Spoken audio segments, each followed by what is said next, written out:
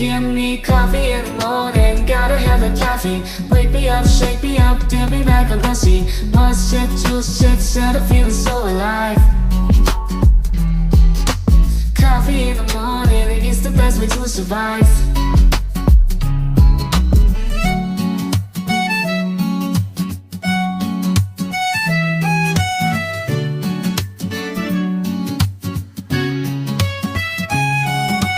Woke up in the morning, sleepy eyes yawning. Jumped out of bed, started the day, open the curtains. Felt the cool breeze, the sun shining on my face. But something was missing, I needed my job to chase. Give me coffee in the morning, give me coffee in the morning, gotta have the caffeine. Wake me up, shake me up, dip me back on the seat. Must shit, juice, shit, set a feeling so alive. Coffee in the morning, it's the best way to survive.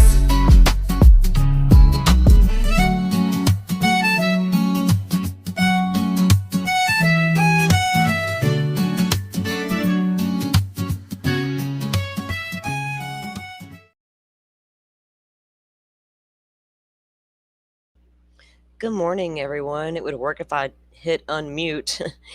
Welcome in. Good morning. Good morning. Welcome in, mods. Thanks for being here. We'll give everybody a chance to get in.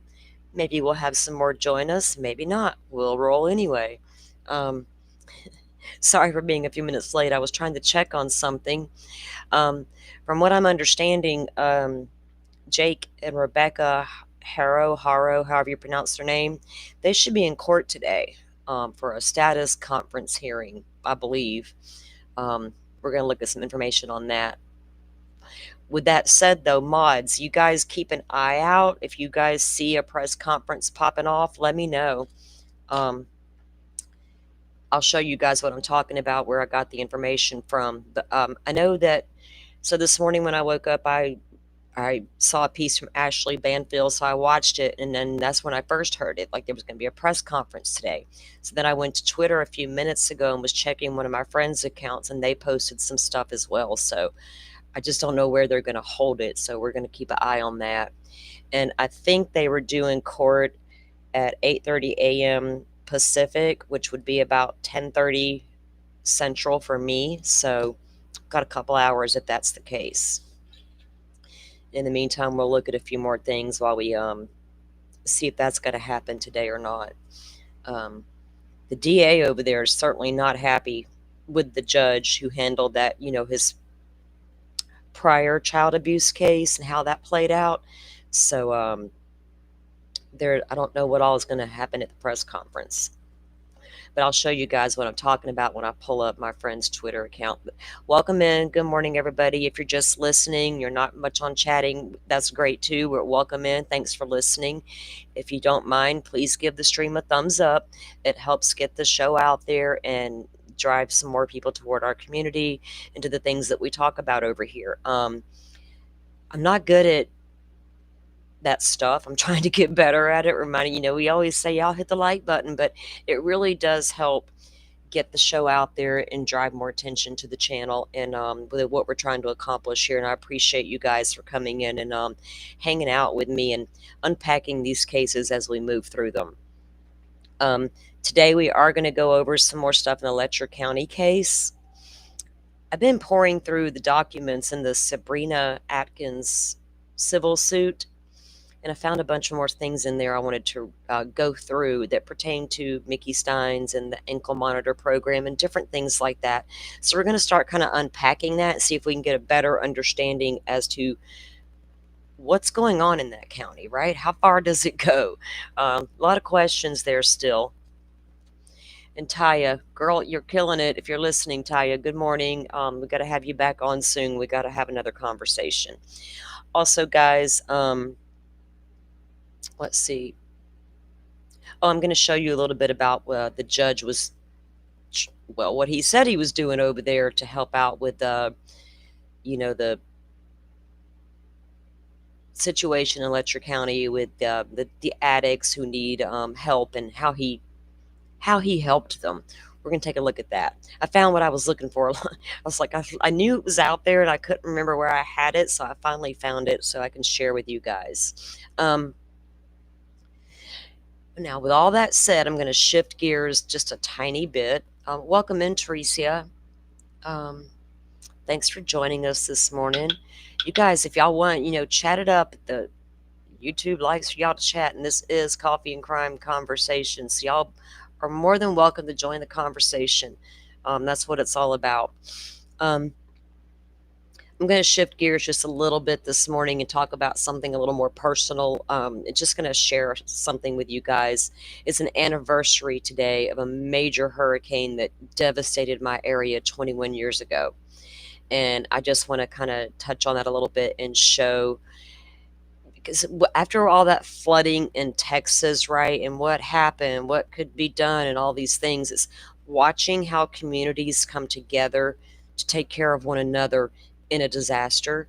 And that's literally all you can count on at that moment, right?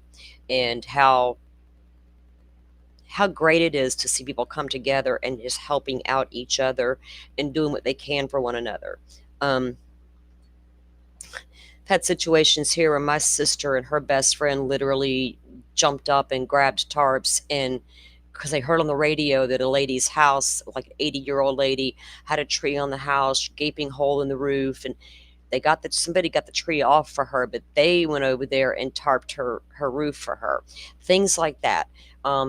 You have to count on yourselves. And when a hurricane comes into an area, we are told the first 72 are on you, right? You have to be prepared to sustain yourself for at least 24 or 48 hours, if not more, before help can get in some cases, with some of these storms being so devastating.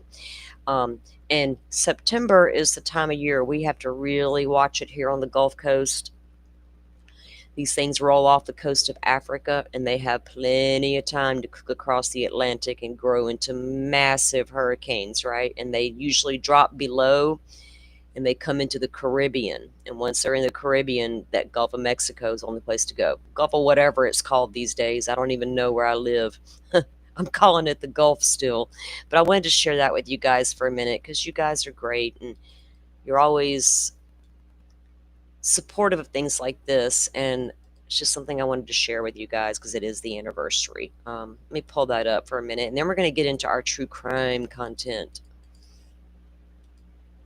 Hope I don't bore you guys with this, but it's been 21 years ago today that this storm Ivan rolled into my beautiful community and really done a lot of devastation. And at the time of this hurricane, I had been through many, many, many hurricanes. Probably too many. But we knew what to expect. We know how they kind of do. We know they're all different. And this particular storm was going to do things that we had never seen before on the Gulf Coast. And we were warned. We didn't understand it. We were always educated and taught high winds, high winds, high winds, how to protect your home and yourself from high winds. We were never taught about storm surge. It wasn't a serious factor, just it was part of the storm, you know what I mean? But when Ivan was getting closer and closer, you could hear it in the voices of the forecasters warning you of this storm surge. They're like, forget the wind, people. Storm surge. And do you know what? We still didn't get it until the water began to fill up in our homes. By the time it was all said and done, I'm 5'3", and I'm petite. I was in water up to my neck. And I remember looking at my phone because it still had battery, and it was almost 1 a.m. and I called 911. And I knew they could not come. They cannot come once the hurricane's there, right? But I needed them to know where we are so they can come afterwards and check to see if we were still there. And luckily we were, and we got out of there the next day, crawled out what was left of the house, made our way out to the street, and waded our way out of the neighborhood. Yeah, Ivan was devastating, Teresa, and I hope we don't get any more like Ivan for a very, very long time. And Ivan was forecast to come ashore as a Cat 4 hurricane. Fortunately, he bumped down to a 3, but at this point, 3, 4, there's no difference, right? There's really no difference. Let me get this, my share. I'm going to share my screen with you guys. And really, this is to also give a shout out to first responders, the stories that come out of these devastating things, and what they're willing to go through to help people, right? And to get out and try. Now, we all know here in hurricane country, tropical storm force winds start happening, they're closing bridges. If you haven't evacuated yet and you have to cross a bridge to get to your evacuation place, you're stuck. You cannot go. And we got a lot of bridges in Florida. We're surrounded by water. It is what it is. But first responders that come out and help people is immediately. The Red Cross was on the ground almost immediately, and the human factor of taking care of each other. Just something you cannot shout out enough. Do you know what I mean? So thank you guys for bearing through this with me and letting me share this with you. Thank you. Hurricane conditions, and we don't have any way. Yes, it is.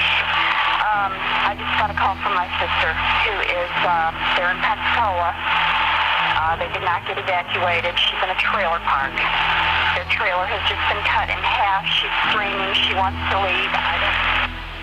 Pensacola 911. Yeah, I need to find out if the eye has passed yet. We are up to our waist in water. Where are you at, ma'am? We are in, I'm trying to think, Grand Lagoon. We're south of South Beach. Pensacola 911, what is your emergency? Something flew in my window. It's busted my window open and my window, my room is down. I'm sorry?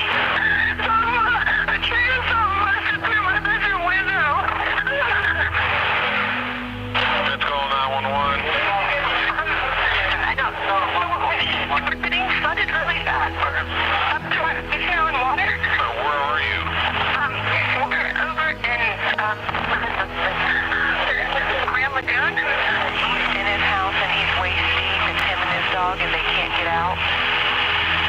And we don't have anybody available to go down there. And he's waist deep in water. Yes. In every room. In every room. It's coming under the house. And he can't get out. He went to go outside to get in the truck. But his house is up off the ground. It's on block, like cinder blocks or something.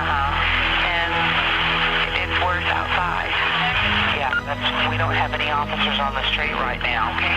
If there's a list or anything, when this is over, they could go check or something. Waist deep. Oh my God. It was about 5 inches about 10 minutes ago. It's just going to get worse. Yeah. I told him go to the washer and dryer. Tricia, are you serious? I'm sitting here about in tears because I didn't expect this to hit me like this, honestly. Because I was one of those people in that water, right? But so you know what I'm talking about if you're not far from Grand Lagoon. Oh, bless you. Okay, well, I mean, they did try to evacuate everything that was down below Garden Street. Hold on just a moment. Oh my God. That's calling 911. Yes, ma'am. I'm not sure if there's anything that you can do or anything, but we're staying next door to a 90-year-old woman, and her roof just flew off of her house, and we know that she's in that house. Right now, we can't even respond to her. Hopefully, she's in a strong part of the house. There's nothing we can do. Hello?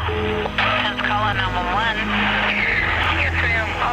I just needed to know who I need to report that, like we are in waist deep water in our home, and my father is in a wheelchair. And is there any way that you guys can put us on a list to have somebody come out as soon as the storm is over and come and get them? I'm here. What's going on? My mother didn't bring it. Okay, stay on the phone. Do not hang up. Oh, God, this storm is so damn.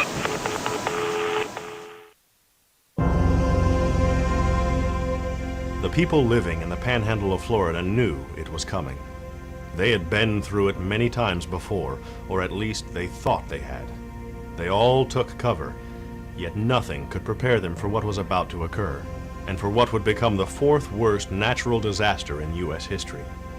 On Thursday, September 16th, 2004, at 2 a.m., the eye of Hurricane Ivan made landfall at Gulf Shores, Alabama, with its highest winds of 140 miles.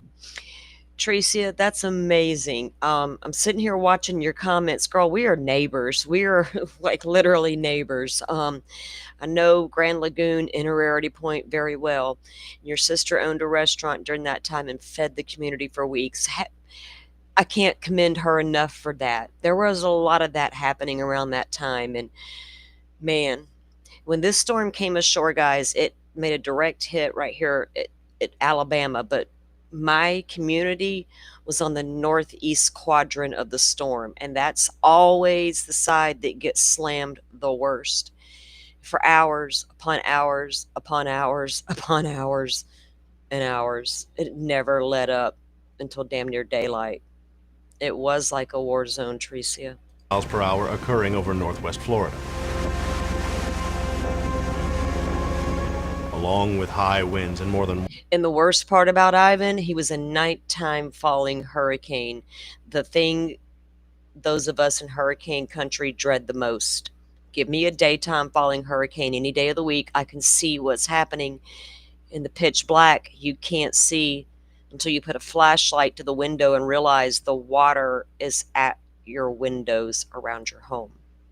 100 tornadoes came an unprecedented 13-foot storm surge.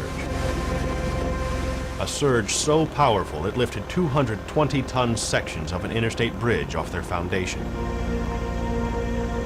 Within hours of the hurricane making landfall, the 400,000 residents of Northwest Florida were in total disbelief.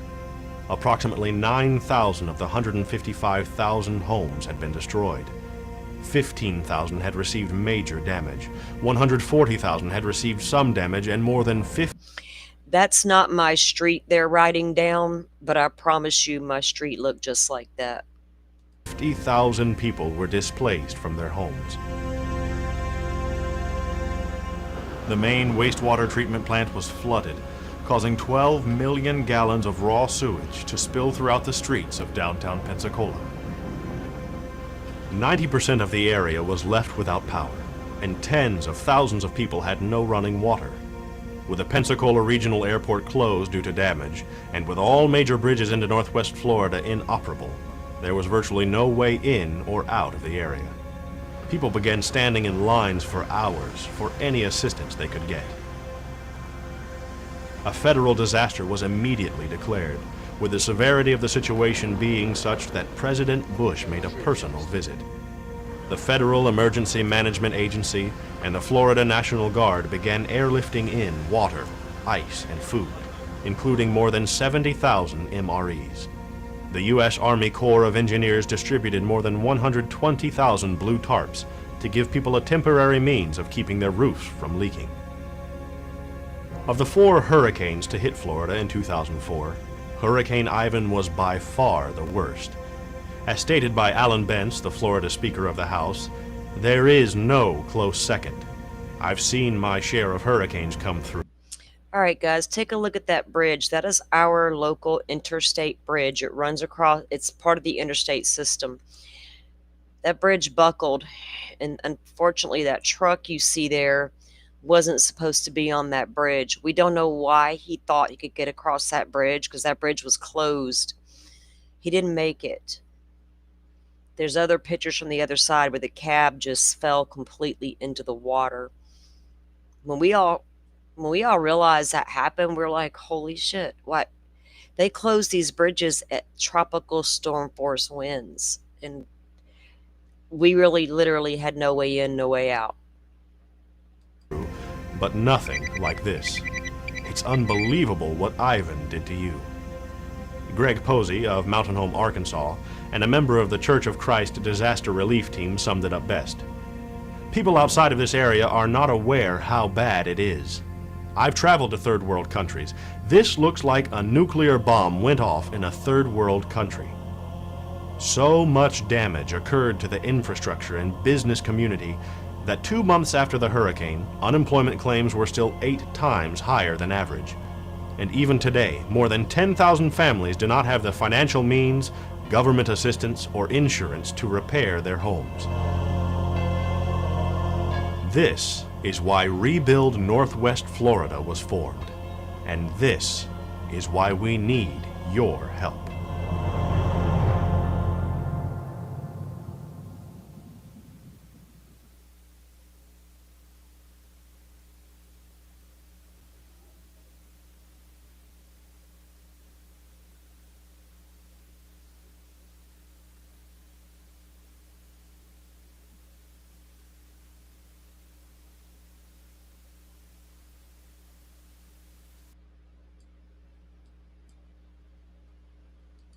All right, guys.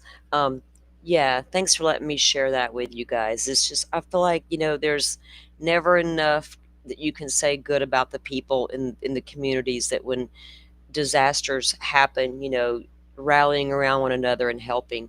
And I'll never forget the lady who gave me shoes. I'll never forget it because I didn't have any. I don't know where they went. They got knocked off. I don't know where they went. They was floating around in the water somewhere, I guess. But we had to leave Gulf Breeze, Florida, and travel to another county. Because this particular road was open and it's a straight shot down to Fort Walton Beach, and we had to go there just to find gas stations that were open. And while I was standing in a massive line, some lady noticed I was barefoot and she went to her car and got me shoes. And like I cried. I was like, "You're giving me shoes?" She's like, "Honey, you can't stand here without a pair of shoes on. The pavement's hot." Because after a hurricane hits and it moves on, it is the most steamy, hot heat you've ever felt in your life. It is horrendous. And of course, the power's out everywhere, so you have no air conditioning. But we'll take that. We're alive. That's okay. So, but yeah, it was. Hopefully, nobody gets any bad hurricanes throughout the rest of the year. They got a couple they're watching out there now that came off the Atlantic, and those are the ones that are worrisome because they have so much time to cook and crank into big, giant storms. Welcome in, Miss Woozy. Thank you for joining us this morning. Joy, welcome in with your name full of sunshine. Tricia, did you live here during Ivan? And your triggers, I knew it well. Yeah, there were people that, giving out ice, even to get a bag of ice can be, you don't even realize how hard it can be sometimes to get a bag of ice, right? You can go and buy your supplies and get ready for a couple days worth, but your ice is only going to stay for so long. And then every few days, you're going to need to top up your ice. We had businesses who had ice machines that were just giving out, ice. And luckily, it didn't take long for FEMA to move into the area and our National Guard of Florida, and start setting up sites to help distribute things. None of it went real quickly, but it was what it was. And they learned a lot. You can learn a lot from each storm, and they'll stage. Now they bring in and they stage. With Ivan, they did the same thing. They staged right outside of town. And once the all clear is, then they start moving in. Your family did. You was in Georgia, right? We had Hurricane Aaron and Opal back to back. And during Aaron, we left. And we got stuck on the interstate, heading toward Alabama, in a sea of cars that never seemed to move. And I was like, you know what? Never again will I evacuate my state. Where am I going to go? I'm not going to be able to get anywhere. So I had to ride the storm out in the car in a parking lot of a Holiday Inn in Montgomery, Alabama, just to get off the interstate, right? And we couldn't get a room because there were no rooms. I was like, never again. I'll go to a shelter. I'll go to my family's well inland, whatever I got to do. But I can't run from these storms. We don't even know what they're going to do once they get here. Well, so it is what it is. If y'all live in hurricane country, y'all know to stay vigilant. And if you've ever been affected by a storm We see you and we feel for you and we understand. Yeah, it's something you'll never forget, Tricia. It's that storm triggered a lot for me.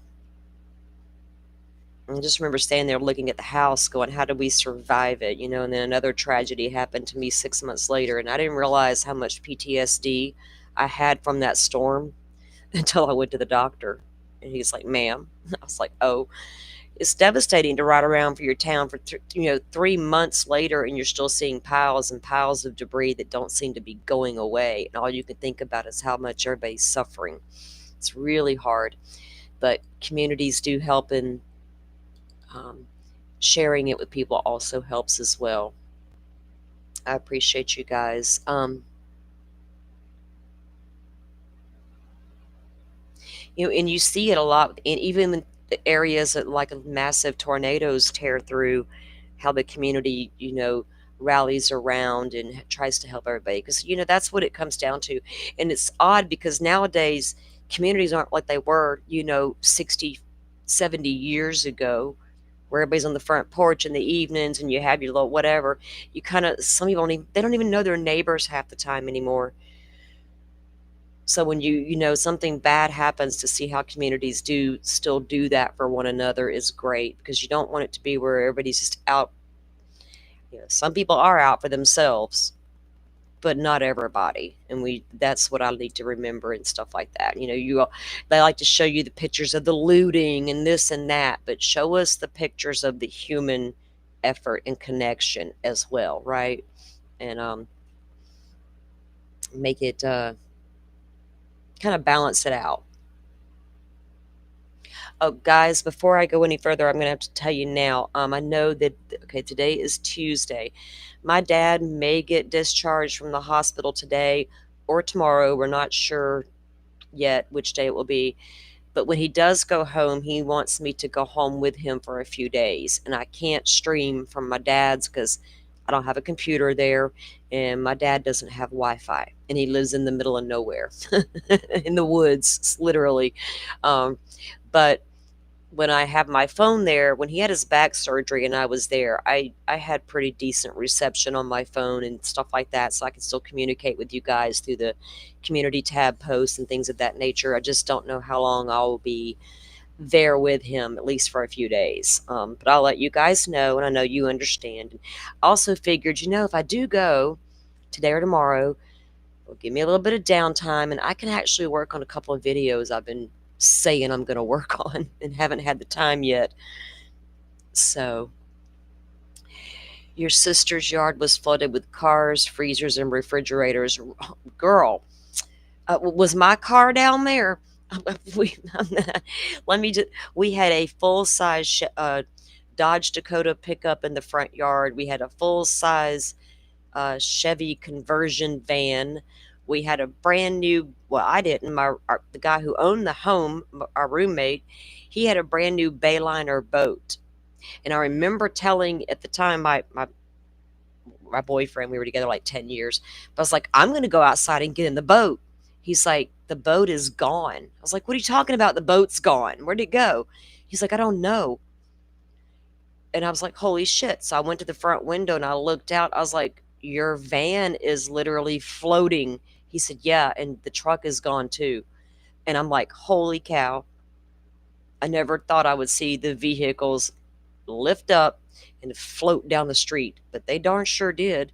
And I had everything to survive for 2 solid weeks in that van. I didn't want it in the house in case the house took on damage, right? I never thought about the whole truck floating away. Oh, it was horrible. Lessons learned. Get off the water. I was on the water. I'm not going to sit here and tell you I shouldn't have left, because I should have. But I underestimated the storm surge, right? And a lot of us did, because we were never educated on storm surge the way we were drilled the education on the wind. So now we know. Now we know. Thank you, Rachel. Yes, family first. Yeah, my dad's feeling better. Thank you, Teresa. They don't know what was wrong with him, though, guys. If it was a virus or bug, there was 2 other people that he was around recently that were just as sick, and they don't know what it was. So he is doing better and he's able to eat again. So hopefully we'll get good news and he can go home today or tomorrow. But they're taking excellent care of my dad at the hospital.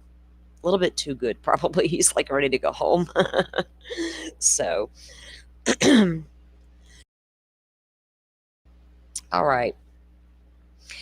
Like I said, let me pull up this tweet, guys, from my buddy about the update on the Harrow situation. Like I said, I saw a little clip from News Nation talking about there was going to be this press conference today, but I don't know. So then I went to Twitter to get me some deets. Let's see. Where's my buddy? MB Inc. I always can count on him to bring me the best updates. All right. Share screen. Okay, this is what he posted a little while ago. A hearing on motion for continuance felony settlement conference. This one's for Rebecca today at 8:30, and Jake as well. And these are just documents that he got from their website. And it says here that People versus Jake Harrow. He's in custody, active, $1 million bail. San Bernardino County Sheriff's Department. His arrest, and there's really nothing in those documents that we don't already know. Motion for continuance was filed on the 11th.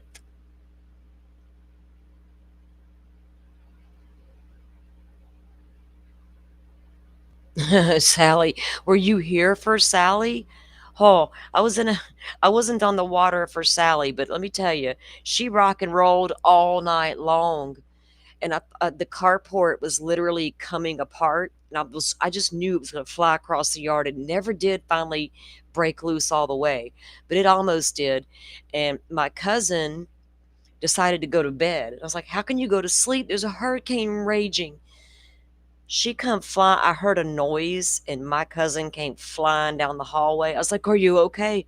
We didn't realize until the next day what that noise was we heard. This gigantic Florida pine tree laid down right beside the house, inches from her bedroom. I was like, "Girl, if that thing had come over 5 more inches, it would have went through the roof and landed right on top of my cousin. And then I would have had to hurt her for being in the bed." I was like, "Can you get in here with me in this living room?" Yeah, Sally was crazy. Sally's the hurricane that the barges broke loose and slammed into the 3 Mile Bridge, right, Tracy? And then we didn't have a bridge again. These hurricanes are destructive and have a mind of their own. They're like, we're about to mess y'all up. We haven't, yeah. We don't need no more of those. So we're going to keep an eye on that. What's in Discord, Butterfly? Let me check. What'd you put there for me, Mom? Oh, okay.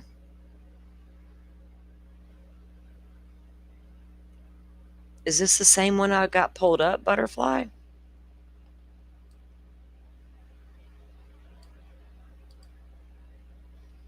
Let me see. Because I did ask my mods to help me keep an eye on the things that were going on. Oh, here we go. What is this? All right, thank you. Thank you, ma'am. All right, latest at Guttle KESQ is covering today's hearing for a felony settlement conference of Jake and Rebecca. We know what they're charged with. Baby Emmanuel. He needs to be found, and he still hasn't been recovered. Okay, let's see what this guy's got to say for himself. Harrow have a felony settlement. Hi, good morning, everybody. Garrett Hoddle with KESQ News Channel 3. We're back in Riverside once again this morning where Jake and Rebecca Harrow have a felony settlement conference inside a courtroom here in Riverside County. Not anticipating any major breakthroughs, but we will see if Jake and Rebecca Harrow still plead not guilty to suspicion of murder and filing a false police report. We'll also see if any of the attorneys maybe file any motions, but we'll likely just see that preliminary hearing date short up. We'll bring you any updates live from court here at News Channel 3. Hi, good morning, everybody. Garrett Hoddle with KESQ News Channel 3. We're back in I'm going to see if Riverside once again this morning where Jake and Rebecca Harrow have a felony settlement. close him for a moment.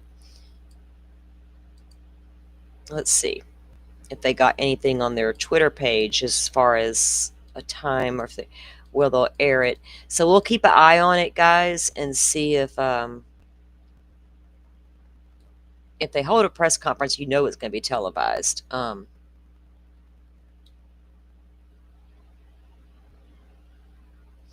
wonder if they, how come a lot of times they put this stuff on Facebook, right?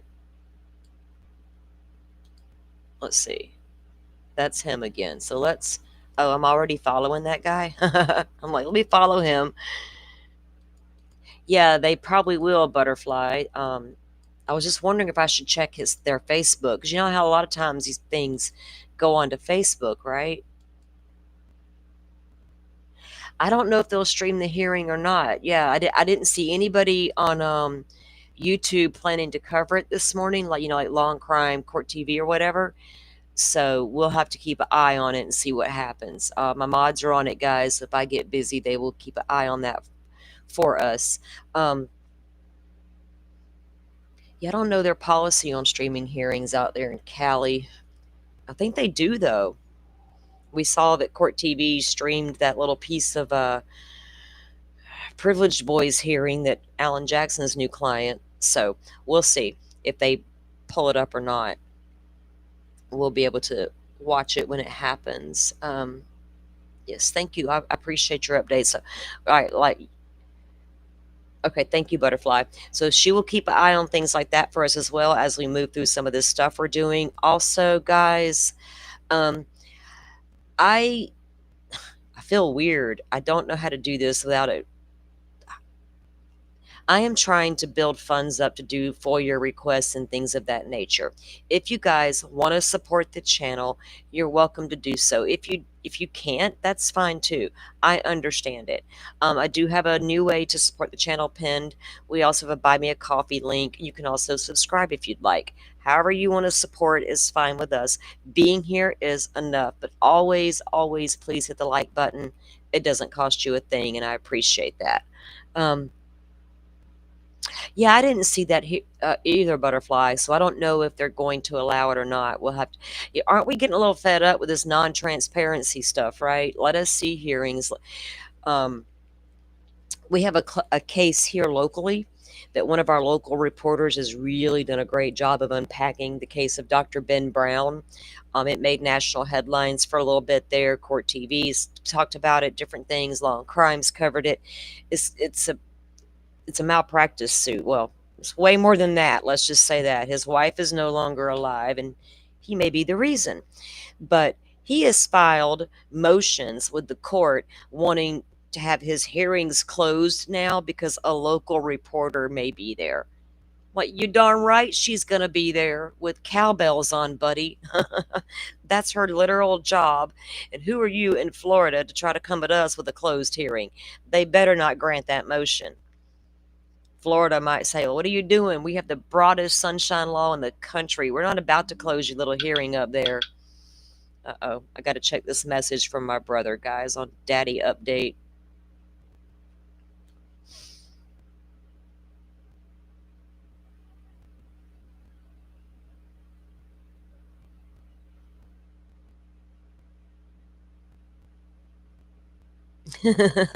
My daddy, he's not happy with their cooking at the at the hospital.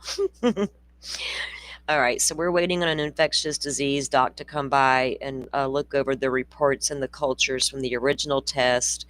He's eating okay and all of that, but he doesn't care for the food. Well, I'll get him home and I'll make him some good food. I'll be like, Daddy, what do you want?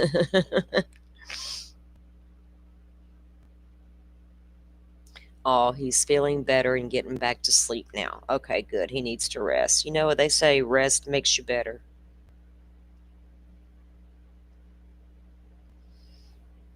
Thank you for your patience, guys, while I respond to my brother. All right, I got like 6 siblings, and we're all like tag team in this daddy situation. So that's what we're supposed to do, right? He comes first. Well, thank you guys for dropping the link. I appreciate my mods. My mods are great. All right, we're going to dive into a little bit of this Letcher County stuff. I want to have Taya back on soon to talk with us again. Hopefully next week I can plan to get her back out here because I've got some follow-up questions and other things I want to talk to her about and unpack some more stuff there. Oh, look at there, Forrest. I think you've been around a little bit longer than that, but you've been here with me since the beginning, you and Butterfly, and I appreciate you guys. I remember when I was kicking around the YouTube streets, I would see Forrest everywhere, and it was like me and Butterfly with Forrest, we just connected. We were always chatting and seeing each other in various places, and he agreed to be a mod for me over here, and I have never regretted asking him. Never. Such an amazing. One day I'm gonna get you to come on here and talk to us, Forrest.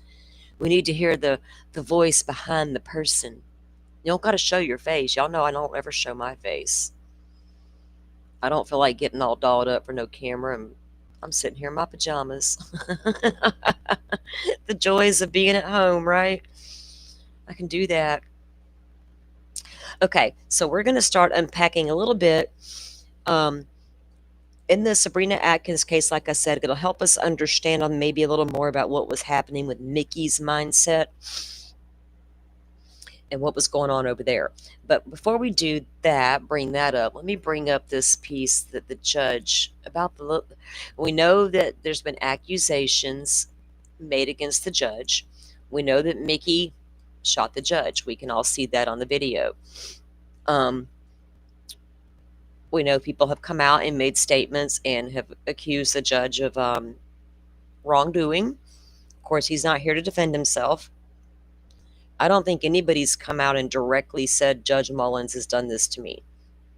I know there are a lot of women starting to speak out, but I don't know what all they've been saying because I haven't really went and looked at what all the different things are being said, right? I've only really talked to Taya, and I've listened to Hillbilly Crimes a couple times here and there, and gathering information like you guys are. So we'll and we've went over a lot of the stuff here in the beginning of the channel, because it wasn't long after I started the channel that all happened in Letcher County.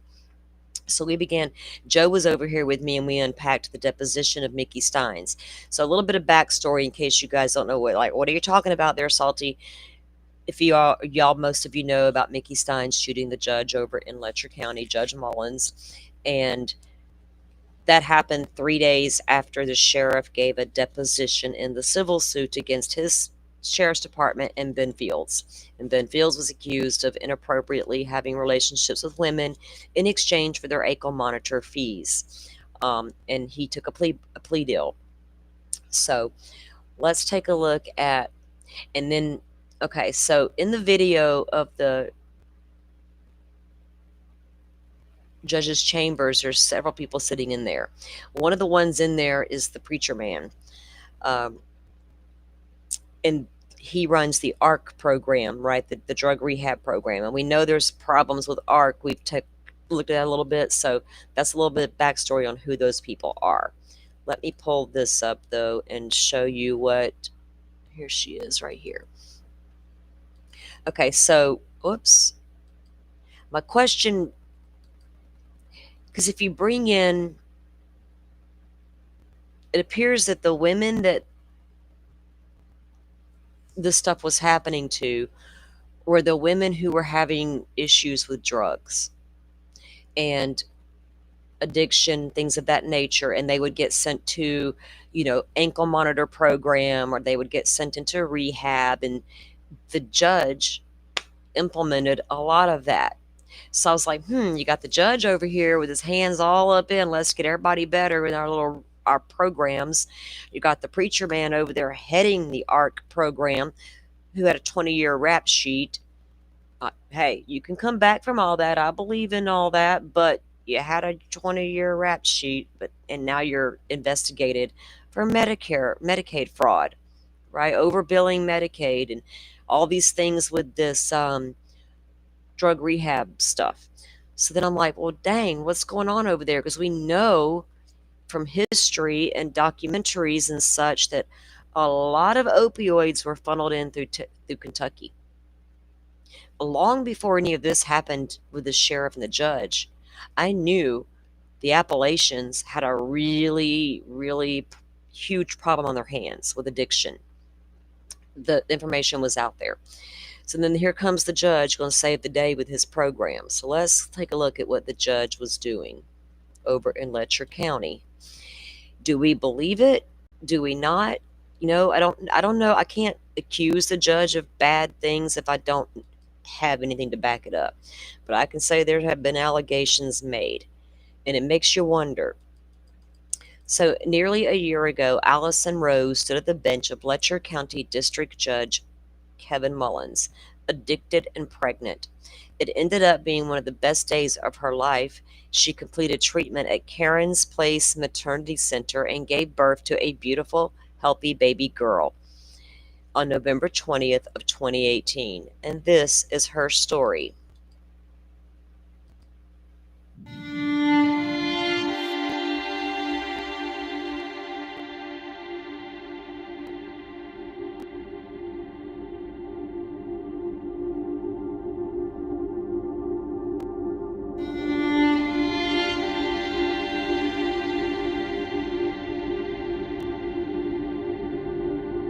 I mean, you don't wake up one morning and think, aha, I want to be a drug addict. 'Cause, I mean, you do it once and you're high. Well, I'm going to do it again. It felt pretty good. And then before you know it, you have to have it.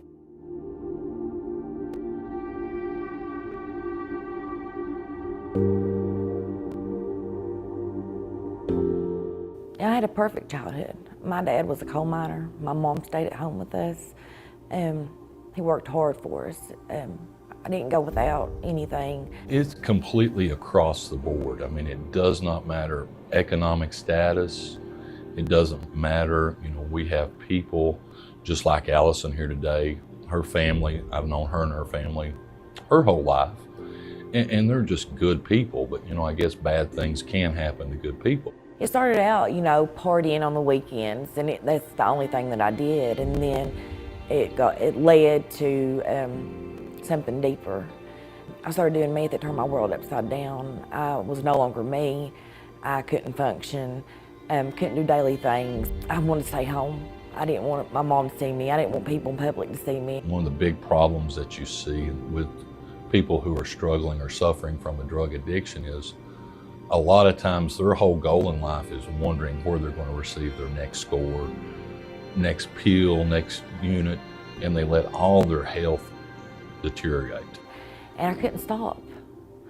I knew I was pregnant and I couldn't stop using. And that's a horrible feeling. I mean, knowing that you're carrying a child and that you're using these poisonous chemicals, you're putting them in your body, it just doesn't make any sense. As I remember, she was arrested on June 28th, booked in the jail, and I had set her a bond that she could not post. And at some point thereafter, I asked her if she was interested in treatment, and I think she indicated that she was. When I was arrested on June 28th of last year, that set in motion everything that's happened and where I am now. And whenever he offered me rehab, of course, I was grateful. The next process after she was booked and expressed an interest in seeking treatment, we sent her out to Mountain Comp, and I think it was on July the 2nd. And she was sent by the jail. They done a full physical exam. During that exam, they discovered that she was pregnant. She met all the requirements and criteria for someone to seek and be admitted into an inpatient drug rehab. And on July 12th, she was actually admitted into Karen's Place maternity ward. When they came and got me, I cried. It kind of felt like I was leaving my kids, even though I was in jail and I didn't get to see them. I was going somewhere strange, a different county. Everything was just, the fog hadn't lifted from all the drug abuse. I was still withdrawing really bad. I didn't know if I was going to make it. I was in such bad shape. I was just trying to get through the day, just trying to get through the next day. Most of the time it wasn't even day by day, it was just second by second, if I could just make it.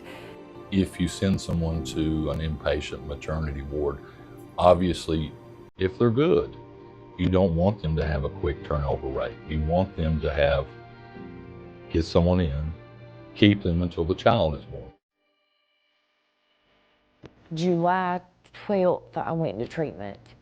Um, it was the best thing that's ever happened to me. I wanted to change, and I did change, but it was because of those people that kept encouraging me and loving me and, helping me get through that tough time. I was being educated on how to be normal, how not to be an addict. I was a pro at being an addict. I didn't know anything about being sober. The long-term treatment, that was key, because that gave me the opportunity to create new habits. You need a lifestyle change. You can't keep doing the same things that you were doing. Those women that work in that rehab facility, they are special. I mean, they're like God sent, because you have to be a special person to be able to love somebody that I was. They loved me back to life.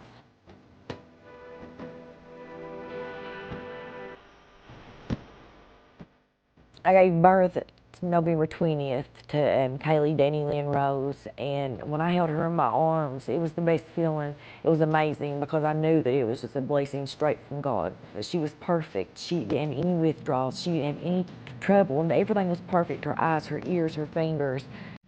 Well, that was a godsend. That baby come out fine.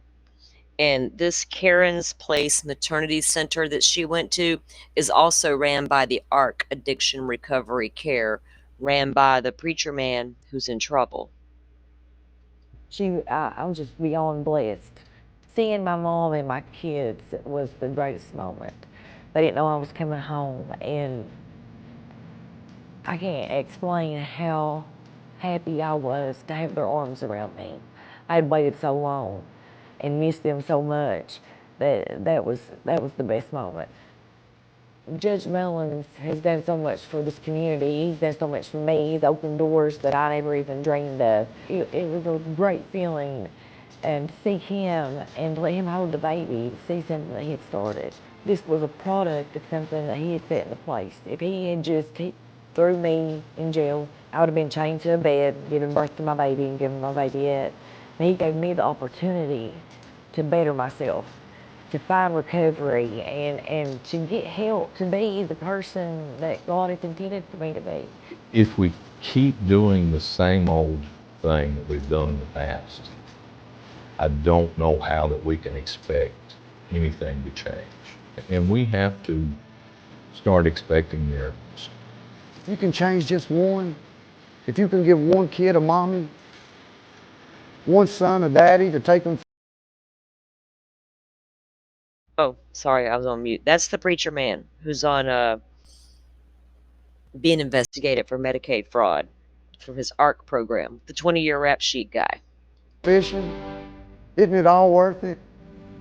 We have to get ourselves in the mindset of good things can happen, but we just have to start taking those steps for those good things to happen. And Allison, in the birth of her child, is the classic example of good things can happen if you try. This journey has been difficult, and I've had a lot of struggles, but Karen's Place saved my life. And here I am, almost a year clean, my baby's 6 months old, living the best life.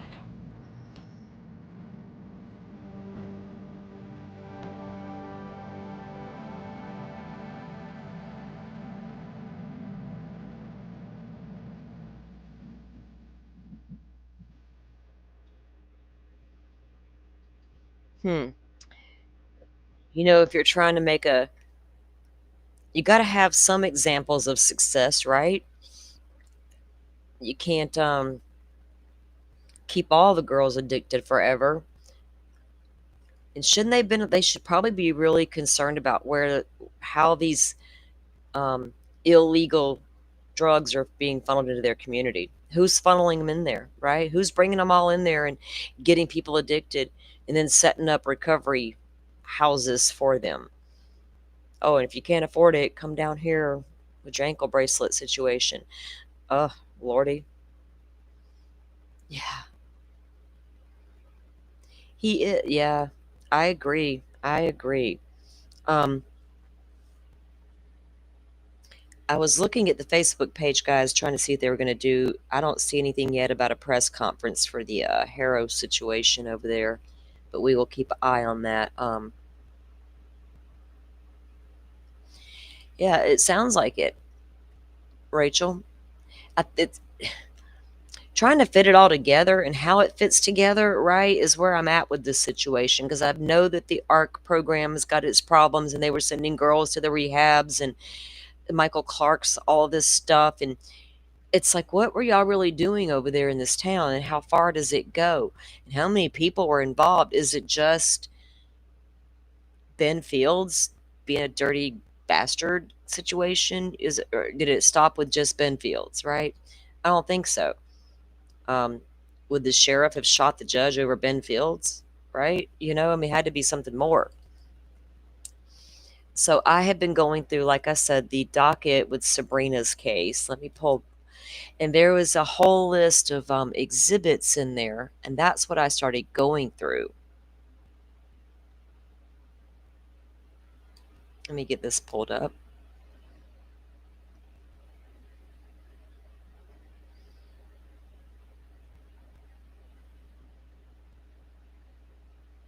Okay.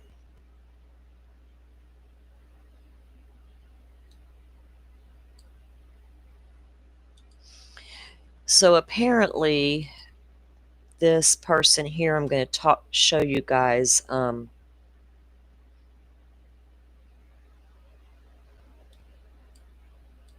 gotta get this where I can see it. Hold on, let me get everything set up first here. All right, so this is going to be a deposition from the Sabrina Atkins case, and it is a deposition from a woman named Patty Stockham. All right, let me get the screen pulled up and see if I can make this work right. Because it's a little funky.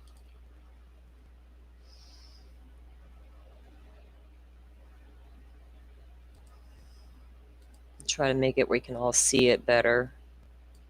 Okay.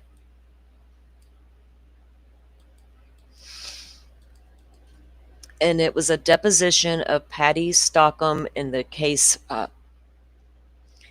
She actually, this is Jennifer Hill is no longer with us. So this is Sabrina Atkins and the estate of Jennifer Hill. They were co-defendants in the civil suit, but Jennifer passed away.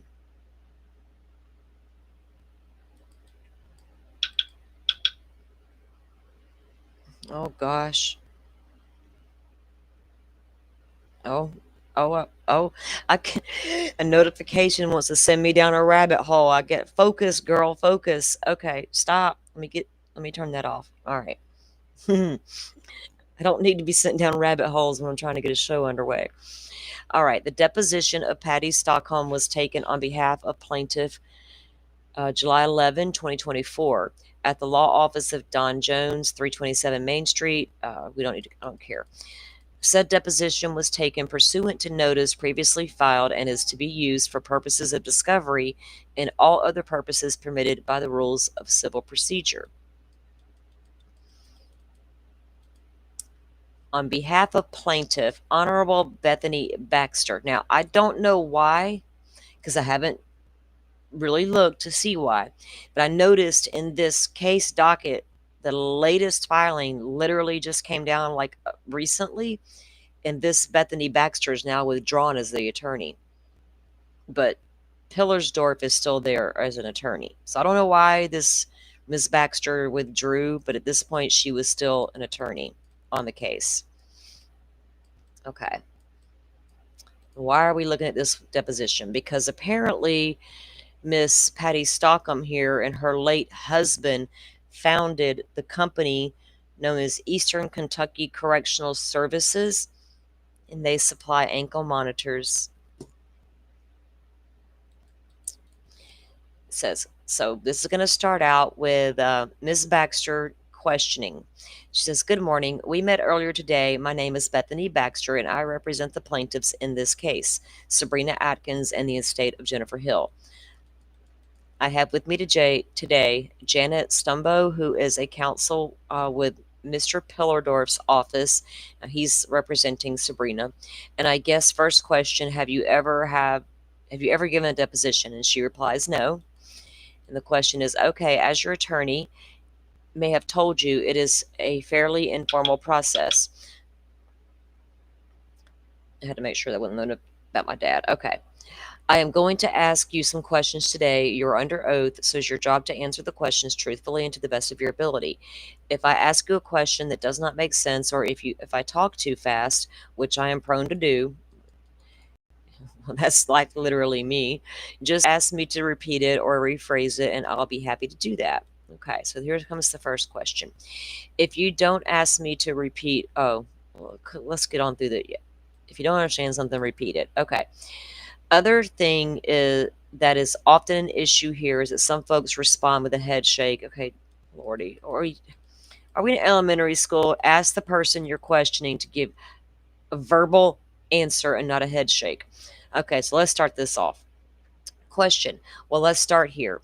What is your full name? It says Sway, but we know that probably means spell your full name for the record. And she says Patty Darlene Stockham. Patty, where were you born? She was born in Majestic, Kentucky. That's over in Pike County. Did you live in Majestic, I guess, through high school? And she says no. I'm not really interested in her, where she went to school. Where'd you go to college? She went to Pikeville College. What did you study? She says, I just went for a year. Okay, after that 1 year at Pikeville College, did you start working somewhere? And she says, no. Were you married? She says, yes, I got married. She says, okay, who did you get married to? Johnny Greer. That would be her first husband who started the Eastern Kentucky Correctional Services. And they were married for 32 years. Did you and Mr. Green have any children? She says, yes, 2. And then she names the kids. Do they live in Kentucky? Yes. And they go through where those kids live. I think they're adults. Where they live doesn't matter to me. Okay. When did you marry Joe Stockham? That would be her current husband. She married him in 2007. And did your marriage with Johnny Greer end in divorce? She says, no, he deceased. And then you married Mr. Stockham in 2007. Did you live with Mr. Stockham in Pike County? And she says, no. Did you move from Pike County in 2007? She says, yes. They moved to South Shore, Kentucky. That's going to be in Greenup County. And you still live in Greenup County today? She says, yes. Okay, we are here to talk about Eastern Kentucky Correctional Services. Were you married to, good thing Joe's not reading this, married to Greer at the time that company was founded? And she said, yes. I guess just help me understand why you and Mr. Greer, how you came to start that company. Now, here's one of the things I've always wondered. In my county, if someone's told you can't leave jail until you get an ankle monitor on, you're fitted for that monitor at the jail. It is turned on at the jail. If you don't pay your fee, they're going to come and find you. So when he's trading sex for ankle payment, who's paying that bill so that no one takes a look at what's happening? Do you know what I mean? Or is the ankle monitor company going, oh, we don't care? We'll see. Greer started the company, and how you came to start the company and the company started to do, what kind of services it was meant to provide. And she says she didn't know. I don't know why they started it. Then the question is, did he have a different company before then, and what kind of work did he do? She said, yes, he was the Pike County Jail Administrator. So that's over in Pike County. He was the Pike County Administrator. Okay, what does a Pike County Jail Administrator do? She says, I don't know. Question, did you work outside the home in 1987? Boy, 1987. I know what I was doing in 87. Answer is no. Yeah, Rachel, somebody's got to be paying it, right? Who? Otherwise, someone's going to audit the company and go, wait a minute, we're missing a bunch of money on these ankle monitors. Where is it, right? Did you have young kids? I assume at that time. And she says yes. And the question, I was a young kid at that time, so I'm probably about the same age as your kids. So Johnny Greer started Eastern Kentucky Correctional Services. What did you understand that company to do? And her answer is, it was a house arrest program. And then the question is, okay, did he quit his job with the jail? She says no. And then the question is, okay, he continued working with the jail and also started his house arrest company? And she says yes. Who decides they're going to open a house arrest company? There had to be a need for it. It's kind of like the rest of the country's doing it. Kentucky, get it together and do it too. I didn't realize private companies, well, I guess private companies do a lot of stuff they can get contracts for. All right, I don't know who runs ours around here. I always assumed the county did. Honestly, I have to look into that. I'll be like, I'm curious now. At that time, did the house arrest company, did they utilize ankle monitors? And she says yes. Did he have any partners in that business? She said no. If you know, at that time, was there any sort of oversight by the court system as far as how he operated it? She says, I don't know. And the question, I saw some reference in the articles of the corporation to a person named Stanley Wilkins. Do you know who that is? She says, yes. Who is Stanley Wilkins? She says, he used to work for my husband. Okay, in what capacity? She says, he ran home incarceration for him for a while. Question, do you want to finish your sentence? Answer, he worked for him because John was the jail administrator. And then the answer, she says, okay. And then she answers, and there was a different office maybe? Question, so aside from Mr. Wilkins, were there other folks who worked for Eastern Kentucky Correction Solutions during that time period? And she says no. And the question, okay, did Eastern Kentucky Correction Solution, and how about this? I am going to start calling it EKCS for short. Did EKCS, did they operate in Pike County? And she says yes. Did they operate in any other county? She says, at one time, Floyd County, Knott County, and Letcher County. There was another one, but I can't remember which one it was. Leslie County. There is another one, but I can't remember. Now, Leslie County is right there, too, because that's where Mickey was taken after, he shot the judge. Question, Harlan? Answer, no, not at that time, no. Then the question is, just so that I am clear, at the time, what time period are you talking about when EKCS operated in those counties that were just named? She says, I don't really know. I can guess. Now, remember, Ben stated that he would just call them up and be like, oh, yeah, I need a few ankle monitors. You're like, okay, hold up. Here, we bring some more. There should be documentation of each bracelet that leaves this company and goes to a county jail, right? And track that bracelet, how it gets used, who pays for it. Was Mr. Stockham, he's not here to defend himself. Did he know things were going on? Question, well, do your best to identify the time period. And then she answer, okay, probably in the 90s or 95. Question, okay. Now, if you listen to some of the people who are speaking out, this stuff goes way back for decades, right? All right, so question, okay, I saw that in April of 98, the registered agent for EKCS was changed from Stanley Wilkins to you. Do you recall that? She says, I don't recall that. Ooh, don't put me in charge of a company and not tell me about it. I added that in. That was not her statement. Question, so you don't recall why you would have been identified as a registered agent at that time period?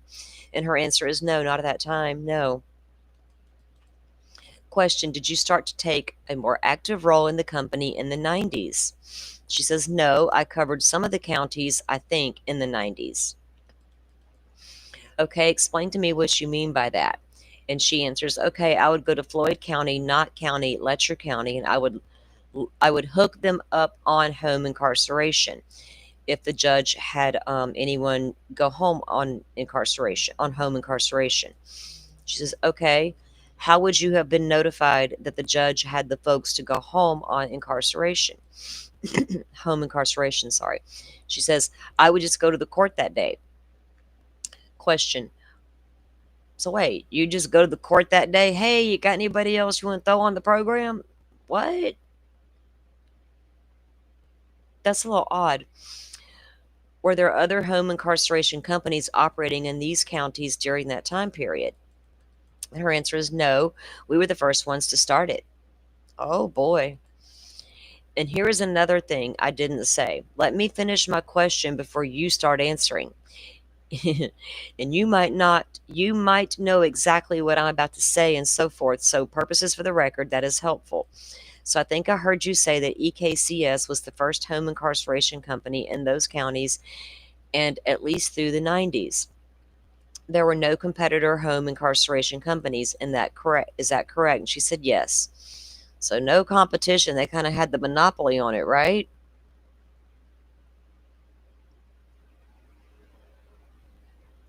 Yeah, Rachel, good question. And at what point did Mickey take over and start doing this for them and then pass it on over to Ben Fields? So she says she was the one coming to the courthouse to find the list of people that needed monitors or whatever.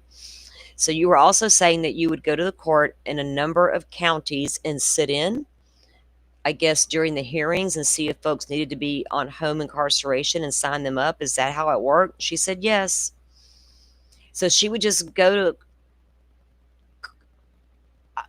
I'm confused. Instead of like the end of the court day, have a list of who all is going to be placed on home incarceration, fax that over to the monitor company, make sure we have all this set up. But no, she just drives into the counties and she goes into the court and sits. And what is she doing? Writing all their names down? I'll meet you outside, hook you up. That sounds weird. So she says, yeah, that's how she did it. Okay, did you have other folks who were sort of assigned to particular counties to do that during that time period? And she said no. Mr. Jones interjects, make sure that you let her finish the question, even though you know what she is going to say. And then she says, okay. And the question is, I know that is hard. Jones says, she might sneak in a different word that you weren't expecting. Oh, don't sneak in words. Don't sneak in the words.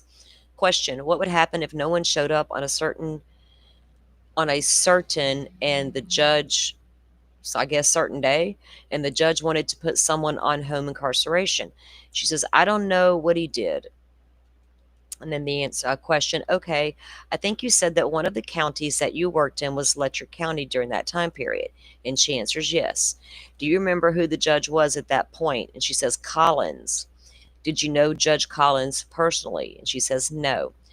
Did you get to know Judge Collins personally during the course of working with EKCS? And she says, what do you mean by personally?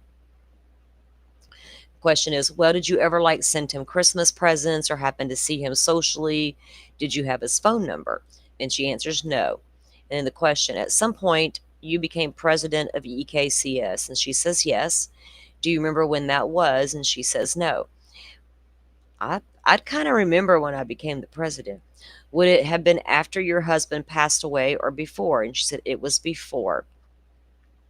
And why was it that you became the president? She answers, my husband had leukemia. Well, rest his soul, ma'am. Question, so at the time you became president, were there any other employees working with EKCS? Answer, Mickey Steins. Okay. And then she answers, I think that was it. So Mickey's their only employee.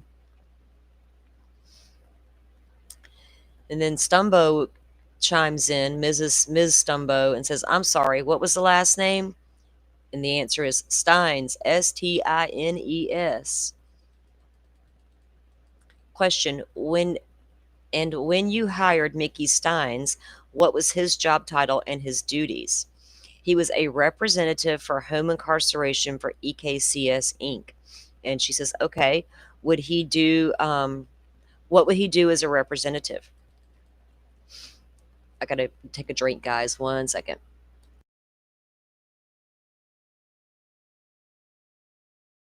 Okay. He worked in Letcher County, and when the judge had someone to go on home incarceration, he hooked them up on the home incarceration. So he wasn't even the bailiff for the judge at this point. He was working for the ankle monitor company, and he was the one hooking people up at that point. Okay, I believe you said that Mr. Steins worked for EKCS for around 20 years. Wow, I didn't know that. Answer is uh-huh. And Mr. Jones, it says say yes or no. Question is yes. Oh, Woozy. Don't let him escape, right? You can. My cousin, he builds fences, and he literally had a lady want him to build a chain link fence in her backyard one time, and so he did to her specifications, height and all. And then she calls him back, and she's like, "I think my fence needs to be higher because my cat can still get out." And he's like, "What?" I'm like, "Lady, you can't keep a cat in a fence. You got to put a top on that thing. A cat's gone." My cat likes to stay inside. She has a window seat with the window cracked open, and she'll just sit there and chill. I'm learning to be a cat person. I never was till my kid left his cat with me when he went back to his dad's for school. Yeah, I'm a cat grandma. Thank you for listening, though, ma'am. We appreciate it. I think that he quit working for EKCS around 2020 or 2021. Is that correct? And she says 2019. And then the answer is 19. Okay. So does that mean he started working for EKS around 1999 to the best of your recollection? And she answers, to the best of my recollection, yes. And the question is, okay, so I'm curious. I guess I will start here. How many counties was EKCS performing home incarceration services for in 99 and or the late 90s more generally? I think at the time it was just Letcher County. Oh, so they started out with just Letcher County, then branched off into other counties. Oh. Okay, so do you recall why they quit performing home incarceration services in Leslie, Knott, and Floyd counties? The question or the answer is Lon May started doing home incarceration, I guess, for those particular counties. And then the question is, okay, and then the answer, and he is from Floyd County. Question, so if I was a circuit court judge in Floyd County, do I get to pick if I am putting my person on home incarceration with EKCS or Lon May's company, or how does it work? Question, or the answer is, I guess they choose. So I guess a second company came into play and was taking over them other counties. All right, question, the judge gets to choose. Answer, uh-huh. And then the question, okay. And then Mr. Jones says yes or no. And she says, okay, I'm sorry, yes or no. I think that was a yes, correct. So the judge would choose. Okay, question. Okay, and what about Pike County? And then she says, what about it? Same question I asked you a minute ago, just different county, lady. Question, I guess at some point were you still providing home incarceration services in the late 90s? She says yes. Question, at some point you stopped performing those services in Pike County, correct? She says yes. And why did you stop working in Pike County? She says politics. Oh, someone didn't jive with y'all's politics and y'all couldn't get away with your dirty deeds done dirt cheap. I'm interjecting, obviously. She says, okay, explain that more to me about that. She says, after my husband passed away, he went with another company. The judge did. She says, the judge did? Was that other what was that other company? And the answer is, I am thinking that it is Task Incorporated, T-A-S-K Incorporated, I think. And she said, and then the question, do you know who owns Task? And the answer is Brian Daniels. Question, okay, was there ever any written contracts or agreements with any of these judges related to performing home incarceration services? She says no. Question, any other incentives that EKCS would have given to a circuit judge to implore them to choose their services? She says no. Are you aware of any other companies having ever done that? And she answers no. Question, okay, by the late 90s, I think you said, to the best of your recollection, your company was only performing services in Letcher County. She says yes. So is Letcher County a less political place than some of these other counties that you reference? Answer, I think that we were the only home incarceration program there. Wasn't that convenient? Question, have you ever been aware of any other alternatives to EKCS for home incarceration in Letcher County? And she answers no. So after you became president, were there any other employees of EKCS aside from Mickey Steins? And she says no. And then the question is, and at that time that you hired Steins, did you hold any kind of elected offices at that time? And she says no. Did you have any other employment aside from working at EKCS? She answers, he worked for the jail. Question, okay, do you know what position he was at the jail? She says no. Question, how did you come to meet him and hire him? Answer, through Judge Woods. Oh. You know, for a small town, they seem to have a lot of judges. Like, why do you need that many? You got more than I do. I'm teasing. I don't know how many they actually have, but it sounds like there's a lot of judges. Several different ones. Okay, I'm not familiar with Judge Woods. Was he a judge in Letcher County? He was. He has passed away.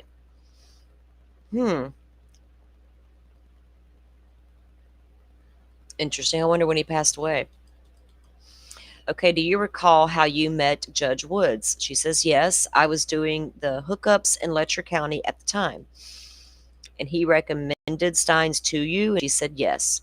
Do you recall anything about what he told you about Mr. Steins when he made that recommendation? She said, no. Question, and I think that you said that he worked at the jail. I guess he was noted the elected jailer, but maybe a deputy jailer? She says, right. Question, okay, did you provide Mr. Steins at the time with any kind of training on how to perform these home incarceration services? And she replies, yes. Okay, what do you recall of that training? She says, I trained him myself. So explain to me what the training would have entailed. Man, I wonder if Mickey's the one who trained Ben Fields. When Mickey got promoted to sheriff from bailiff and Ben Fields took over this home incarceration gig, was Mickey the one who trained, quote unquote, him? All right. He came to our office and I explained the program to him, gave him a list of what his duties were, told him about the contract that the defendant had to sign. He had to take an application and had to have court ordered stating that we're to go home on incarceration. Goodness, that made me sound crazy. You're trying to read their words. And once he got the information, he was to call me. At the time, we didn't have cell phones. Oh, this is back before the cell phone ages. You had pagers. Beep, beep, beep. Got another one. Call me and give me the information. I would put it into the computer and then the transmitter would be activated. At that time, we didn't have GPS. Oh, that scared me. My phone ringing just scared the crap out of me. Lordy. I'm trying to follow what this is saying. Hold on. Call me and give me the information. I would put it into the computer and then the transmitter would be activated. And at that time, we didn't have GPS. So how are they monitoring these people? It was just a monitor that hooked up in line with their telephone. Gotcha. And it would let me know if they got out of range. I don't know anybody who's ever worn an ankle monitor personally, so I don't know how they worked, especially way back in the day.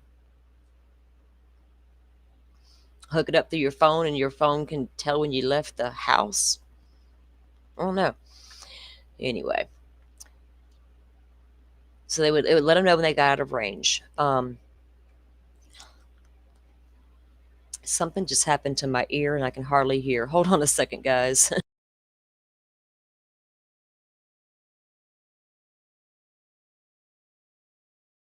Wow. All right. They've been working in the fields around here and they've got my allergy sinus stuff all flared up and my head feels like it's full of fluid and it's making me dizzy in my ears. Goodness gracious. So it would let her know when they got out of range. I didn't know where they were going. I just knew they were out of range. Then I showed him how to put the transmitter on their ankle and how to do it. Okay, when you say hook them into the computer and you reference knowing when they were out of range, is that the information that you would come to you through this computer system? And she says yes. So would you have to then tell Mickey Steins, hey, you know, so and so is out of range, you need to go check on this person? And she says yes.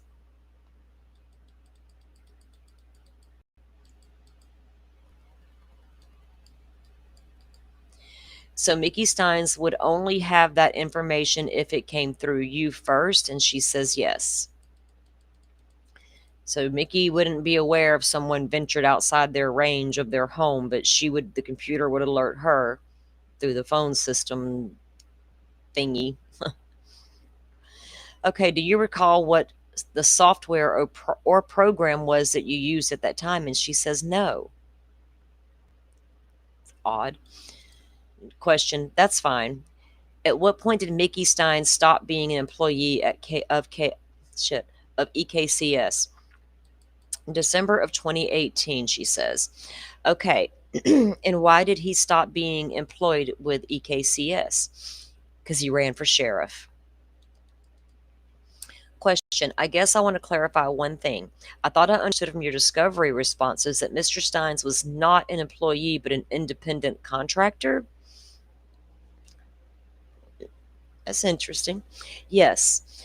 So he was never an employee? No, is the answer. Question, okay, so he was always independent contractor. He was never a W-2 employee. And she says yes. Question, so in 99 or thereabouts, I understand Mickey Steins was the only independent contractor for EKCS. At some point, you hired more independent contractors. Is that correct? And she says yes. Question, it looks like at some point you started providing home incarceration in Harlan County. Sorry, guys, I'm checking something. I feel like I'm interrupting a lot today. I don't mean to. Thank you guys for bearing with me. All right. So now they're over in Harlan County. She says yes. Question, how did that relationship with Harlan County get established? I can't think of his last name. There was a guy named Jack Miniard. That is his name, Jack Miniard, who used to work for my husband, and he did the home incarceration in Harlan County. He was an acquaintance. He worked in the same company as my husband. That company being EKCS. She says no, he worked for another company. What was the other company? My husband worked for Big Sandy Area Development. Question, when you say your husband, are you talking about Joe Stockham? And she says yes. That's the second husband, right?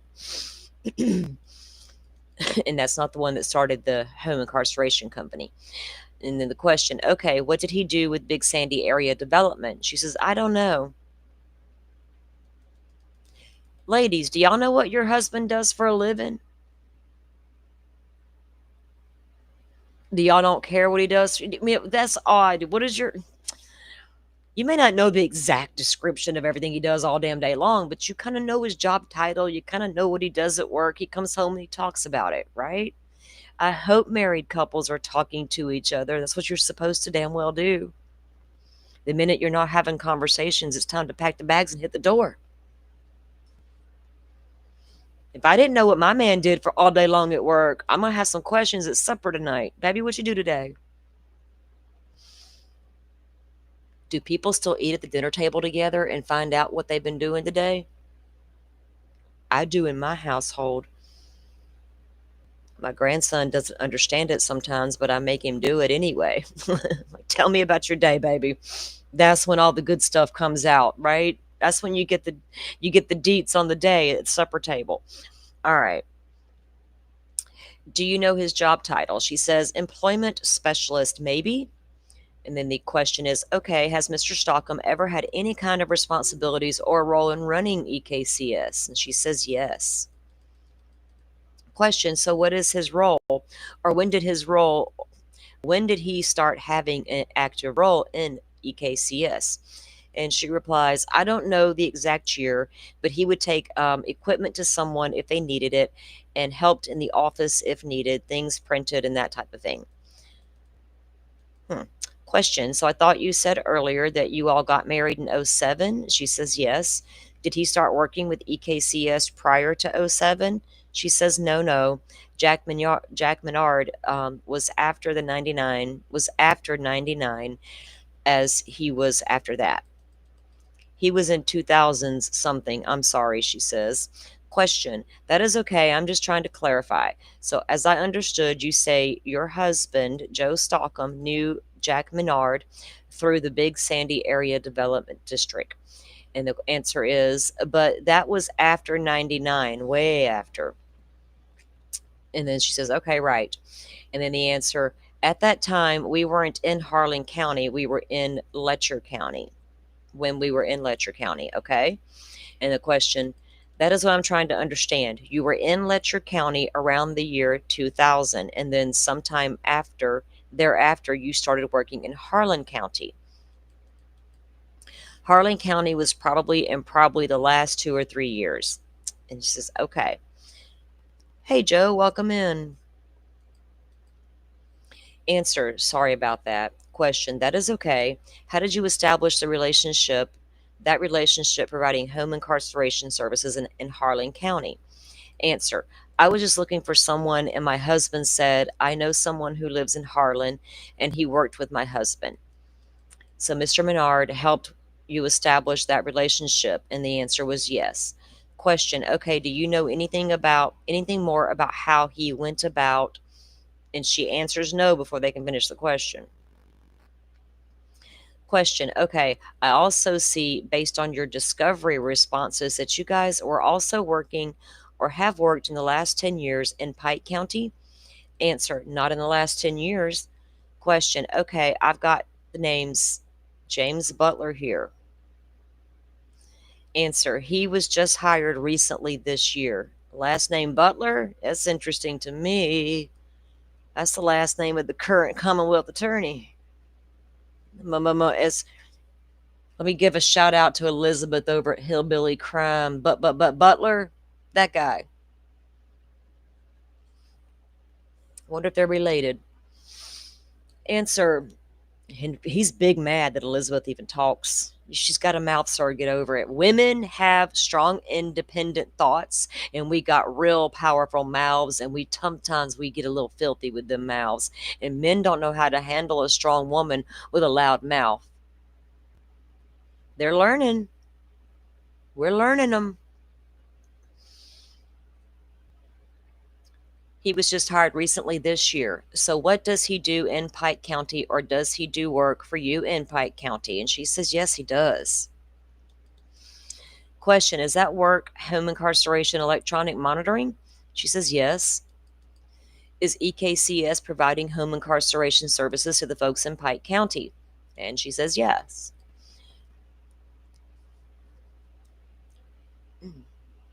Okay, how did that relationship get reestablished? I needed someone in Pike County, and the lady that hired Joe Stockham, my husband, it is her husband.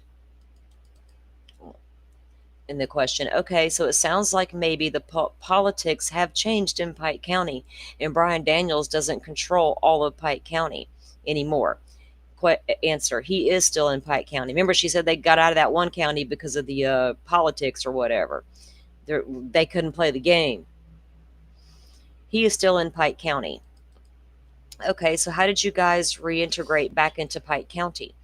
And she answers, I went and I met him with some of the judges and told them that I had a home incarceration program and it was a lot cheaper than what Brian Daniels was charging. Did you submit a formal, what do you call it?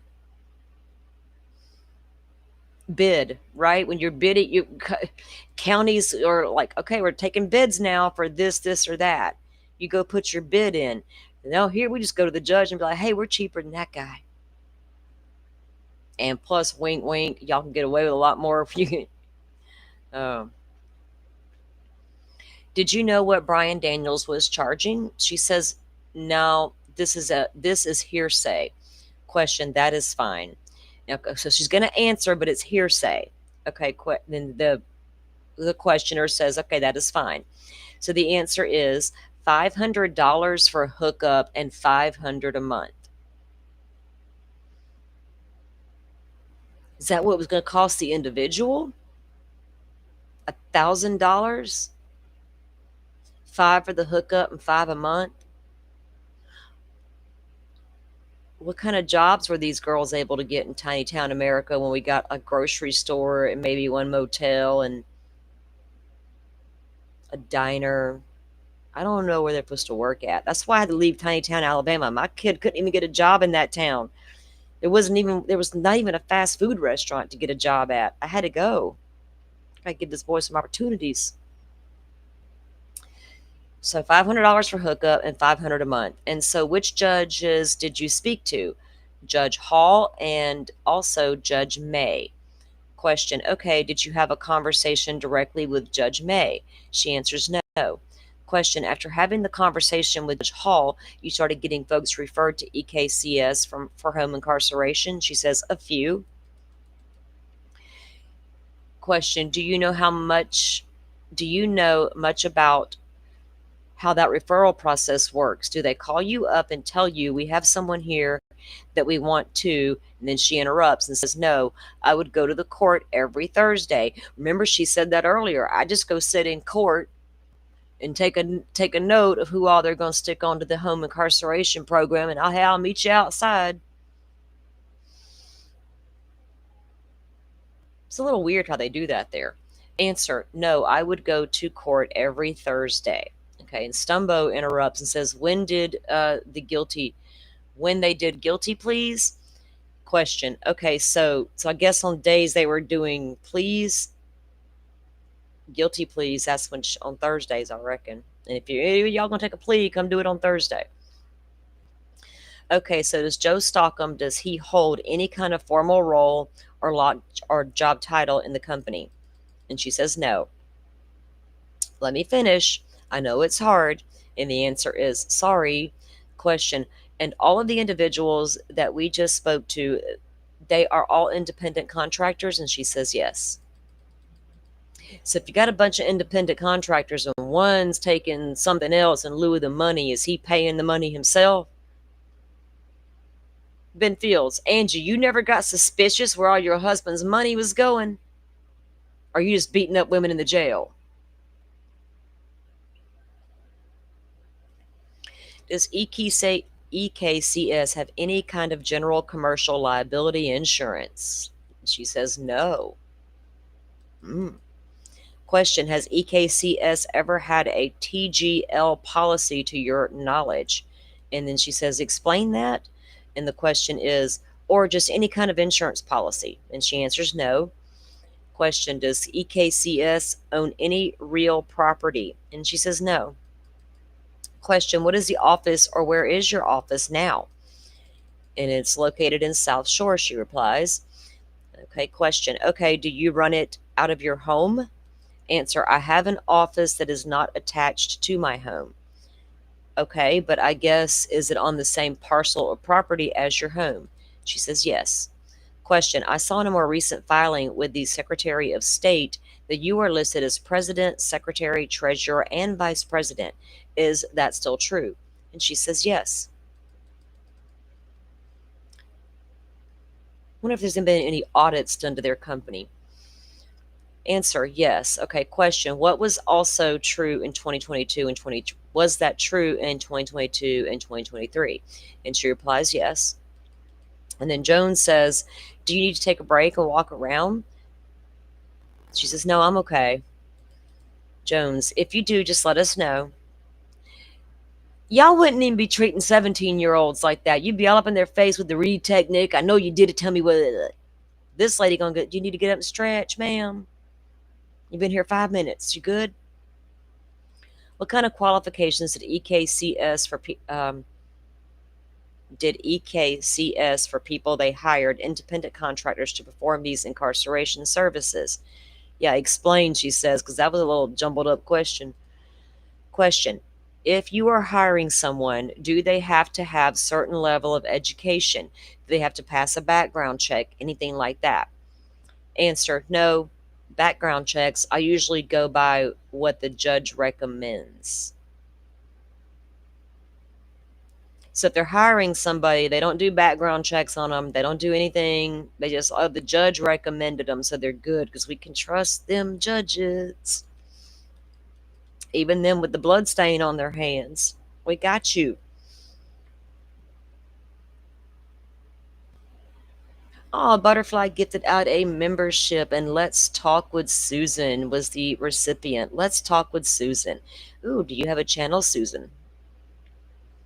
Welcome in, by the way. Thank you for listening. Okay, she says, who the judges recommend. And then the question is, okay, I thought I heard you say earlier that no judges recommended James Butler. Is that correct? Answer, no. Question, and no judges recommended Jack Menard? In the end, she answers right. So, lady, with your word salad, you need some dressing. Answer, right. Question, what about Matt Cope? That name, why is that name familiar to me? I must have heard it on Hillbilly Crime. What about Matt Cope? Is that another person who worked as an independent contractor? Answer, let me think of his name again. Jack Menard, I have a hard time thinking of his name. When Jack decided that he didn't want to do it anymore, he recommended Matt Cope. Matt took over for Jack. On Jack's recommendation. Okay, so Jack didn't work for you all that long, and she answers no. Question, are there any competing companies providing home incarceration services over in Harlan County? And she answers, I don't know.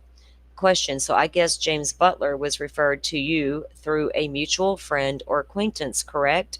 And she answers yes. Question, Jack Menard was referred to you through a mutual friend or acquaintance, correct? She says yes.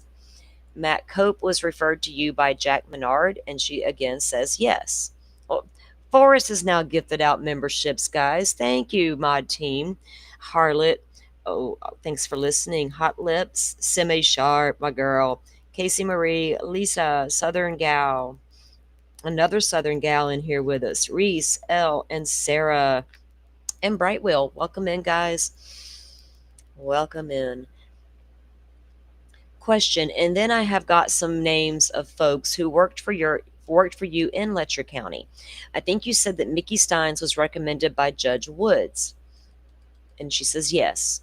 Question, and Ben Fields, he was recommended to you by Mickey Steins, correct? And she answers yes. Question, and Alana Hensley, was she recommended to you by Judge Mullins? And she answers yes. I don't know who that is. I guess we'll find out as we continue to unpack this document. And there's a whole bunch of other exhibits just like this one within this same document that we're going to be unpacking over the next several days. And for those of you who are just joining me, I don't know if I'm going to be able to go live the rest of the week. My father's going to be getting out of the hospital today or tomorrow. Since we haven't heard yet, I'm assuming maybe tomorrow, but I'm going to be going to my dad's for a few days to help take care of him while he recovers. And I won't be able to stream from my dad's house. No Wi-Fi, no computer. Old man in the woods. So I'm going to go touch grass the whole time I'm gone. But I'll only be gone for a couple days. So thank you for coming in today and unpacking with us. And if you wonder where's Salty at the rest of the week and why we're not looking over the rest, you'll know why. But I can still do updates and all that good stuff and hang out with you guys. I just won't be able to go live. Okay. Question. Wait a minute. I skipped a part, I think. Okay, so Alana Hensley, recommended by Judge Mullins. Maybe she was another incarceration person. Okay, answer yes. Question, I also have a name, Marty Holbrook. Who is that? Answer, he worked for Alana. Quite? Okay.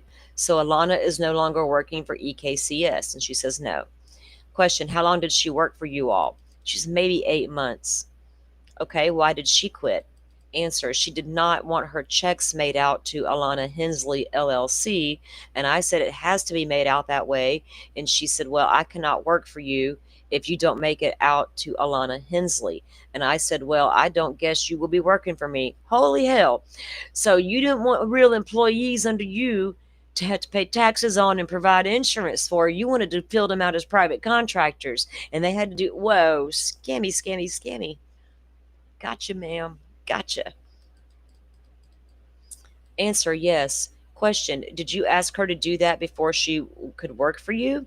Answer, yes. Question, have you ever required that of independent contractors? She said yes. Question, let me finish. I know it's frustrating. So what about Ben Fields? Did he have a Ben Fields LLC? He did not, I don't think. Well, ma'am, why not? Did Mickey Steins have an LLC? No. Did Marty Holbrook have an LLC? Yes. How come not Ben and not Steins? But everybody else was required to do so. Red flags. Why did you require them to do that? Answer, I talked to my CPA. Of course you did, certified public accountant, and he said that it would be best to do that. Yeah, some of us know, ma'am. Some of us know. Question, okay, do you know when you started having that requirement for independent contractors? After Ben's problem. She called it a problem. Hold on, I gotta laugh. Oh my God. After Ben's problem. Ma'am, you mean the accusations of what he was doing with your ankle monitors? That problem?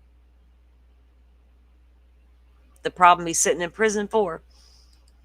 So after Ben's problems is when she began to tell people you got to have an LLC to be working for me.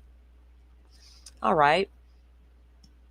Question, by Ben's problems, do you mean the problems that are at issue in this lawsuit? She says, uh-huh. You were told earlier to answer with a yes or a no and not to nod your head because you're not in the 5th freaking grade. I'm so tired of adults being told you're a damn well adults. Use your words. Your head nods don't work. I can barely talk today's don't work. I'm so tired of coddling damn adults. Uh-huh, she says. Okay, well, how did you get a hold of Marty Holbrook's name? Answer, his wife worked at the jail. Question, what was her name? Answer, you asked me too quick. Melody Coots, Coots. Question, okay, how did you know Melody? She answers, I met her at the jail. Question, and what is was that at the Letcher County Jail? And she says, yes. Okay, so it sounds like from all of the folks you have hired, it is really only Mickey Steins, as I understood your testimony, Mickey Steins and Alana Hensley, who were referred to you by a judge. Is that correct? And she says yes. That's a little bit contradictory, ma'am. I'm going to have to go ahead and say it. You're contradicting yourself right now. Okay, have you ever advertised for one of these contractor positions? And she says no. Question, okay, do these independent contractors, do they sign any kind of contract agreement with EKCS to become a supervisor, home incarceration officer? And she replies yes. And then the question is, I'm not sure that we have seen those. Do you know if Ben Fields signed one of those? No, he did not. Why not? Did we not care what Ben was out there doing? The one person y'all should have had oversight on, y'all were like, oh, we don't need to watch out for good old guy Ben. So, question. I'm not sure that we have seen those. Do you know, did Ben sign one? And she said no. And what about Mickey Steins? Did he ever sign one? She says no. Question, why not? Answer, I just didn't do that. They got a 1099 at the time. My CPA said as long as they were paying their own taxes, a 1099 is the same. Is there any kind of document that exists that would have put Ben Fields on notice of what his duties and responsibilities were as an independent contractor? She says no. So you got the Letcher County Jail failing to update standard procedure policies since what, the 90s or something like that? And she's over here, oh, Ben, you can come to work for me with no record. Messy, messy, messy. You asking for trouble, ma'am, and you got it, didn't you? I wonder if they could. I wonder if her company's being named in the lawsuit. Because I don't think this is not just a failure on Mickey's part to train Ben Fields.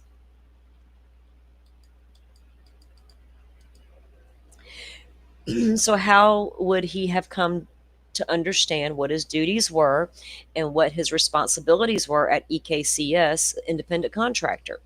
Because Mickey Steins trained him. Oh boy. I hadn't to do nothing to my job was easy. Mickey trained him. I just signed the check. So what did you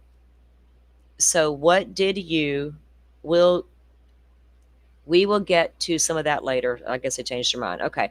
I want to keep it more general now. So I guess aside from Mr. Fields, who is trained by Mickey Steins, who trained Mr. Butler, who worked over the Pike County? Question, and what about the folks who worked in recent years for EKCS in Harlan County? Who trained them? She says Jack Menard. And who trained Jack Menard? She says I did. Remember, she trained Mickey, and Mickey trained Ben. Question, okay, what about Alana and Marty? Who trained them? She says I did. Question, you didn't have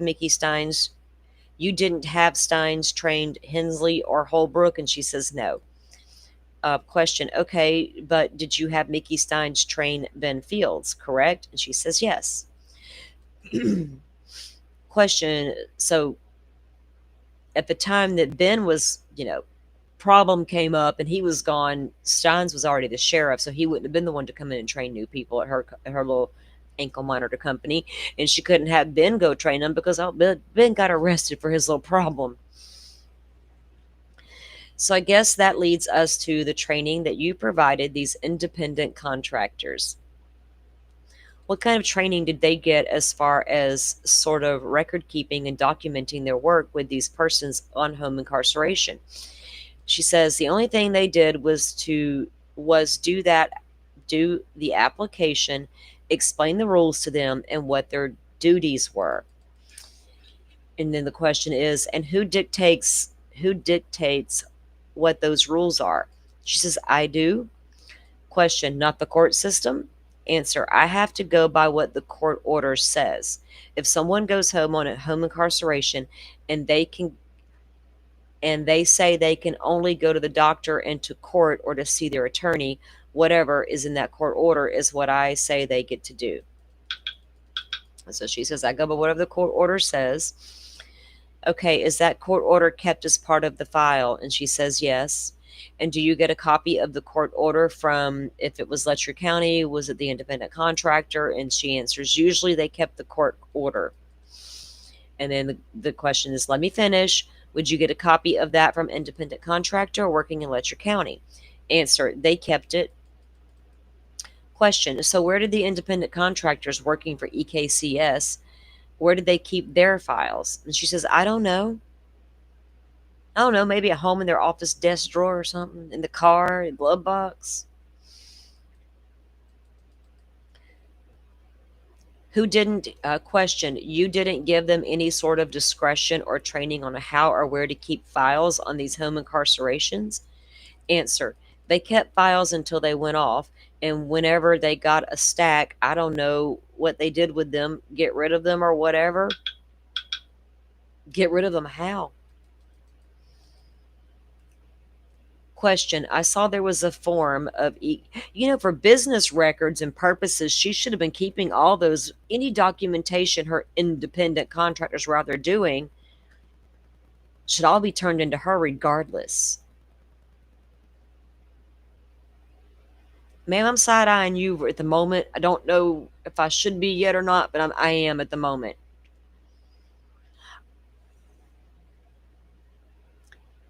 All right. I saw also there was a form, an EKS form, that was to do with having completed home incarcerations. Yes. Is that something EKS kept as part of the record on the file? She said yes.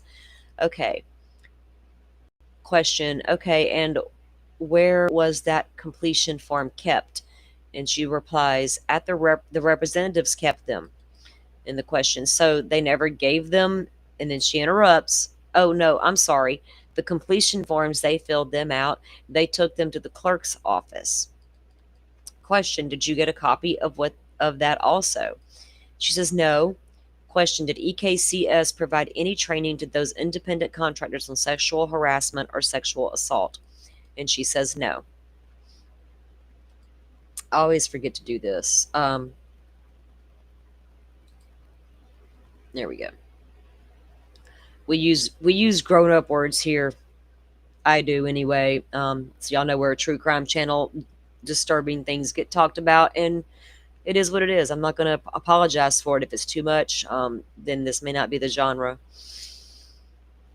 I don't mean that to come out rude, but I can't put up a warning every time I turn around for a damn bunch of adults who came into a true crime channel. All right. But it is a sensitive topic, so we'll throw that up there. I understand. Uh-oh. Hold on. Message. I got to check.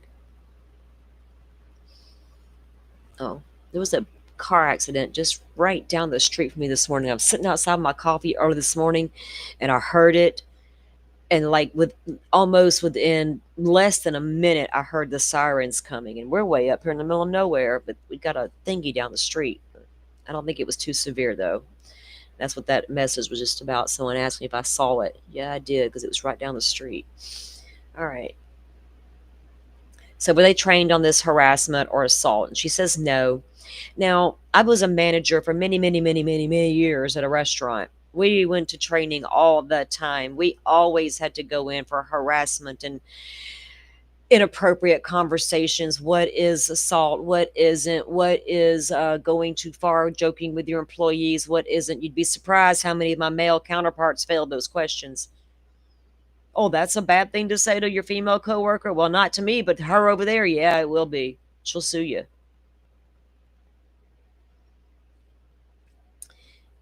Any more sort of generalized training about how to properly interact with or behave towards these folks on home incarceration? She says no.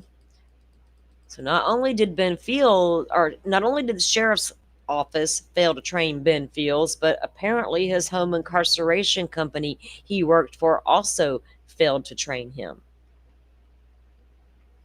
We don't need no training. We went to school. Question, any policies about supervising family members? Family members, that should not be allowed. Interesting question. She says no. Question, were you aware of the fact that any of these independent contractors were supervising family members? She says no. Ma'am, weren't you you were the one planting your butt in the courtroom on Thursdays to get the list of people to be placed on home incarceration? Question, what about any policies regarding supervising a close family friend? She answers no.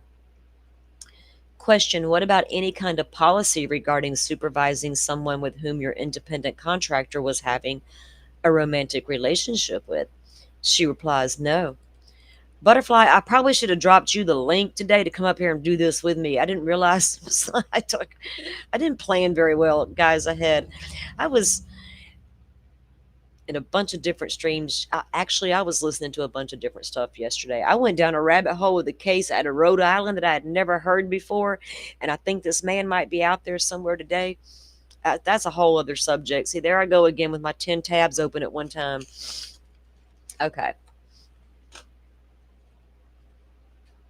As far as people who were on home incarceration, I guess just within the last 10-year period, we will say, as I understand it, within the last 10 years, EKCS has only worked in Letcher, Pike, and Harlan counties, correct? And she answers yes. All right, I got to pull this up where I can see what's going on. Oh, yeah, they can be just as bad. All right, guys. Okay, for those 3 counties and the people that EKCS has supervised, have those been more often female home incarceration participants or male? She answers male. Question, more often male? Okay, does that vary by county? For example, are there more females on home incarceration in Letcher County versus Harlan? Or is it fairly equal across the board to the best of your knowledge? She replies, it's fairly equal. And then the question is, okay, and you said more female than, or I'm sorry, more male than female? How many more male? I know that I am asking for broad numbers, but is it, 3/4 male, a quarter female, 60/40, best guess?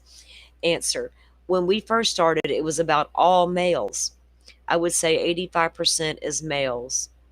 Question, even to this day? And she answers yes. Really?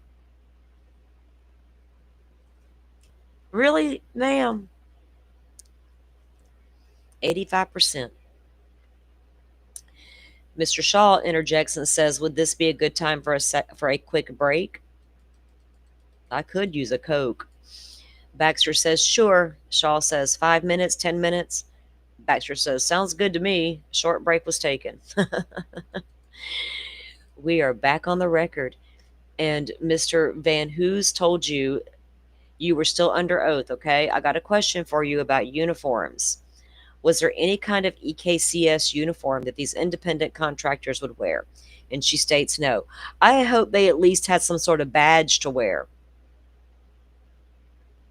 Girl, between the two of us, we got way too many opened at all times with the stuff we share between each other. Oh, which reminds me, guys, the case that we were following over the weekend with the little girl Ruby that was kidnapped, and thank God she was found fairly quickly, that Forrest and I were watching all weekend. Her mother has also been arrested, along with the alleged uncle. He dated or was married to the little girl's aunt at some point, but he was in the home.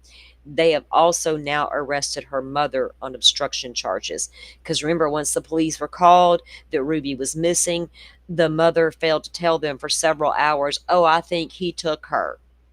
So, lady, you absolutely deserve those charges. Too bad Jennifer Soto didn't get that, did it? Right? Okay. Was there any kind of EKCS uniform? Okay, no. Were you aware that oftentimes EKCS independent contractor performing services wearing another work uniform, a deputy sheriff's uniform, for example? And she says no. Now, we had an episode here for a while. There was this little fake cop guy running around. He bought an old cop car. It was solid white, had a little spotlight on the side. He was literally trying to go around and pull people over. He got in trouble. You can't misrepresent yourself. I don't care if you are an actual cop. Don't walk up in your cop uniform and represent yourself as the home incarceration person, because that's 2 different jobs, sir. Trying to intimidate me with your intimidation tactics.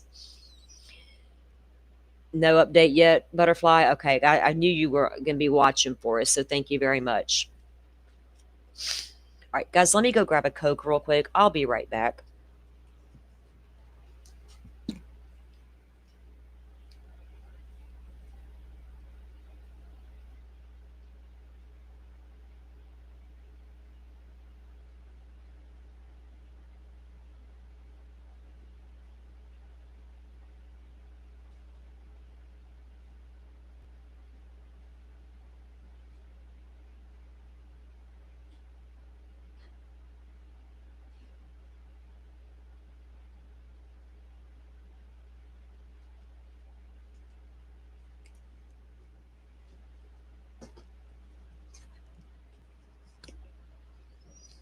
Okay, thank you. All right. Did EK object to form? Oh, he objected to her form. He didn't like it. Question: did EKCS ever give these independent contractors any sort of direct about what they should do or should not, or what they should or should not wear? And she said no. What about vehicles? Was there any rules or requirements about vehicles they should or shouldn't utilize while performing these home incarceration services for EKCS? And she says no. Really, you wouldn't have nothing to do with your ankle. If once they're fitted for the monitor and they're starting to pay for it, the only time that they're going to be needed Steins or Fields is if they go off the grid, right? They're out of bounds. Now go get them. That should be the only time they're out there looking for any of them. Not riding around their police car and police uniform, trolling the streets, looking for problems. Probably lured them out of their house on purpose. Tricia, I was torn between, do I want a Coke or do I want more coffee? Right? That kind of day. Caffeine's just gotta have it. Jones says, you have to wait until she gets to the end. And the answer is, I thought she was.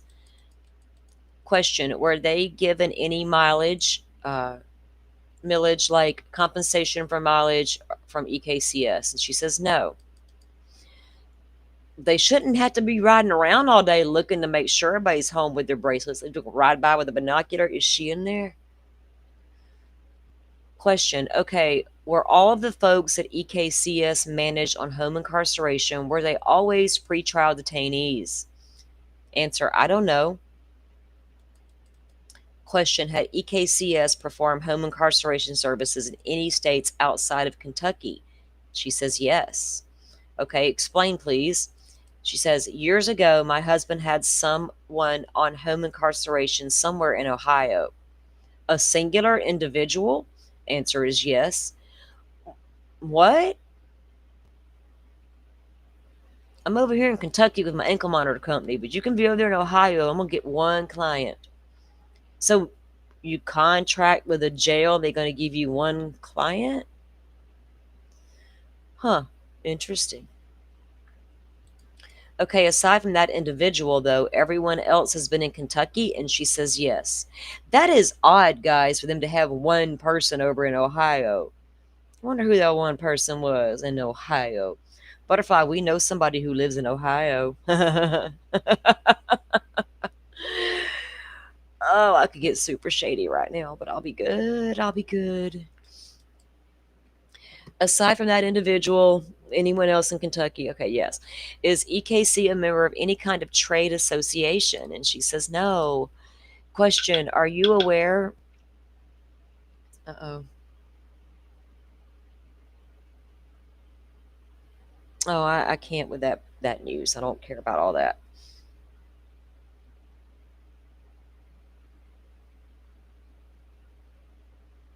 All right. So they weren't under any ankle monitoring associations. No. Does EKCS have any kind of accreditation or certification of any kind? She says no.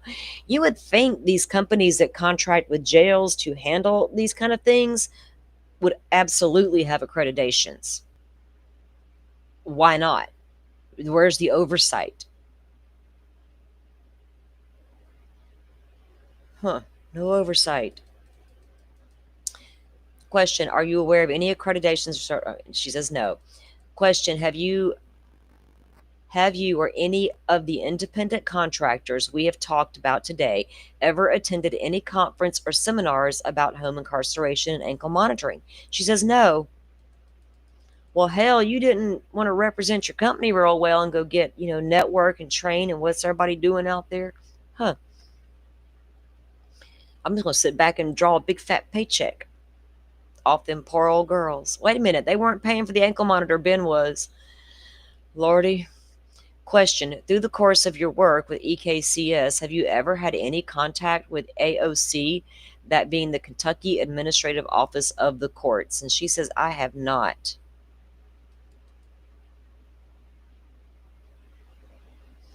Joe, that's everywhere, dude. Probably every state. Joe's like, I'm not going to Ohio.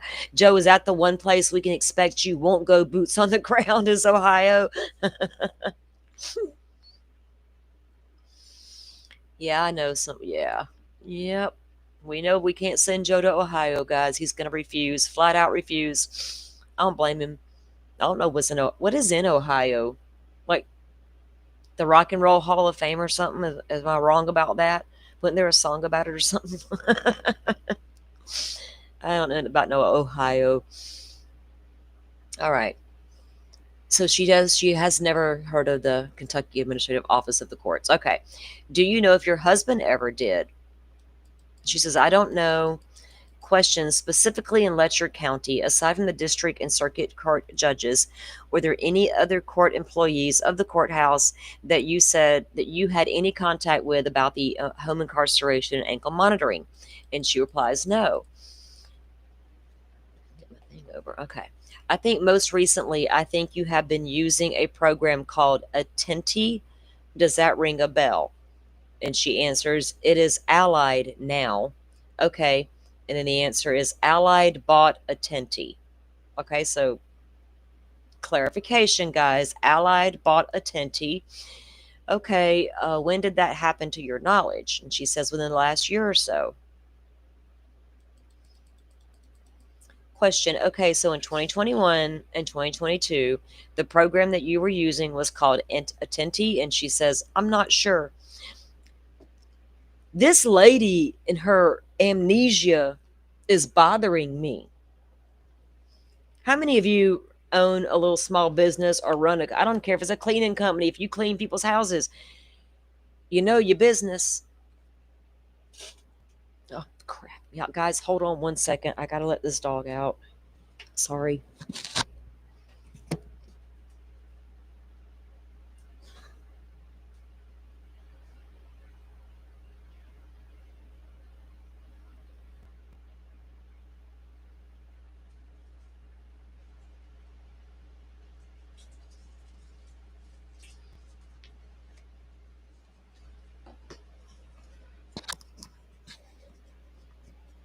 ARC has offices in Ohio. Oh. I wonder if they're under the same type of investigations that the ones in Kentucky are for their little Medicaid fraud scam going on. And don't be frauding Medicaid, people, because there's people out here who legit need Medicaid and all the funding being cut. And the people who really need it, handicapped, disabled, retirees, whatever, they won't have it because people like Michael Clark are running huge scams on Medicaid through their addiction recovery programs. You know, they can bite me. She's got selective memory and forgets a lot of the important details, don't she? You don't. So you know what she even says right above that they bought the company out, right? In the last year. So in 2021, 2022, the program that you were using was called Alenti or Attenti. She's like, I'm not sure. Ma'am, you just got through saying they just got bought out in the past year, so obviously you would have had to have used them back then. Let people.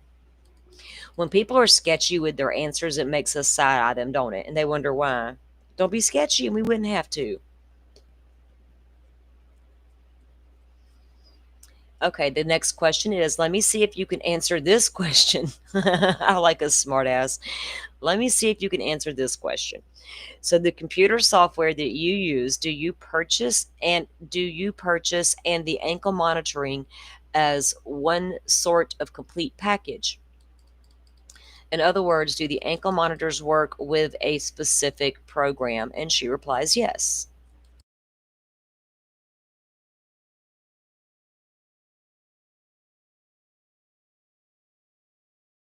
I needed to open my Coke and didn't think you guys wanted to hear it pop real loud in your ears.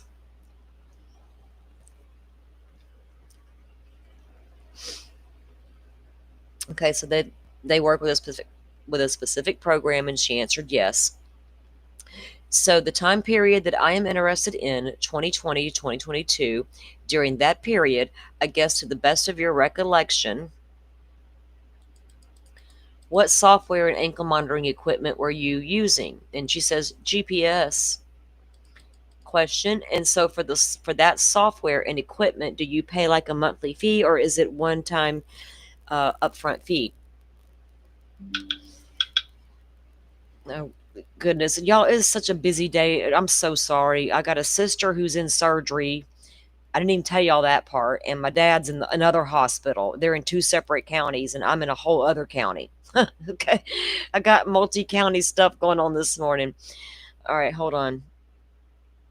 All right, let me tell my other sister thank you for updating about the other sister. All right. Lordy, Lordy. When it rains, it pours. 2 family members in 2 different hospitals at the same time. Ugh. I want to be stretched thin this weekend. I'd already told my sister I would go home with her after her surgery to help her for a few days if she needed me. But my daddy sent word to me last night he needed me, so I was like, oh. My sister has other help. She's done told me not to worry about it. So, okay, here we go. It'll all work out. As for that software and equipment, do you pay like a monthly fee, or is it one-time fee up front? How do the expenses work for that software and the equipment? They charge so much per day, was her answer. You have to lease the equipment and they provide the program. Question. Okay, when you initiated that relationship with that company, do they train you on the computer program and the equipment? Ma'am, yes, would it be preferred? Question. And would that be in-person training or online training? She says online.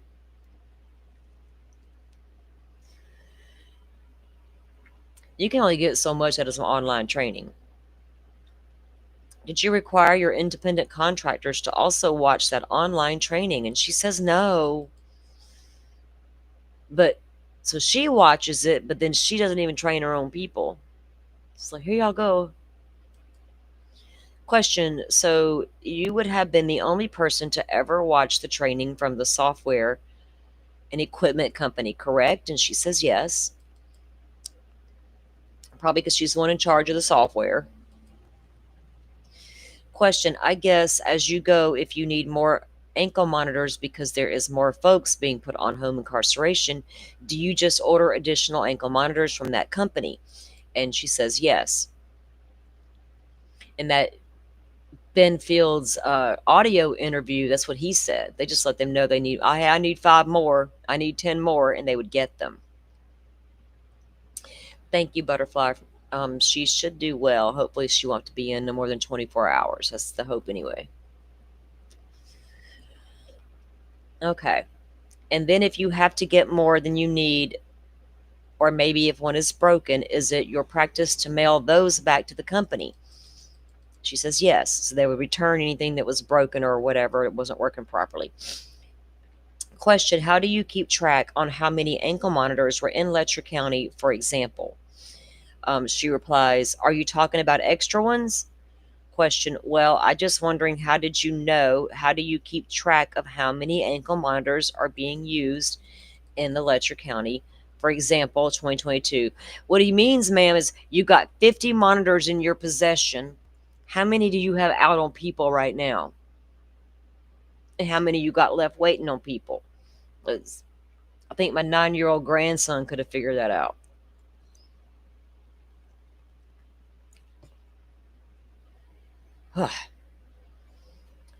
Oh, thank you, Teresia. You got to always hope for the best and have a good outcome in the end. I'm not that person that's going to jump to, oh my God, right? I want things to work out. I'm going to hold out hope to the very end. That's me. Thank you so much for your prayers. My sister's just having like a hope. It's like a minor. She's had a kidney stone. So hopefully they're getting that fixed up for her where she can feel much better. So each ankle monitor has its own serial number, and he says yes, or she says yes. Do you manually input or do you manually input that serial number into the system? And she says yes. That's important because that's how you're going to track who's got what.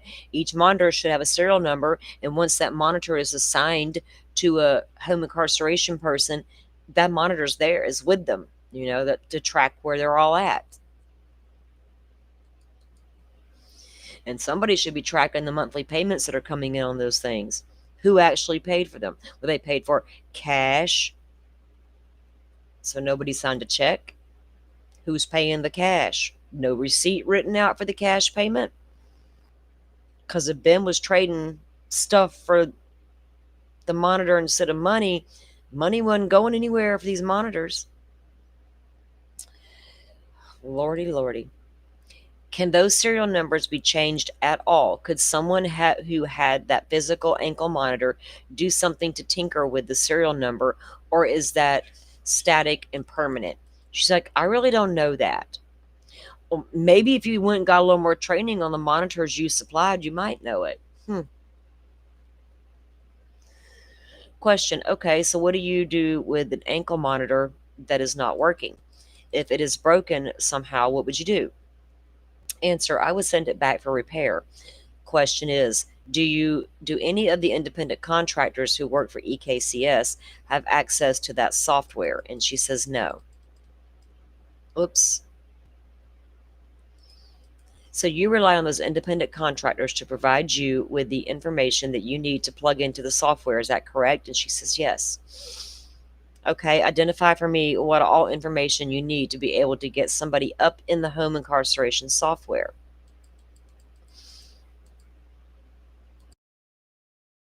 She says, okay, normally the judge will give the court order, and sometimes he will just say, hook up so-and-so.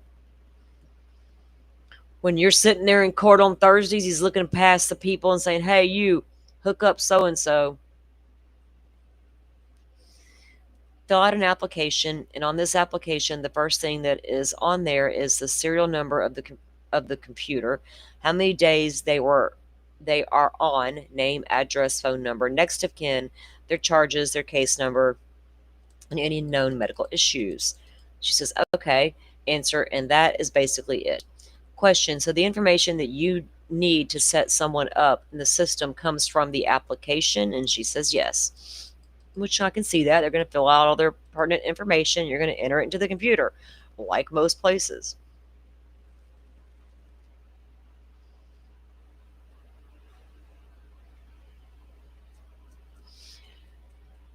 Girl, you got to wake up every morning with some gratitude in your heart, right? No matter how bad things might be, you can always find some reason to have a little gratitude. And that's what I do each and every day. And we're neighbors, so we both know we cool. We got to hook up, girl, and go to lunch or something.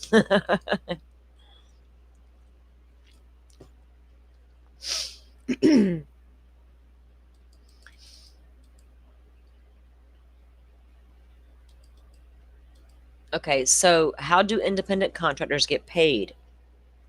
And I will start here at least from 2020 through 2022. Did you pay all of your independent contractors the same way using the same formula? And she says, yes.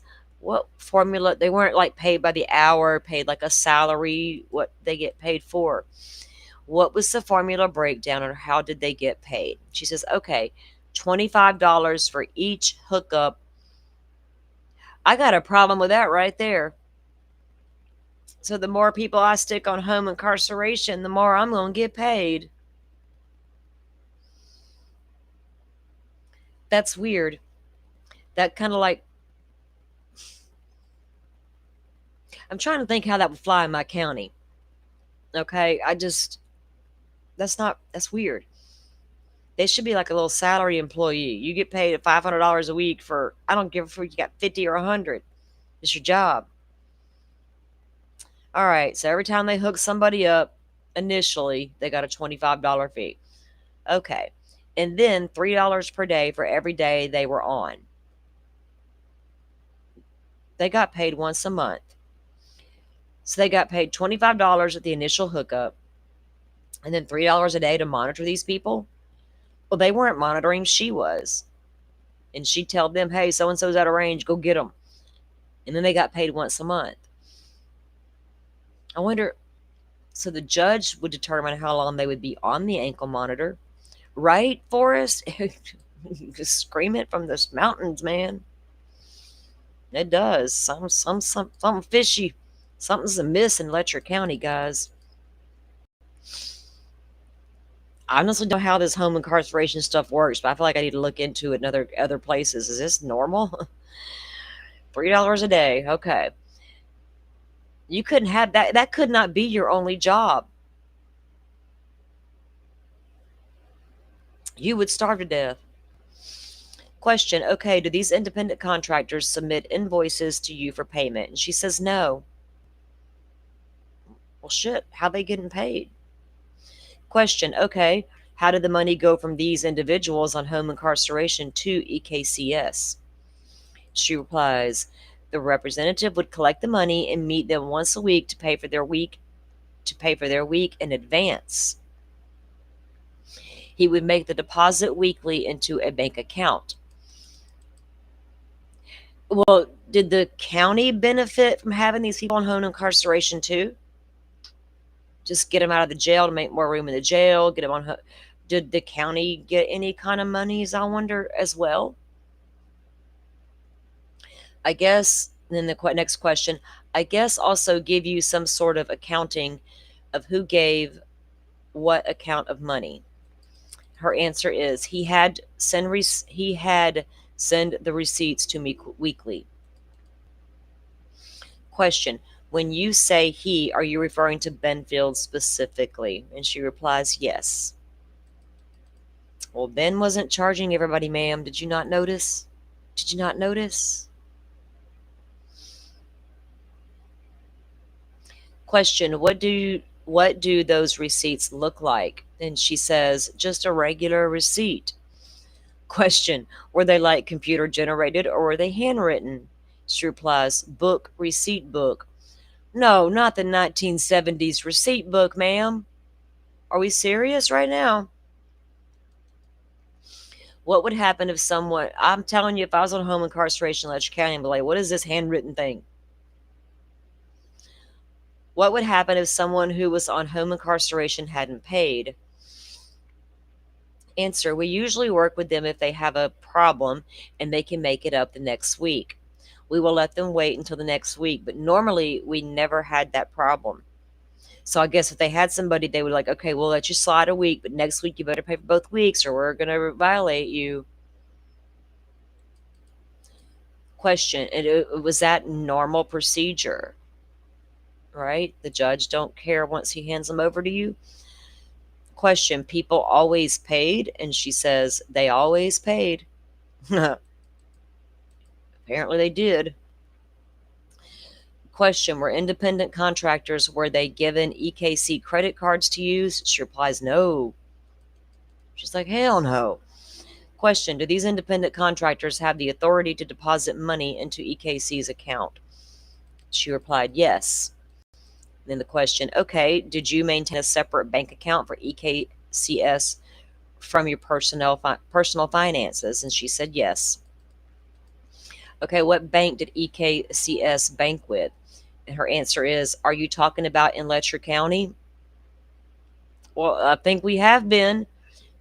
Question, sure, yeah. What? All right, Community Trust was the bank. Question, okay, did you use a different banks in other counties? She says, in South Shore, I use City National for the company. Question, okay, what about in Pike and Harlan counties? She says the same thing. And they question, Community Trust? And she says, uh-huh. And the next question is, okay, I think I asked you previous, I think you said 85%. Oh, they're getting back to that now. You said 85%, and I realized that was just your best guess. Were male on home incarceration, and 15-ish% were female. You produced some records previously, showed around 220 women on home incarceration in Letcher County between 2019 and 2022.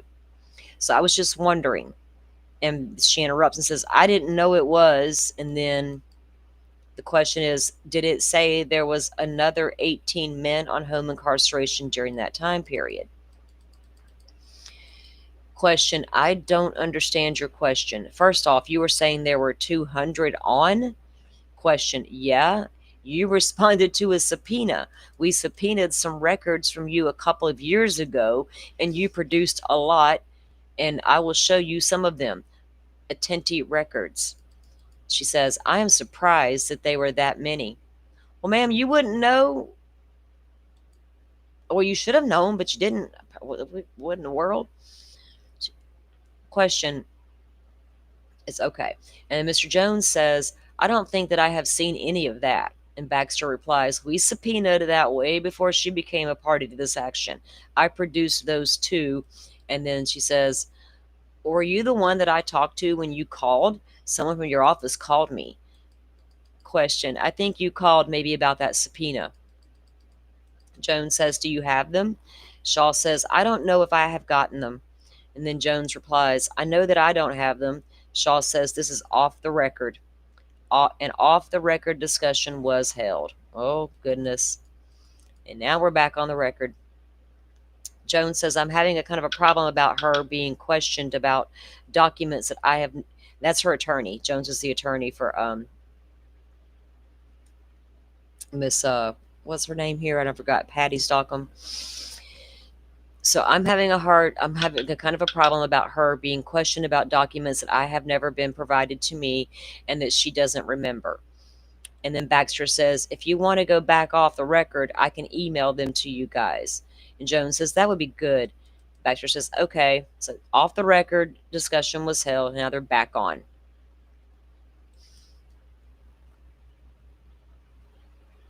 Okay.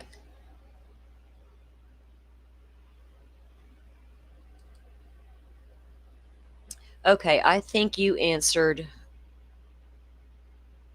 this question previously, but was EKCS ever had any kind of written agreements with Letcher Circuit Court, Letcher County Jail, or the Letcher County Judge's Executive's Office? And she says no. So, no written contractual agreement between your company and what it was providing a service for to the county? I find that hard to believe. She says no. Have you ever met the circuit judge in Letcher County, Judge Kraft? She says yes. Question, when did you first meet him? She'd say, I would say, I'm guessing in the 90s. Was he the judge at the time? And she says no. How did you come to meet him? Just met him in the judge's office, in the district judge's office. He was an attorney at the time. And then the question is, okay, I guess when you met him, why can I not get that out? Were there in your capacity as EKC president, I guess, employee? I wish this person asking the questions would ask them correctly the first time. She said their answer is yes. Question, have you ever had any conversation with Judge Kraft about your work with EKCS and putting folks on home incarceration? She answered no. What about Judge Mullins? How did you first come to meet Judge Mullins? I don't recall. Okay, well, what do you recall? What do you recall about when you first met Judge Mullins? Answer, I don't even remember when I first met him. Question, have you had any conversations with Judge Mullins about East Kentucky Correction Solutions and your work with home incarcerations? She says no. Have you had any conversations with Judge Mullins about Ben Fields? She says no. Any conversations with Judge Mullins about Steins? The answer was no. What about conversations with Judge Mullins about any of my clients, Sabrina Atkins or Jennifer Hill? And she says no. What about Judge Kraft? Have you had any conversations with Judge Kraft about them? She says no. Let me finish my question. What about Sabrina or Jennifer? And she says no. What about conversations with Judge Kraft about Ben Fields? And she says no. Question is, any other courthouse employees from Letcher who you have had conversations with about my clients and Ben Fields and any issues in the involved lawsuit? And she says no. Did you know that the sheriff in Letcher County or in Letcher prior to Mickey Steins being elected to that position? She said no. When Mickey Steins was working as an independent contractor, did you ever receive any complaints about him? She says no. No complaints. No complaints. People on home incarceration? And then she says no. Question, what about Ben Fields? Did you ever, and it says, did you ever, inaudible, I am correct that Mickey Steins recommended Ben Fields to you? And she says yes. Is it also true that Mickey Steins, before being elected, I almost said neglected, being elected sheriff, also served as the bailiff for the district judge? And she says yes. Would you say that was helpful to EKC to have district court bailiff also working as a home incarceration officer? She's like, I don't really know. Question, what did Mickey Steins tell you about Ben Fields when he suggested to hire him? She says, he said he was a very outstanding guy. He had worked with him in the Letcher County Jail, never had any complaints on him or anything. Really?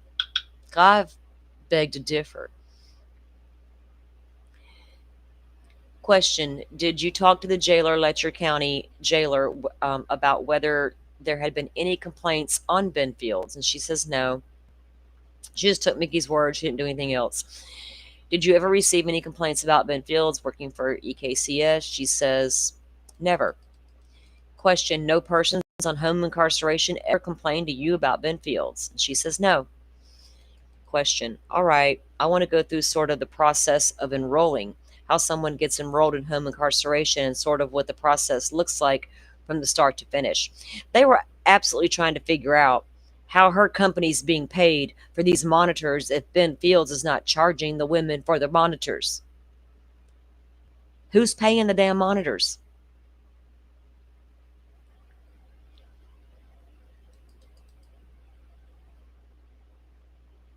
Did Ben make that much money as a bailiff that he could pay for all that? Okay. So weird. They're going to talk about how someone gets enrolled. Okay. Shaw says, I'm going to object to the extent that you are going to give any testimony about how the court determines that someone qualifies or doesn't qualify for home incarceration. I don't mind her answering after, once the judge decides that they can be on home incarceration, how she gets her referrals and things like that. But I don't think she is qualified to. And then Baxter says, well, to the extent that she knows, I'm going to ask her. So I'm going to ask her some. All right. And the next question is, do you recognize this document that I have just handed to you? She says, yes. And the question is, what is this? She says, this is a contract that each defendant signs when he goes on home incarceration. Question is, okay, this is a contract changed in format over time. And she says, the only thing that has changed would be probably how many years that would have been in business. And when the fees increase due to GPS. Question, so this copy is unsigned. Do you know time period that this contract would have been utilized by KSC or KCS? She says, no, it was when we started the GPS system. I thought that. And the question is, when did you start the GPS system? She says, I don't recall. She doesn't recall what year they went to, tracking by GPS versus the telephone line. She says, I don't recall. And then the question is, I'm going to ask you a few questions about it. I guess we will start here. Is this a contract that would be signed by the person who is being put on home incarceration? And she answers yes. Okay, on the second page it says supervisor. Would that be signed by you or the independent contractor working on your behalf? And she says that would be the contractor. Question, and will you obtain a copy of this contract for your files in Greenup County? She says, usually the contractor kept them, but they sent me a copy. So they keep a copy and send her a copy. Question, when you say usually, answer, usually they kept them. Then the question, okay, what would be the circumstances when they would mail you a copy versus not mail you a copy? Answer, if I had a problem with one of them not paying or violating. Question, okay, we will talk some more about that in a minute. Okay, I'm reading from the top. First sentence says, I, the undersigned defendant, have received a copy of the court order placing me on home incarceration. So who would they get a copy of this court order placing them on home incarceration from? She says the jail usually had it and they got it from there. I don't know if the judge gave them a copy or not. Question, okay, and then I guess, would it be the jailer, the judge, or the defendant who gives EKCS a copy? You would think it came from the courthouse directly. Here's the court's orders. We're going to send this to the company that we use to provide these on, not to the bailiff or the sheriff to go, hey, go pass this over to your boss. Weird. On your $3 a day. Okay, and then I guess it would be the jailer, the judge, the defendant. She's like, I don't know, but usually anytime we had one to go on, hold on, guys.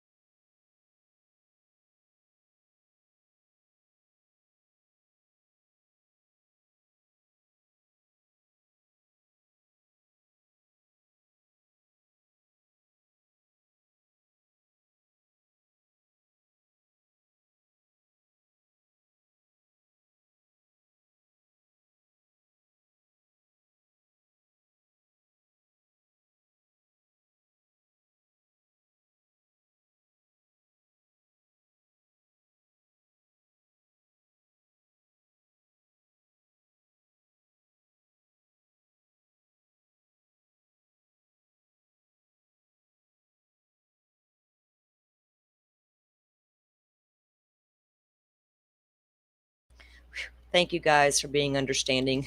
I really appreciate it. That was one of my sisters giving me an update on the other sister and dad. So all is good. Anyway, all right. The jail usually had it, she says, and they got it from there. I don't know if the judge gave them a copy or not. Then the question is, okay, and then I guess would it be the jailer, the judge, the defendant who gave a copy to EKCS? She says, I don't know, but usually anytime we had one to go home on incarceration, they had the court order. They absolutely should have a court order, and the court order should be filed with the company who's administering the monitor. Wow. Question. Okay, then it says, I wish to participate in the home detention program. Do you see that in bold? She says, where is it? He says, third line down. She says, answer, oh, at the top. Okay. Question. So I am just wondering, what is the in-home detention program? Whose program is that? She says, house arrest. Question. So is that a program controlled by EKCS or somebody else? By Eastern Kentucky Corrections. Okay. Then the answer, we do the monitoring. Question. Okay, then it says, I agree to abide by the following rules and conditions set forth by EKCS. Are there any rules that are governed in the in-home detention program beyond the rules and conditions established by EKCS? Only, she says, only by what the court order would say. Might be different. You got to go by what the court order says. Your basic rules, then whatever the court says. Okay, so the question is now, so EKCS looks to what the court has ordered and set the parameters of what the rules and conditions of in-home detention program is. Is that correct? And she says yes. Question.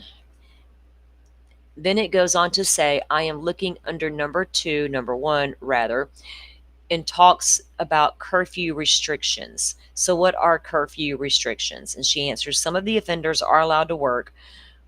That would be on the court order, and they have to abide by their work hours, by what their work hours are. And the question is, okay, so that would be a term set by the court. And she says yes.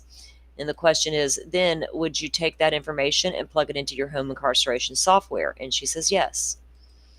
Question, okay, is work release the most common kind of curfew restriction, or what other kind of restrictions in your experience would the court set? She says nowadays it is the methadone clinics, drug testing, and that type of thing. Y'all can also go to your methadone clinic and go get drug tested. Question. So any of those types of restrictions would get plugged into your system, your home incarceration software. And notice how she's worded that. Nowadays, it's the methadone clinics. So the question now, under number 2, it says, I agree to remain at primary residence at all times unless pre-authorized by the court order. Are the pre-authorized references there? Are those the curfew restrictions? And she replies, yes. And the question is, what? That is kind of talking about the same thing, correct? She says, uh-huh. Question. Okay, I'm reading now from the last sentence of number 2. I must also provide documentation from my healthcare provider stating the nature of my medical emergency. And then he says, I guess that is in a situation where someone is having some kind of medical emergency. Is that correct? Answer, I'm sorry, what did you say? Man, well, you're not listening. If someone had a medical emergency, they'd get a doctor's note, right? To excuse why they were at the doctor. Question. I'm just trying to figure out this reference to providing documentation from a healthcare provider. In what circumstances is that required? Answer. This is really on the old system when we didn't have the GPS. They don't have to do that now because with GPS, I know what time they get there and what time they left and where they are going. Question. Okay, I'm skipping down to number 4. My curfew restrictions will be monitored 24 hours a day. Is that a true statement? And she answers yes. Question. And who is doing the monitoring? Is that you? She says, Attenti does the monitoring. If they violate, they will send me a text or an alert.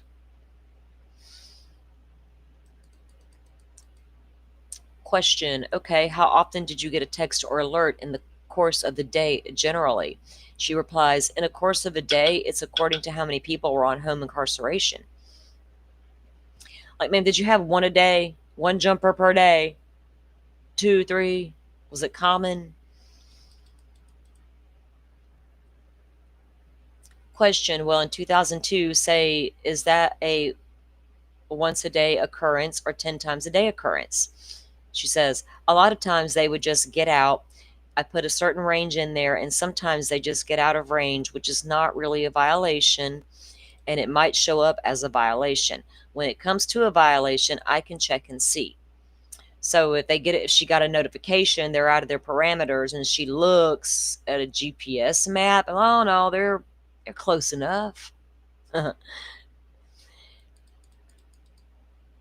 If it is not really a violation, they just got out because, with the GPS, it is not completely right on the spot. And they might just be out of range. If they are just out of range for a couple of minutes, the judge doesn't want to hear about that. And then so they're like, okay. And the answer, because they really didn't. They are out of their house, but they are, we don't know what. Stumbled out of lines, stumbled out of bounds accidentally. Question, I don't think that you actually answered my question, though. I am just curious to how many times a day that you would get an alert, for example, in 2022. She says, I have no idea. Now, if you've owned this company for over 20 plus years, you've got an idea about how many times a day you'd be alerted to people going out of bounds. You have some kind of an idea, right? She has no idea. Question, would it be every single day? She says sometimes, and sometimes it wouldn't. Question, and then what I think that you are saying, it was your practice then to look at the software to see if it was an actual violation or something less than an actual violation. Is that correct? And she replied, yes. What would constitute the violation if they were just a little bit outside their parameter? You know what I mean? If they were 20 miles out, 10 miles out, what was the parameter setting on how far out you could go before you're violated? Yeah, but GPS is wonky.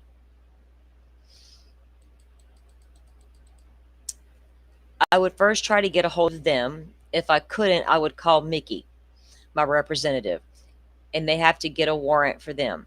They would let the judge know, and the judge decides whether he wants to get a warrant for them, wait to see if they come back in, or if there was an emergency, such as a hospital emergency.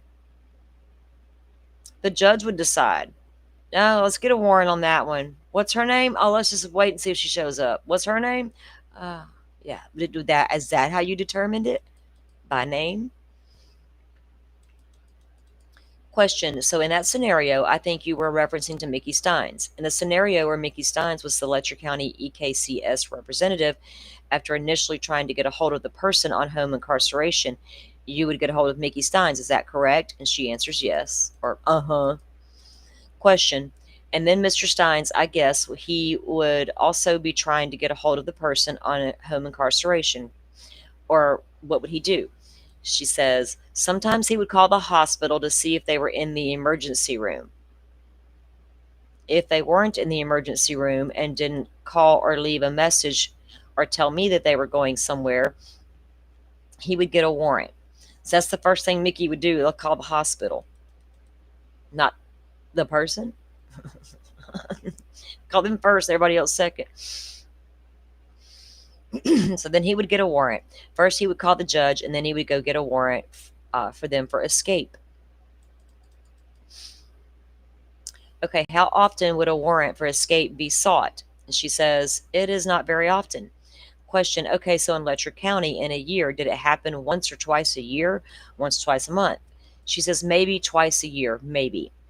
Question, and so in that scenario, is it EKCS's that's inaudible? Would you be the one that is providing records and filling the complaint to seek the escape charge? Or would Or who would be doing that? And she says that she would. So I guess her representatives, her field reps, like Mickey, would report back to her, then she would make the official report back to the judge. Okay.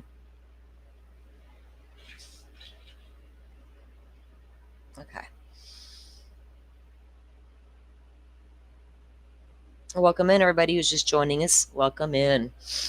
We are looking over some Letcher County stuff. Okay. So she would send them showing where they had left. Also, any GPS that I have sent, Lord, I'm reading it how it's written, guys. Any GPS that I have, I send it to Mickey, and Mickey takes that to the judge, and they decide whether to get a warrant or not. Okay, I see. Is tampering with the GPS ankle bracelet, is that also a violation, I assume? She answers yes. How does someone tamper with a GPS ankle bracelet? And she says, cut it off. Question, okay, does that happen very often or in your experience? And she says, sometimes, but not very often. Sometimes if they just hit it against something, it will come through as a tamper, and then I have the representative check it. And the question is, okay, would the representative, are those things heavy, them ankle bracelet thingies? Do you bumping it all over something?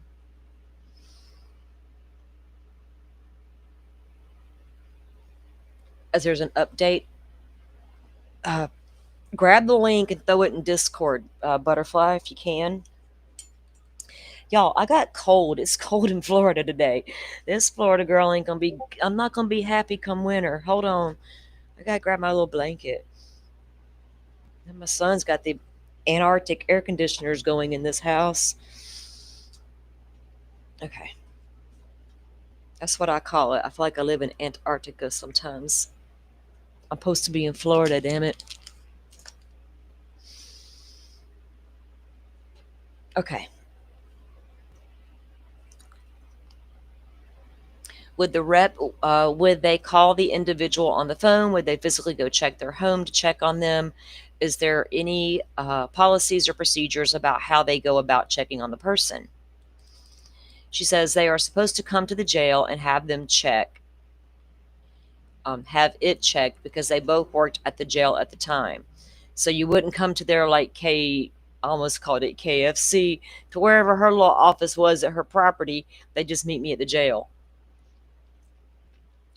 Which I don't know where folks around here report to, if they have a monitor, if it's the county jail or an office building or what they do. They are supposed to come to the jail and check. Okay. I don't know if I'm following you. You're saying the person with the ankle monitor would have to come to the jail? And she says, uh-huh.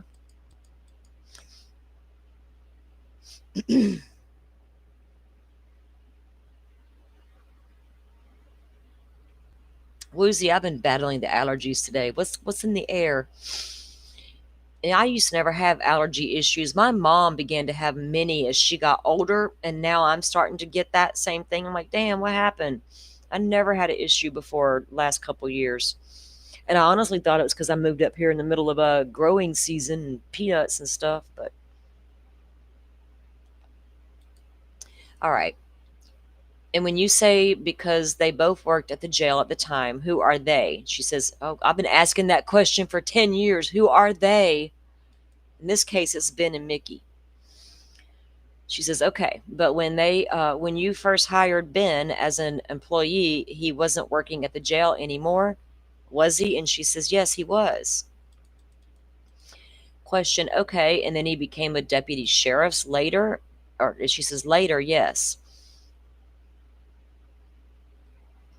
So she hired Ben to do home incarceration, and then when did he become the bailiff? I thought I got that wrote down. I know that, but I don't know it right off the top of my head. So what are you telling, then the question, so what you are telling is your representative would get in touch with the person on home incarceration, and then that the person would be told to come to the jail. And she says yes. And the question is that how it worked in other counties as well? And she said yes. Question, okay, I'm looking now under number 5, second sentence. if I should violate my court order curfews, violations of home zones, or other recipients of tampering signal. I further agree that a computer printout of any violations provided to the courts may be used as evidence against me in the court of law. My question to you is, were your computer printouts of any violations always provided to the court? She says yes, if they were violated. Now, I got to remember, one reason why she might be kind of a little sketchy here and there, because Ben Fields worked for her company, and he's already been charged with the tamper or the trading, Now is she covering her own butt here? Question. So any violations, your testimony is any violations were always provided to the court. She says, I reported them to my representative, and they were supposed to do that. So it wasn't her job to report to the court violations. It was up to Mickey or Ben. She says, I reported them to my representatives, and they were supposed to do that. And then the question is, okay, I thought I hear you say earlier that you would be the one to swear out the affidavit or file for the complaint yourself for escape. She says, I don't file it. I send it to them, and they are the ones who gets the warrant for it. Question. That is a little different from what you testified earlier, so I'm glad that you clarified that. So would you get any confirmation back from your representatives that they actually provided that computer printout to the court? She says no. Again, no oversight. What the heck just happened? Why did my thing turn red? What did I do? I don't know what happened. Okay, so who would you send that computer printout to your representative? And she says, I text it to him. Question, you text a computer printout? She says, uh-huh. Question, was it a screenshot? She says, yeah, I took a picture and sent it. Well, that's real professional. No fax machines involved? No, I'm 10 minutes from the courthouse. Let me bring it down there. Lordy, lordy. Yeah, I took a picture and sent it. He says, okay. And so they were supposed to use that screenshot and provide that to the court? And she said, yes. What in the actual hell? Entered into evidence screenshots from Mickey's phone saying this person violated. How can you, was he supposed to run down to CVS if y'all have one and print it off of his phone and then run down to the court clerk office and say, hey, file this? That's bizarre. I almost want to laugh. Do you know if what happened in every instance, or is there any way that you could confirm whether or not that ever occurred? She says, I can't confirm, but when they got a warrant and they went off house arrest, I was notified by the rep and I deactivated from the system. And he said, then the question is, so you get a copy of that warrant? She says, no, they usually just got it.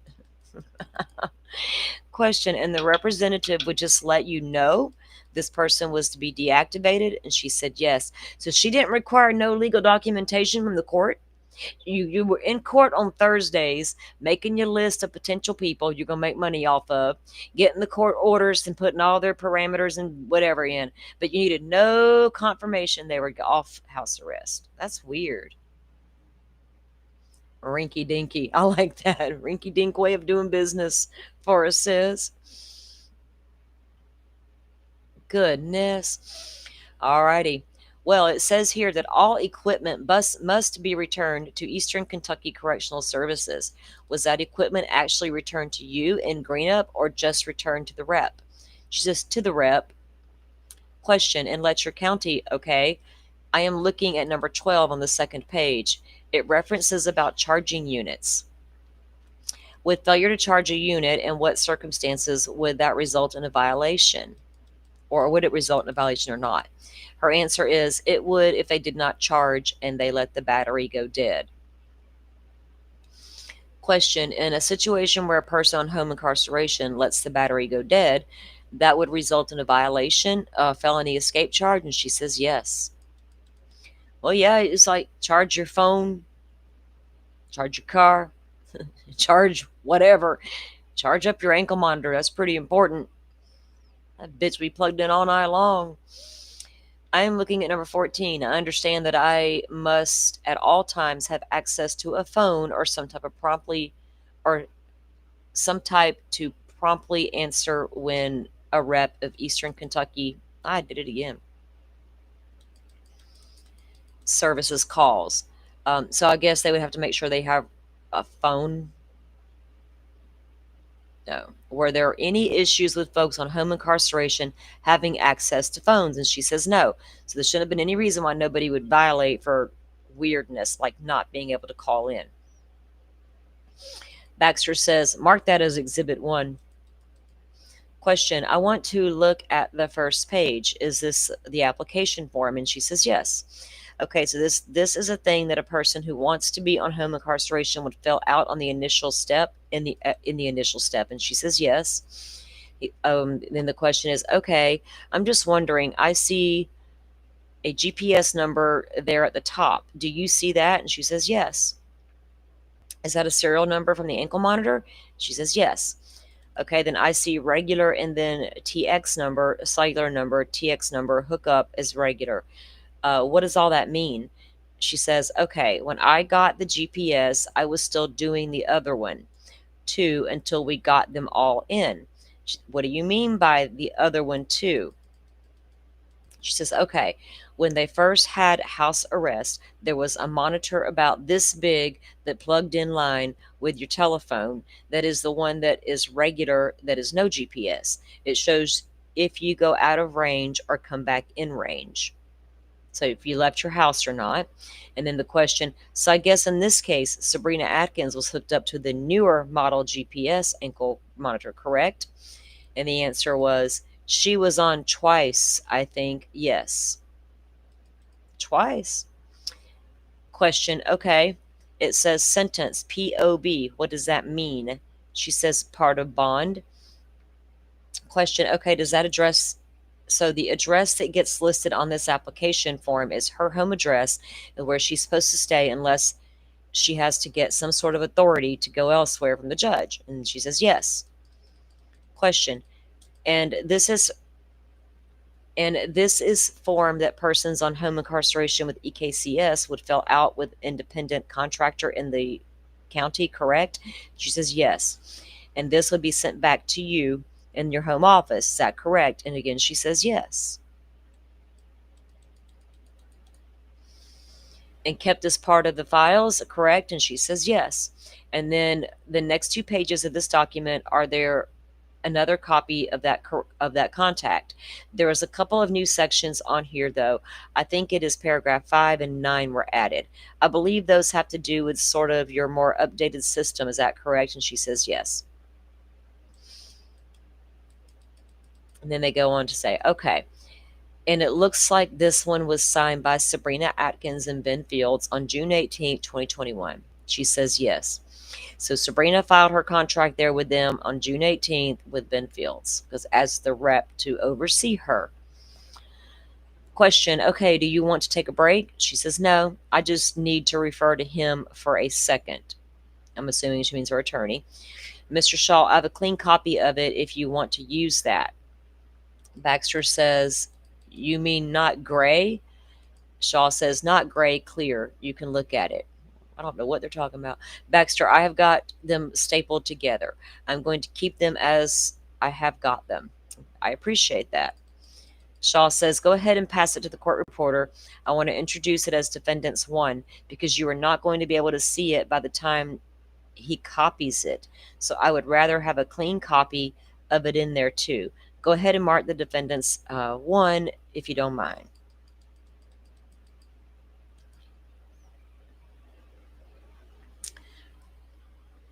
Y'all, Lord, there's weird, I just got had weird notifications. There's some people out there that are just not playing with full decks, and we just have to remember that when we see bizarre stuff on YouTube streets. Might be running around barking. Before I start getting the emails, I know what's being said about the dog barks on the Idaho 4 thing. My mind's done made up. I don't need no random weird videos sent to me. Okay, we're back on the record. Do you have any reason to dispute that we are going to use this copy, I guess, because it is in the same but little more clear? Do you have any reason to dispute that this offender application sheet for Sabrina Atkins wasn't filled out, at the time that she filled out the EKS or EKCS contract? You think they were filled out at the same time or were not filled out at the same time? And she says, the contract does not match the application date. Question, okay, I don't see the date on the application sheet, but I may have missed it. She says, no, but it is attached to this. Question, is there a date on the back on the application sheet? She says, not on the application sheet, there is not. Question, okay, I guess I don't understand. Do you think that the contract and the application sheet relate to? And she says, don't go together. Question, and why is that? She says, because this is a GPS unit and go over to let me find it here. Go to number 14. No, this is not 14. Let me see if I can find it, she says. Lordy, lordy.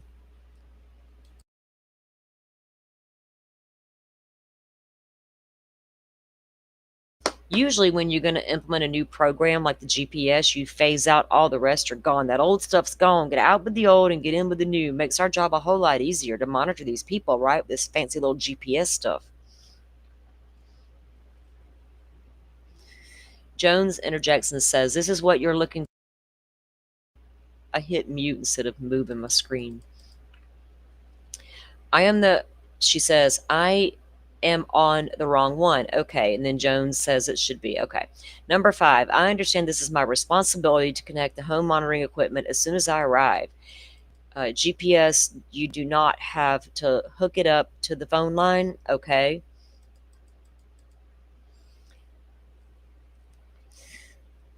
Not many folks this day and age, even back in 2020, even had landlines anymore. Well, they may have in Tonytown, Kentucky, but I have not had a landline in my house in 18 years at least, 20. I don't need it.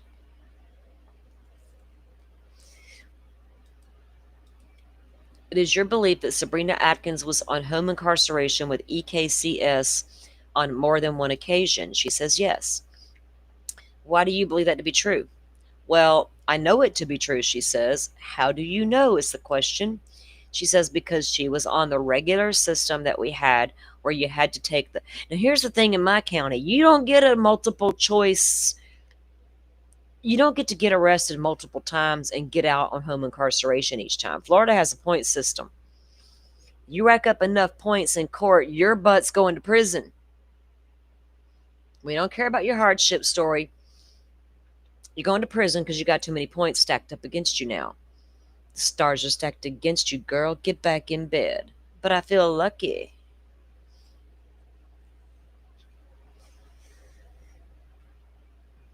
Shout out to Mary Chapin Carpenter. If you know, you know.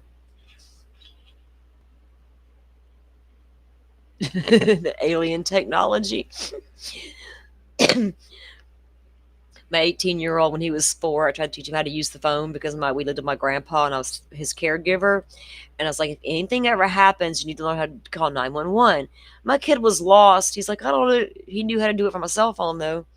He knew my cell phone better than I did. And he was 4 years old. Lordy, lordy. Because she was on the regular system. Okay, we know that. Okay, she may have been on more. I don't know, but I can find out. So she was also on the old system, and then they had her back again on the newer GPS system. So she was on home incarceration at least twice. Question, are you... you are just drawing from your memory that she was on both the plug-in and the GPS. She says, no, I know she was. Question, how do you know?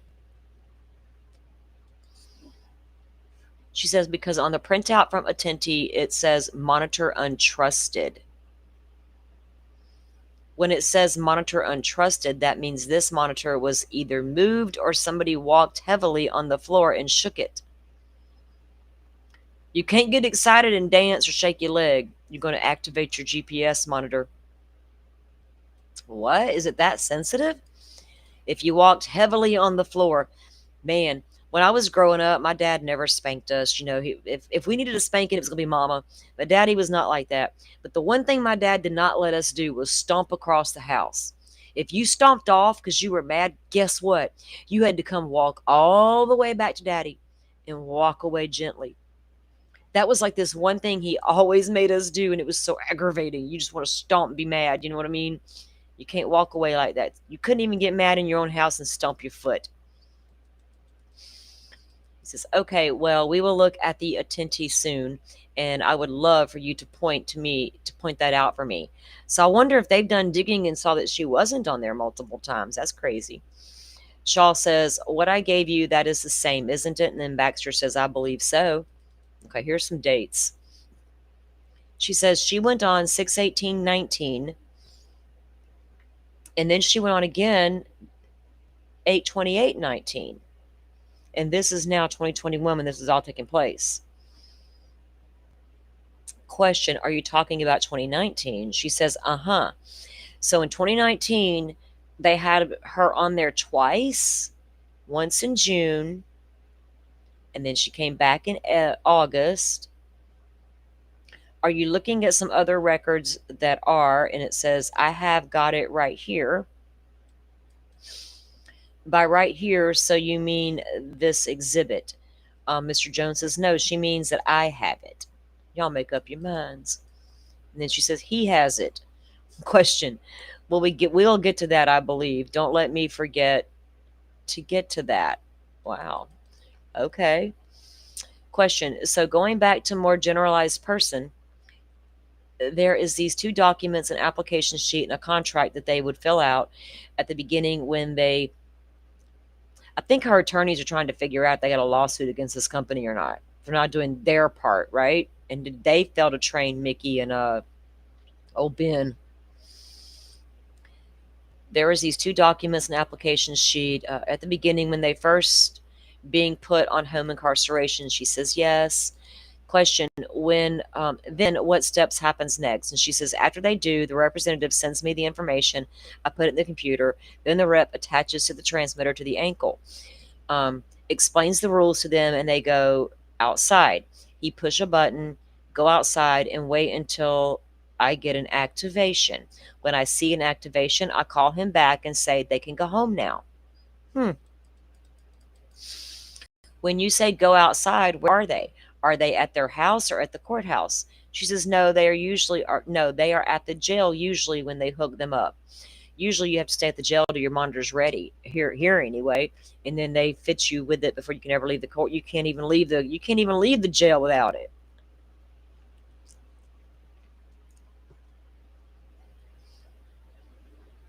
Sometimes they will bring them up to the courtroom after court, and Ben would hook them up or Mickey would hook them up. Huh. Well, I guess when you only got a couple of cops in town, that's what you do. Here they would take you from court, transport you back to the county jail, put you back behind bars, and then come fit you once all the paperwork was finished and da-da-da-da-da. Mickey's like, come on into the office. We'll hook you on up. When you explain to me the rules, what would those rules include? She says, not to tamper with the unit, stay at home at all times. They have to call me if they have a doctor's appointment, an attorney's appointment, or they have to call me a couple of days ahead of time so I can get it into the computer. Well, they weren't violating at night when they showed up at the courthouse to meet Ben? With a GPS monitor on, you weren't getting pinged at home on the computer? Someone's out of range. Interesting. A couple of days ahead of time so I can get it into the computer. And if they have a medical emergency, they are to call me, and they can't call me when they get to the emergency room. They have someone call me. Question, you said call me several times. Who is me? She says me. Eastern Kentucky Correctional Services. Question. So it was Ben Field's job to tell these folks on home incarceration in Letcher County and all of these circumstances you described that they are to call Patty Stockham, and would he give them your phone number, or would they get your phone number? And she says, yes, and they had my phone number. They had a card. Sometimes he would put it on the application, or on their rules when they gave them to them. Question. By their rules, are you referring to the contract? And she says yes. Question. How often up until that point when they have put their ankle monitor on and it has been activated, how often at that point in time would you personally have spoken to one of these persons on home incarceration? She says not until they got home. They were instructed they were taught. Okay, hold on 1 second.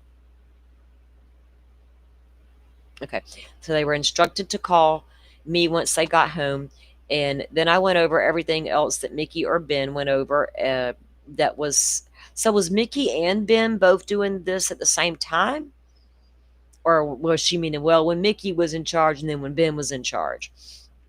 They would go over, that was sent so they can't say so-and-so didn't tell them that. And then the question is, okay, they would be given your phone number, or should we say they would be given your phone number. They would go home, they would call you, and you would go over the same rules. And she says, okay, those rules are that you previously testified to and that's listed in this contract, correct? And she says yes.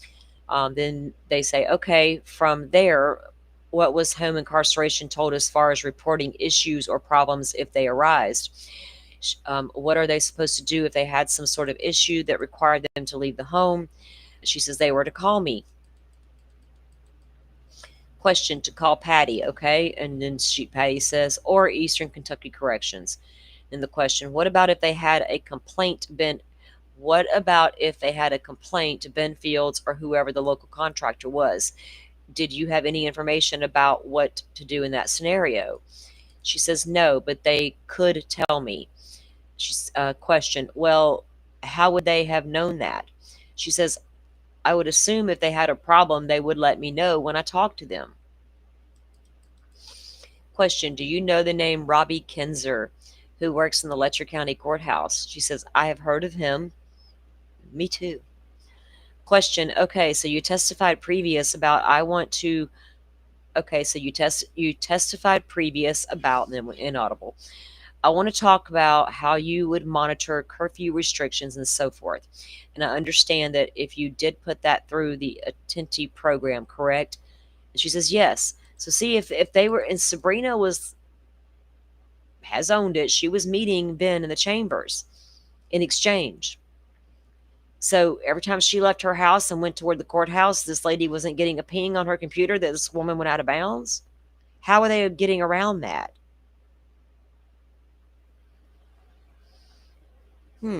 So I have some Attenti records for Sabrina Atkins, and maybe this will help. There is a lot of violations on her, she says. Question. So do you recognize this document? And she answers, I am sorry. Question. Do you recognize this document that I just handed you? And she says, yes. Question. What is this? She says, this is a printout from Attenti on Sabrina Atkins.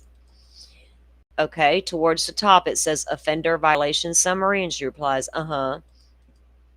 Question. So this is like a specific kind of report that you can generate in the system?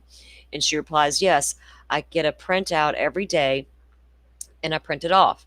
It shows a violation. If it shows a violation, I mark that violation or what the violation was. If she went to the doctor, Ben would call me and say that she has to do this. Now, I thought they were supposed to call her. They got her number and her card. Only call her if you couldn't reach Ben. If she went to the doctor, Ben would call me and say that she has to do this, she has to do that. So Ben's supposed to be the bailiff during the daytime at the courthouse. Is he answering calls on the side about, hey, I got to go to the doctor? I got to go run here and there? Well, hurry the hell up and get back. They notice you're gone.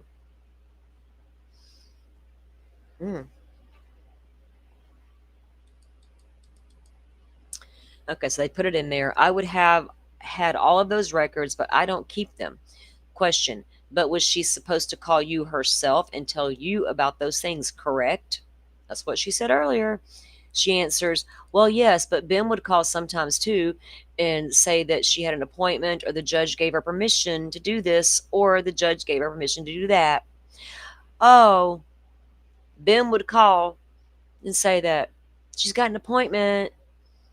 The judge gave her permission to go here and yonder.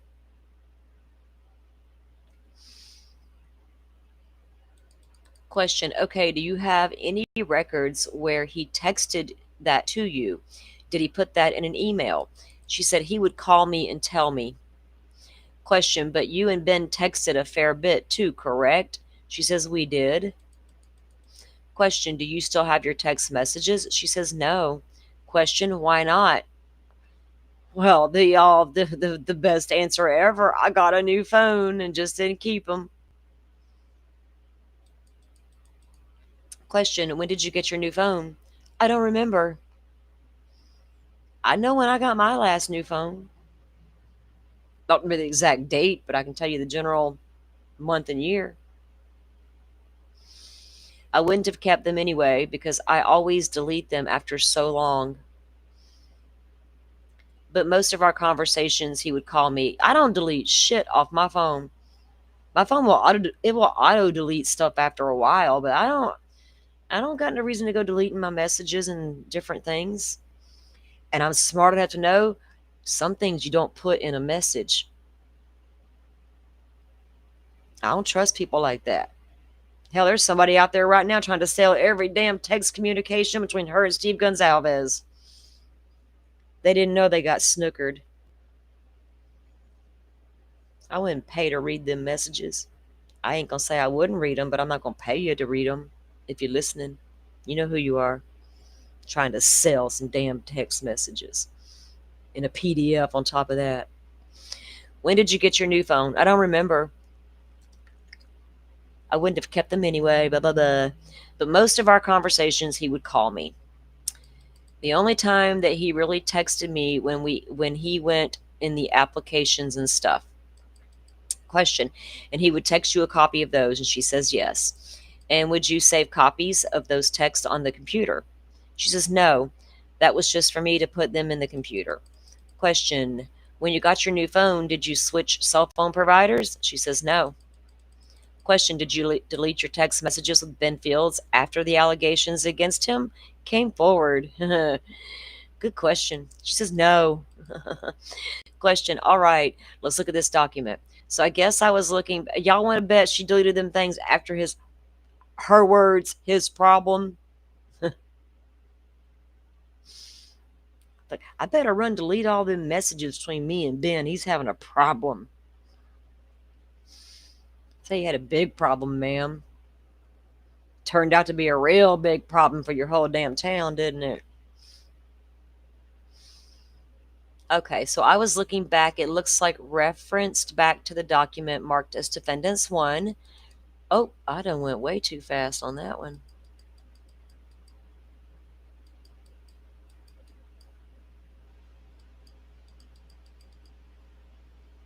Defendants 1. She says, what is it now? She says, he said the question, the one sitting right here with Mr. Van Hoos. She says, okay. Question, I was noticing on the application sheet says 164 Perkins Branch. Do you see that? Jones says her address. And the question is, I see it over here, yes.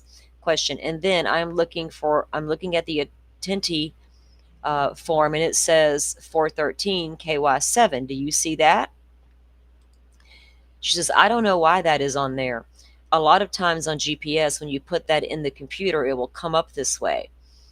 Question, okay, you are not sure whether it is the same or different address? She says, I don't know.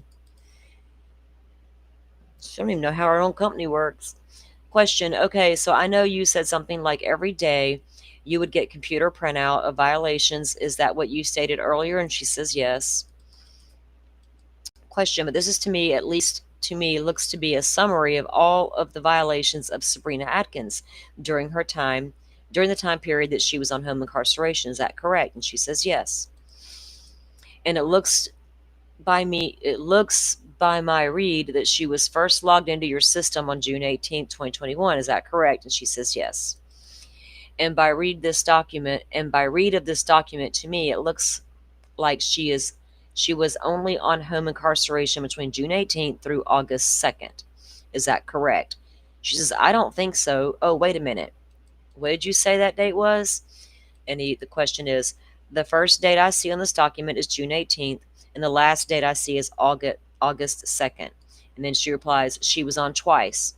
Question, how do you know that?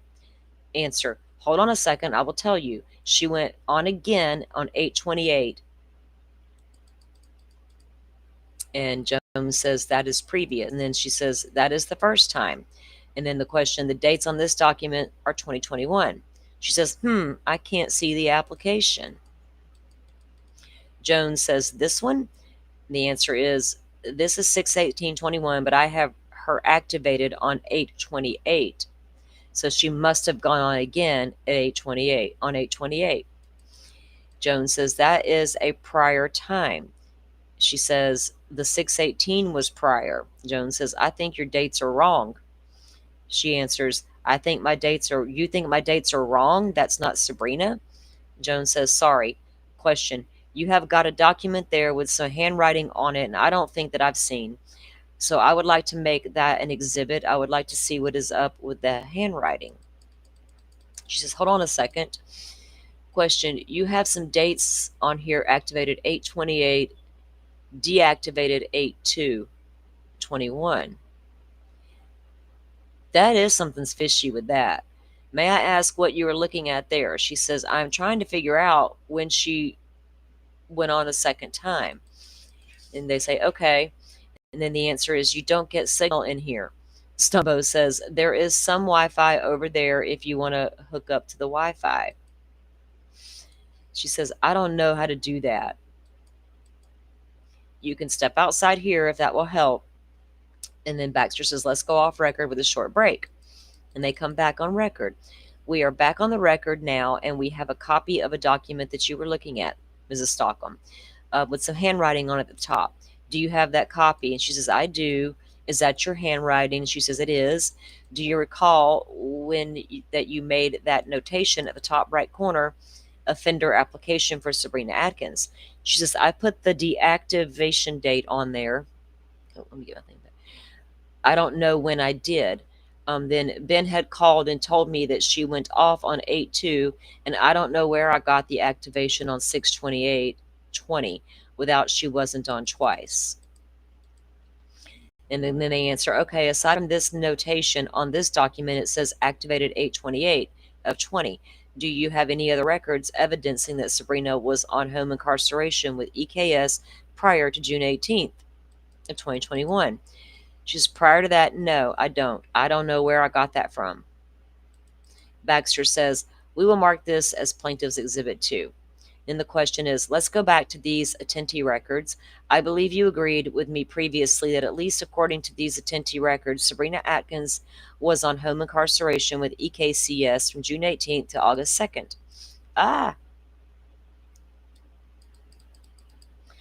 And she says, I don't know to answer that correctly or not because I think she has been on before.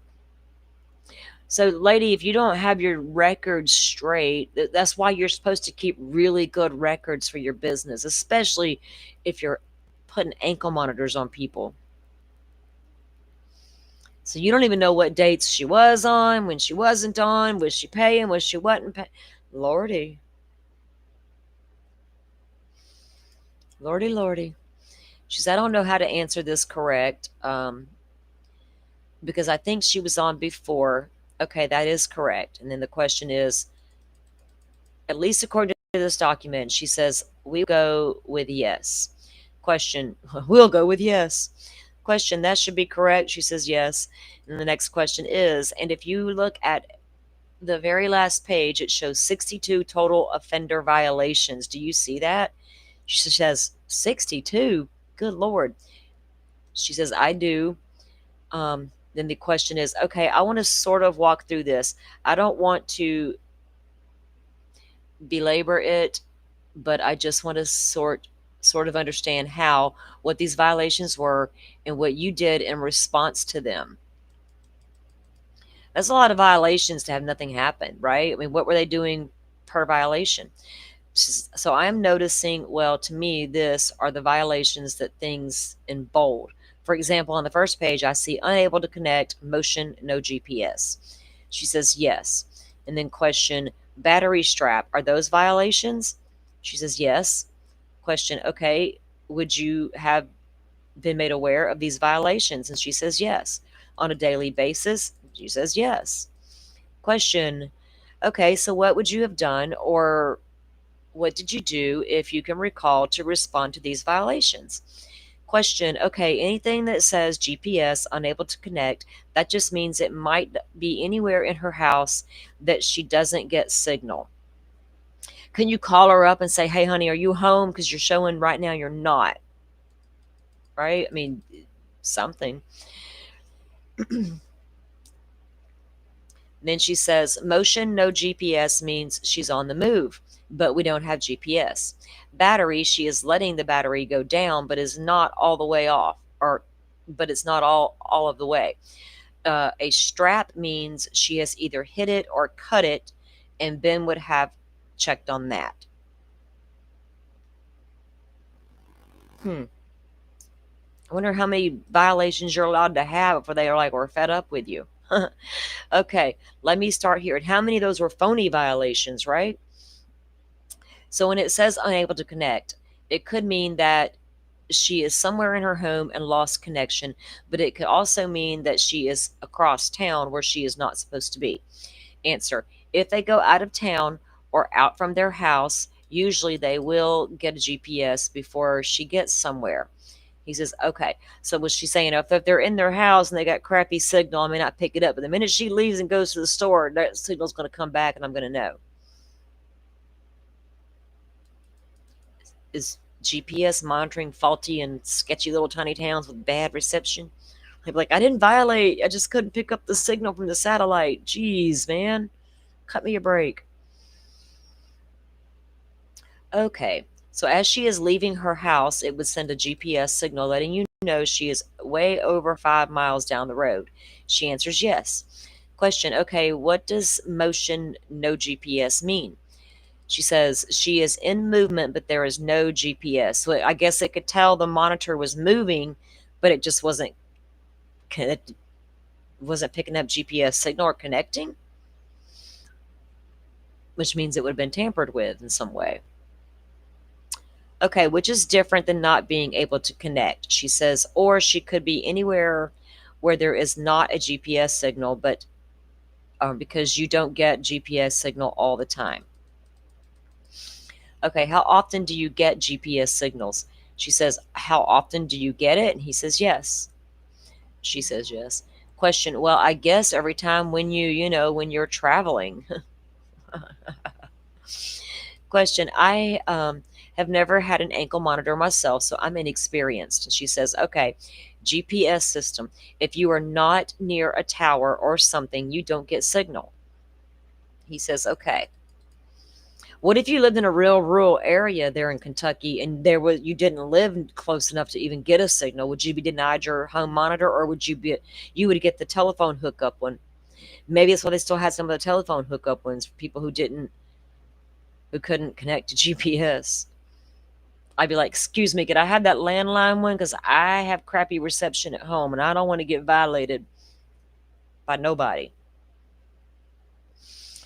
She says, kind of like when you were in the car and you lose your music and you don't have any signal. You mean when you're Bluetoothing your music from your phone to the car? Or y'all got crappy radio stations around there, y'all might lose signal in the bottom, in the holler. I got that down here, so I get it. Not with the radio stations anymore. Back in the day in the 70s, yeah, but not today. Not with the radio signal. And then all of the, okay, so she says, But a lot of rural areas, you may not have a lot of steady connections all the time. I know I know where my phone's going to cut out on me at. And my sister does too when she's on the way to her house. She knows we can be talking and we're both like, oh, going to lose you. Call you back in a minute. Okay, GPS system. If you are not near a tower or something, you won't get a signal. And then she says, kind of like when you are in the car and you lose your music and this signal. Okay. Okay, so when it happens, does it still show movement, I guess? If my ankle monitor is not able to connect with a tower, you can still be made aware whether I'm moving or not. And she says yes. So if you're going from here to Walmart and you get so far and you don't have a signal, then you go a little further and you have a signal, there will be a little arrow showing that you go in, and then there will be a space where there is no arrow showing, and then they will pick up a signal again. So I guess it's going to show like a little map, right? A little map, and they're like, oh, they're traveling, and now they're pinging, now they're not. Which I could see that, but I don't know. Question. I don't see any maps, at least in this violation summary, but would you have been given these maps with these arrows by the system? She says, when I get a violation, I can just get on there and it will show. That is what I give to the representatives when they go to violate. Question. Okay, and then in those scenarios, the person on home incarceration is supposed to have told you that they are going to Walmart? And she says, right. But if they haven't told you that, so I wonder, do they have to call if they need to leave the house every single time and Walmart was further than 5 miles from their house, they have to call and say, hey, I'm going to Walmart. I have to call right when I get back home. I don't know. You would think the monitor enough would be, I don't know. They ain't got to call her. She says call the rep. Okay, so, but if they haven't told you they were going to Walmart, that is when you would connect to Ben Fields in this instance. She says, right. Question. Okay, just so that I'm clear, at least for the violations on this initial page, which ones of these types of violations would you have contacted Ben Fields and or Sabrina about? None of those, she says, none of those other than to tell her she needs to charge her battery. Question. Well, I thought you said earlier that the strap violation then would have followed that. She says, yeah, the strap violation. Sorry, I didn't see that. Yeah, he would have checked that. Question. Okay, and he would have had to report back to you? She says, yes. Would you have to be the one to make him aware of the strap violation, though? She says, right. Question. And you made aware that you were made aware via Attenti, I can't say it, sending you a text or some sort of notice, and you got on your computer, and you see strap violation on June 25th at 9 p.m. Is that correct? And she says yes. Now, wouldn't that mean she's trying to tamper with her strap? That's what we come to learn. She says yes. Question. And then I guess depending on that, Ben Fields dictates whether or not send the computer printout to the court. She says, right. So she gets a heads up of a violation. Let me go send Ben. Oh, Ben says it's all good. Mistake. And then they wouldn't print out the thing for the court to violate them. Question. Were there ever situations where you would reach out to the person on home incarceration before speaking to Ben Fields? She says yes. And why would you do that? In what scenario would you talk to the person on home incarceration? She says, okay, let's say that I showed a person going somewhere that they shouldn't go. I would call them and they would tell me where they were, why they were there, I'm sorry. And I would call Ben, and if he says it's okay, and the judge says it was okay, it is okay. Well, let me call her up. Honey, why are you at whatever? Well, let me go make sure now with Ben. And then Ben go confer with the judge. He said, hey, is it okay she went to that restaurant? She's been there at least an hour. What are we going to do about that? It's so weird. I would call them and they would tell me and why they are there, and I would call Ben and he would talk to the judge, and that they all said it's okay, and if not, he gets a warrant for them. So the judge gets the ultimate decision. Oh, she's over there out of range. Yeah, let her be. Oh, no, go violate her. How did y'all determine all this stuff? There was no set standard or practice, it seems like. It was all willy-nilly, how we feel today kind of thing. Question. So what would be the, messages, at least on this offender summary, that would implicate that scenario? For example, motion, no GPS. Would you talk to the person with the home incarceration about that? She says, if it was just for a few minutes, no, because it is there in their house. Question. So you look at the timestamp too to figure out how long there has been motion, no GPS, that dictates whether you are going to reach out to that person or not. She says, Question. On a lot of these, in between the different violations, it shows starts on Monday at 12 midnight and ends Wednesday at 3 p.m., starts Wednesday at 5:30. She says, that is when we would go to their husband, or that is when she would go to her husband and take care of him and her child. On Monday and Wednesday? Or Monday through Wednesday? She was allowed to go take care of her husband and kid? That's weird. I don't understand. That is when she would go to her husband and take care of him and her child. So maybe he had custody of the kid and she'd go help out. I don't know. Question. So are you saying that Sabrina had a husband and a child that she cared for? She says it shows that she was divorced, but she took care, I guess that was her ex-husband. I don't know. But she was going to take care of a man and he kept the son and she was taking care of him. Question. And I guess what authority did she have to do that? Answer. First, Ben said that she had permission from the judge to do that, and then later on, the judge agreed that she could go there and stay. Stay where? She says where her husband was in Pikeville. So somewhere in Pikeville. Now, that's out of the county with her ankle monitor. She says, I don't know the exact address. Question. Was it important for you with this computer system to know where that location was to make sure she was only going from point A to point B? She says, she was there, yes, but it showed a violation because I didn't have it in the computer.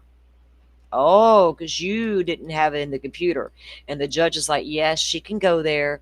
But you're all like, well, I'm not going to put it in the computer. Oh, she's violated. Y'all are weird, messy people. Playing with folks' lives like they're little toy trinkets.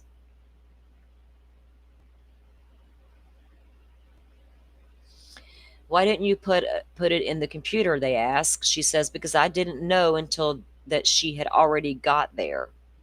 I didn't know until that. That should be reversed. She didn't know till she got there. Question. Did she go more than once? She says, oh, yes, she went a lot of times. Question. But despite that many times, you never figured out the address in Pike County where she was going. Is that correct? She says, I had the address, but I don't remember it. Question. Do you put that in your system? She says, didn't put the address in. I just put in that she was allowed out for those times. Wouldn't the address be pretty important? Because you're literally doing GPS monitoring. So I think the address where she's supposed to be at is important, unless you're going to use it to violate her on. Yeah, right, Rachel? I mean, it's when people get in trouble and they really want to get out of it and try to do whatever they can to help themselves out of it, and they're tied up in a system. Sometimes they can't get out of that system, no matter what they do. All right. Did you put it in the system? She says, didn't put it in. Okay. Did you ever follow up with the court to figure out if the judge had ever actually given her, and then she interrupts and says, yes, the judge said that he did give her permission. So which judge told you that? Judge Kraft? Okay, when did he tell you that? I don't recall. Would she have had permission to do that? I guess from the very get go, because that notation is included in the June 18, 2021, correct? She says, yes. She told me that she was very sick.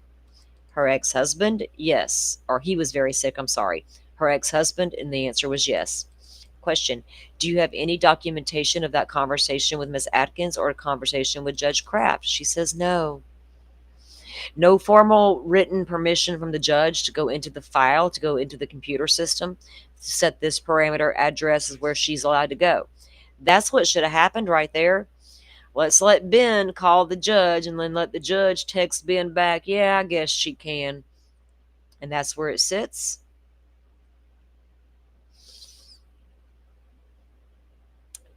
That wouldn't have been the kind of information that you would have included in your records. She says no.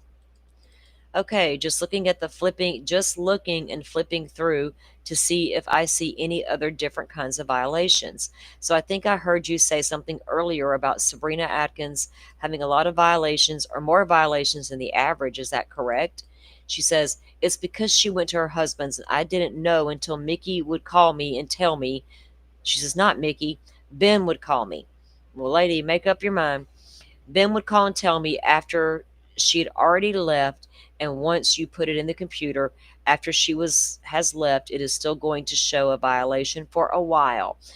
So she's relying on Ben to tell her, oh, she really didn't violate. And then she's like, well, let me update the system. And then it takes the system a little bit to update. Y'all are cattywampus over there. Timu office supplies at your service. I can get a better deal at the Dollar Tree. What the hell? All right, so then it would show a violation for a while. Is there some way within our system, with your system? I thought you mentioned earlier that a kind of nothing, what violates or what violations are or not. She says, what I did a daily summary, printed it out, and that when I put what was violated, I put where she went. Question says, where are those records? She says, I don't have them. Question, what happened to them? She says, well, I don't know. I guess I threw them away. Oh, goodness. How convenient. This was before all of this happened, she says. Really? You had to put that in there, right? I threw it all away, but that was before this happened. Just like my deleted messages. That was before this happened too, before Ben's problem arose. How convenient, ma'am. Maybe she's completely oblivious to what her contractors were out there doing. But it sounds like she was a messy little boss lady who didn't care about the admin aspect of the job. Oh, wow. Because you failed to put an address into the system, a girl got violated. That's no sneeze, ma'am. That's you not doing your job and messing with somebody's life. Especially if a judge says she's got permission to go there, but your system says, no, violation. Because I didn't put the address in. I just made a note. Judge said it's okay. I would. Sabrina, honey, where's your lawsuit against this company? Did you have any sort of policy with EKCS to keep records for any certain period of time? And she says no. And when your business closes, you got to keep your records for 10 solid years, ma'am. Why not keep your records on the people that you slapped ankle monitors on? Come on. She says, no. Question, so you just, and then she says, there is so many that, oh, there's so many. There's so many. Earlier it was mostly men, few women, and now she's got so many that she's just like, I can't even keep all these paperwork. It'll fill up my house real fast. And he says, so you would, and she said, shred them. I knew that was coming. We all knew the shredder was coming, didn't we? Have I lost everybody? Are y'all still sticking in here with me? Are y'all still hanging out, listening to the read? I don't even know if y'all are super interested in this place or not. What is this? Oh, okay. I see. All right. So you shred them. I think you mentioned earlier that you have a separate building on the property. She says, I do. Have you looked through the entire building where you store your records for everything related to the case? And she says, yes. Now, if she's storing records and all this case related, what, she just doesn't have the ones on Sabrina? That's convenient, isn't it?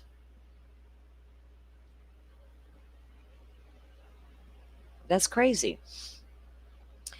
Do you recall having any conversations with Sabrina directly? And she says, yes. Okay, what do you recall about the conversations? She says, well, she would just call and tell me that she had to go to her husband or her ex-husband and take care of him. And she usually called me when she did that. So if she's reporting to this lady, Miss Patty here, on the regular about where she's going, I don't think she was trying to violate, right? Okay. And would have been, she said several times. Then the question is, that would have been June 18th, and she says 8.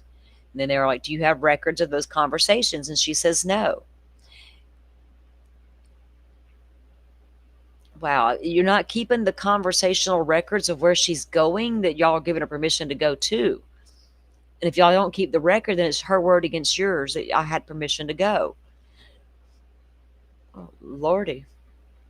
Do you recall there being a violation for Sabrina at one point? She had been out around 2 a.m. in Pike County. Do you recall that?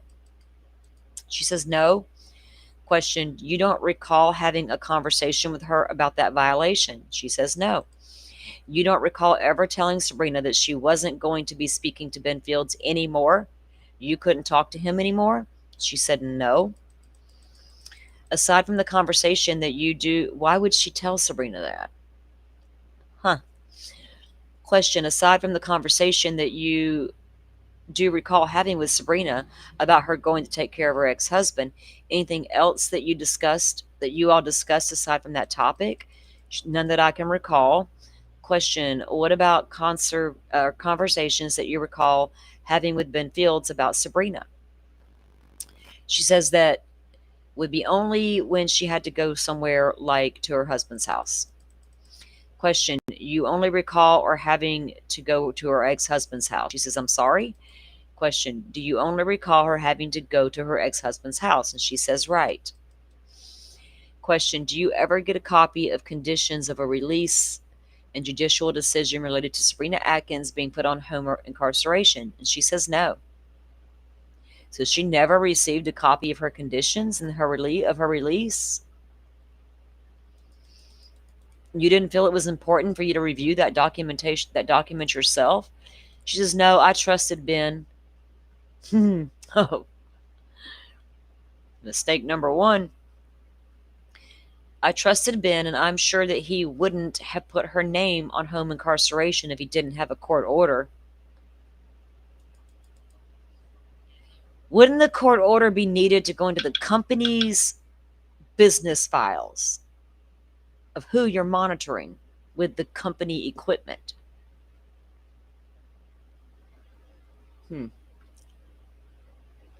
She trusted Ben. Whatever Ben said went. What about a copy of a pretrial bail bond form? She says no. Question, you never looked at any forms such as that? She says no. Okay. Aside from this Attenti report that you were able to generate, is there any other sort of reports that you could obtain through Attenti that would relate to Sabrina Atkins and her home incarceration? She says no. Question, so this is it? This is it, she says. What do you recall about Sabrina Atkins being taken out of home incarceration system for EKCS? Ben called me and said that she was taken off home incarceration on 8/2/21. Did he tell you why? She said, no, they usually don't. They just say that they went off home incarceration. Judge took them off. What would be the circumstances for a judge taking someone off home incarceration? She says they had served their time or they might go to prison. Question, is there some sort of home incarceration completion form that is supposed to be filled out through the EKCS? And she says yes. Did Sabrina ever fill out one of those to your knowledge? She says she is not supposed to fill it out. Ben is. And then the question is, did Ben fill one of these out for her? She says, as far as I know. Did you ever see it? She says, no, I did not see them. Wouldn't she have had to go into her computer system to get Sabrina out of the system and need some documentation to add to it? Wow. This is wild, Teresa. Y'all, am I the only one thinking this is a little wacko, right? This is a little wacko we're hearing here. All right, she didn't see them. He says, the question is, well, who is supposed to see them? He fills them out and takes them to the clerk's office.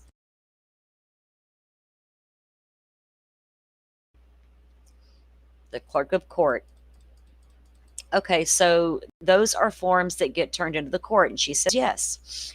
And then they are, okay, are you aware of any such form ever being filled out with the court in Letcher County? Or she says, in Letcher County? And they said, we will start there, yes. She says, I have, yes. Question, okay, what about Letcher County specifically? She says, I don't recall really on Letcher County. Yeah, that's convenient. I bet do you recall the other counties? That's what I'd have asked. Question, wouldn't you had needed to provide this offender violation summary document to the circuit court? She says, never have. No, Ben would do it. Question, but he would only have it if he got it from you? And she says, right. So Sabrina Atkins violated the terms of her incarceration 62 times. Does that mean there is 62 times that you sent Ben a screenshot of a computer printout to return her into the court? Wow. She says no, because every one of those were documented by what she said or what Ben said, and the judge said she could do. 62 times she had violations, and Ben said they were all okay. No documentation needed. Question, so she didn't actually violate the terms of her incarceration after all then? The answer was no. Huh. Question, okay, you have since come to learn that Sabrina Atkins was not taken off home incarceration on August 2nd, 2020, correct? She says, I did, yeah. Question, when did you find that out? She says, when I went to pick up the equipment after Ben, inaudible, when I fired him. I went to pick up the equipment. First, I didn't believe it. Okay, because I thought if they take the transmitter off, I'm going to know about it.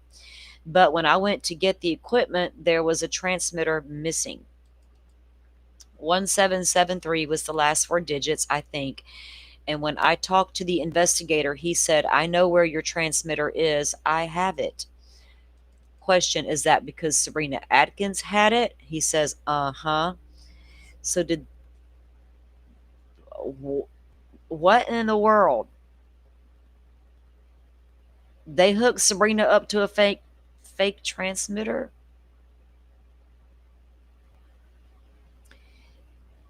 So Sabrina had it. And by that, she should have known that, oh, Lordy, this is wacko. And by the investigator, you were talking about Matt Easter with the Kentucky Attorney General's office. Oh, I think they got a lot to say about you over yonder at Hillbilly Crime, sir. I do believe. The Attorney General's office. Yes, uh-huh. Okay, let's back up. Before you went to Letcher County to pick up your equipment, you already knew by that point that there had been some allegations made about Ben Fields and his work for you as a home incarceration officer, right? She says, right. And how did you come to learn about those allegations? She answers, one night, and I don't have the date, Ben called and said that one of the girls said that, inaudible, had brought a charge against him and he had been flirting with her. After that, I hung up with him. Mickey Steins called me. He said, Patty, have you heard what has happened? And I said, well, no. And I told him what Ben had said. He said, Patty, I have just got the inaudible. What is it? Copy of the suit? He said, it is bad. I said, okay, and I hung up. I called Ben and told him that he was no longer a contractor for Eastern Kentucky Corrections. So that was based on Mickey Stein's statement to you that there were bad allegations against him. And she says, uh-huh. Did you come aware of the fact that in, I think it was January 2022, maybe February 2022, filed a complaint for charges for escape against Sabrina? And she says yes. And then they say, did you consult with you at all doing that? Or should it be, did they consult with you? And she says, I don't recall. Did he obtain any records from you in seeking that escape charge? She says, I don't recall.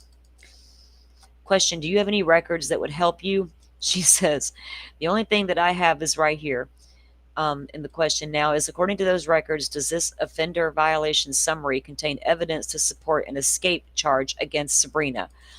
I would have to go back through them, but I don't think so. Because like I said, I did a daily summary and everything was written and what that she did. Question, and that daily summary that you wrote down, you have shredded these documents? She says, I don't have them. But Ben told me that she could do these things. And Judge said she could. And when she told me some of that, and then she told me some of that the judge says she could do. So this lady's just taking people's words for it. No documentation needed. Judge, so-and-so said the judge gave them permission. And we're just going to be like, okay. That is odd. Was that very typical thing for a judge to let a person go on home incarceration, travel a county over to take care of an ex-husband to another county? She says, that was the first time that far. I have judges to say that they can do. I have even had a judge say that they can go to a ball game and sit and watch their kid play ball. And what's the big deal about that? It just is. And then the question is, was that a judge in Letcher County? She says no. Thank you, guys. Y'all are all still here listening? Okay. Were you aware that Ben Fields was communicating with Sabrina Atkins on Facebook Messenger and Snapchat? She says no. Had you have known that, would you have condoned your contractor's communications? She says, I would have not condoned it. The question is, why not? She says, it doesn't look right for one thing, and if you are friends with them on Facebook and you text messaging back and forth, no. Question, did you ever bother to check the court records of any kind of public records related to Sabrina's criminal case? She says no. Do you have access to CourtNet, the electronic record system in Kentucky? And she says no. Which I don't know. She's failed to keep some documentation that she should keep, but a lot of the stuff they're asking her which to be privy to, she wouldn't be. Just documentation on ankle monitor parameters and such, and court orders and such, violations and all that good stuff. She says, no, you don't have access to that? She says, no, I don't want them. She don't want access to them. And the question is, why not? She says, I just don't. It doesn't have anything to do with me. And then the question is, I would say it has a lot. And the question is, I do home incarceration. That is it. And the question says, but that would give you access to the court orders and other documents that are part of the information that you need to run your home incarceration program. Actually, she should have been getting court documents straight from the courthouse. I have never had a need to do that, she says. Okay, so when Sabrina Atkins was taken off home incarceration by EKCS in August 21, I guess, was this the GPS number that you would have to use a serial number on for her ankle monitor? And she says yes. And I guess to take some out of your systems and to take someone out of your system, so to speak. What happened to that ankle monitor next?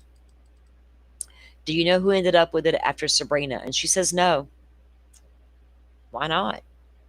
Would you be able to tell from your records, though? She says, I could. I don't know. Well, she absolutely should be able to. I mean, that's your monitor. You got to keep up with it, right? She done lost one. I can't expect much. I could, she says. I don't know.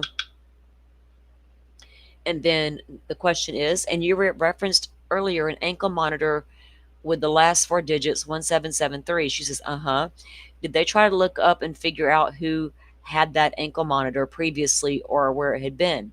She said, where it comes from? And they're like, what was the story on that? She says, well, I found out that Sabrina had it. No, I'm sorry. At this one, she had it. On this one, she had it. I couldn't find it at all. And so I double checked to see if it had been sent back for repair or anything, and it hadn't. And then I met with the investigators. He said, I know where it is. And then she says, the question now is, I'm wondering where was it before it ended up in Sabrina Atkins' possession? She says, Ben had it because they keep extra ones in case of what? I'm trying to imagine what scenario. Would it break?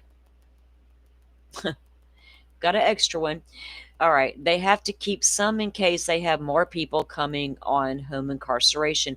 But still, y'all got a whole missing one.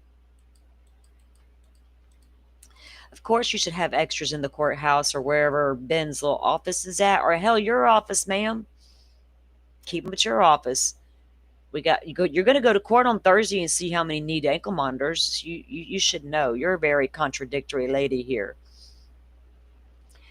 What about a person on home incarceration had to go and pay their weekly fees? How did that work? She says, I put in a certain time that they are to be out. Question, is that time noted on Sabrina's attentee violation form?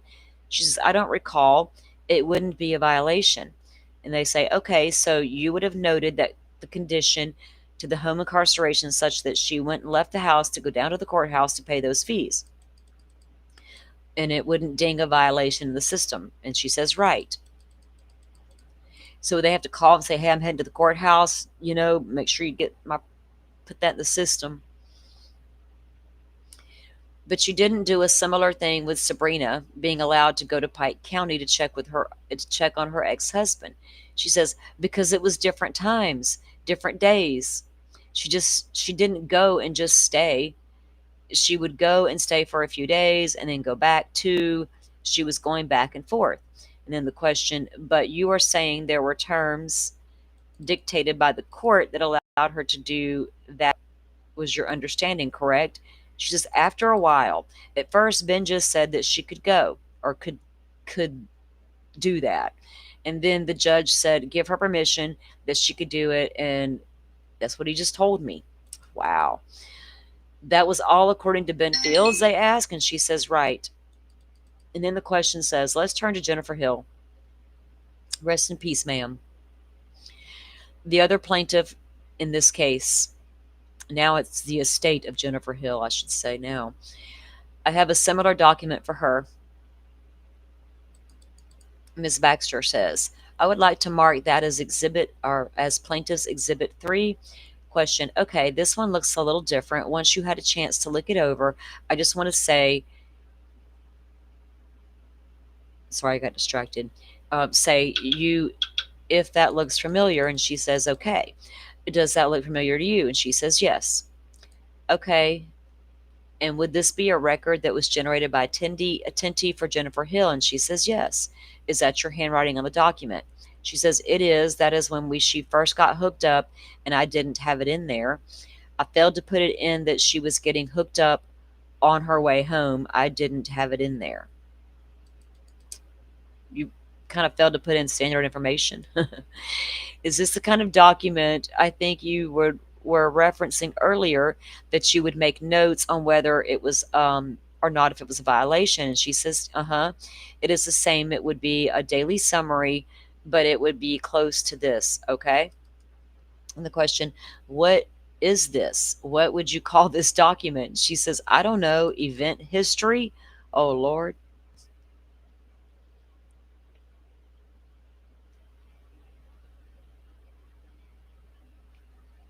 Event history. We got a black box on these people.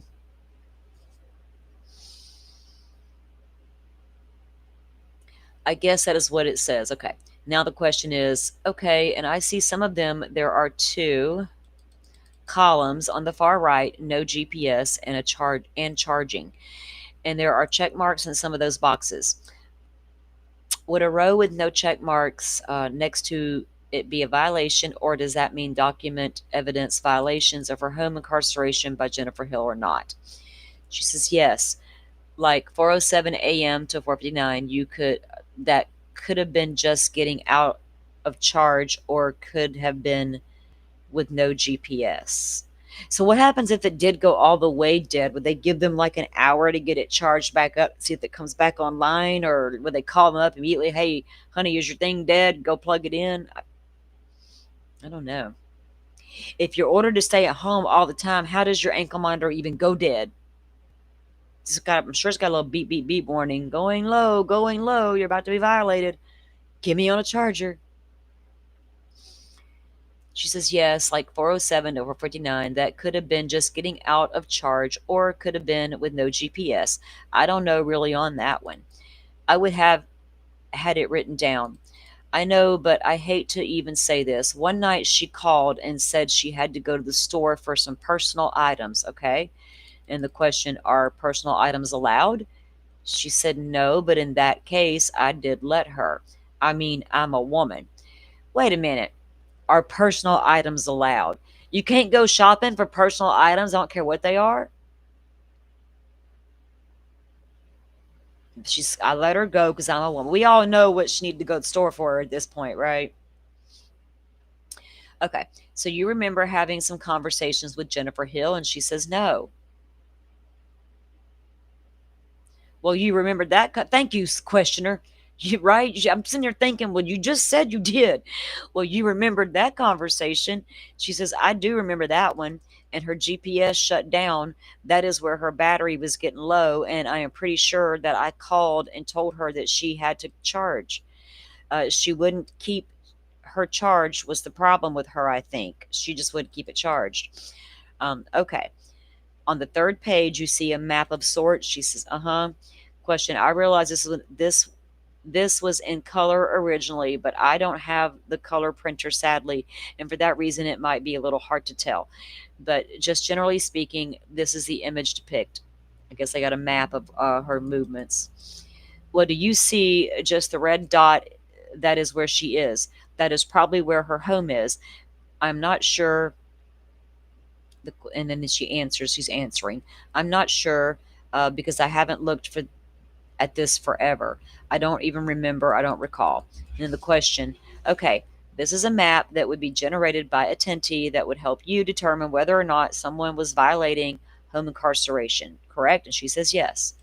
And they say, okay, on this 4th page, kind of like a profile of sorts, what number 4? Oh, I see, she says. I thought that was 12. What? Question, I'm looking at number 13. She says, I don't see number 13. Jones says, 13 is down here in the middle space. She says, I can't find it. And they say, right after the map. Jones says, yes, it is. That is it. Question, is this all information that you would have plugged into the Attenti program when the person got initially put on home incarceration? She says, yes. Is that the kind of information that you would have obtained from the application form? And she says, yes. And the court order also, and she says, yes. Okay, I can see that you are listed here as an assigned officer, and she says, yes. Were you the assigned officer identified for everybody at the Attenti system? And of course, yes. And then the last 2 pages, I think, look very similar, at least to the front row of front of the 2 pages. She says, yes. Is there any difference between those 2? She says, yes. Question, maybe the dates are different. And then she replies, the dates are different. Plus the system that I used was different because it was the one that you had to plug into the phone. And the last one was not GPS. This is not GPS. So in 2020, at least Jennifer Hill, you were not using GPS. She says, right. And then the question is, by 2021, you were, and she says, yes. That is where, and the question, And that is where that I see these words untrusted as the term in sync with.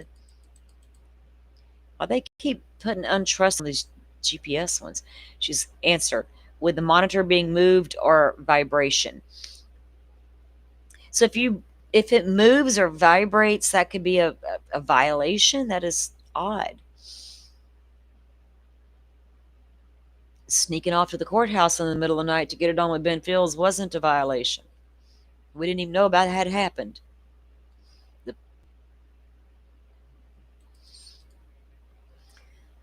Baxter, I would like to mark this one also 5. Okay.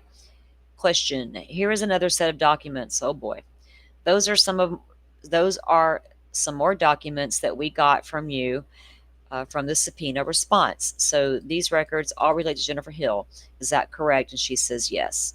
Again, these records are from the Greenup County parts. Let's see. So we have conditions of release and judicial decisions is the first page that we have got here.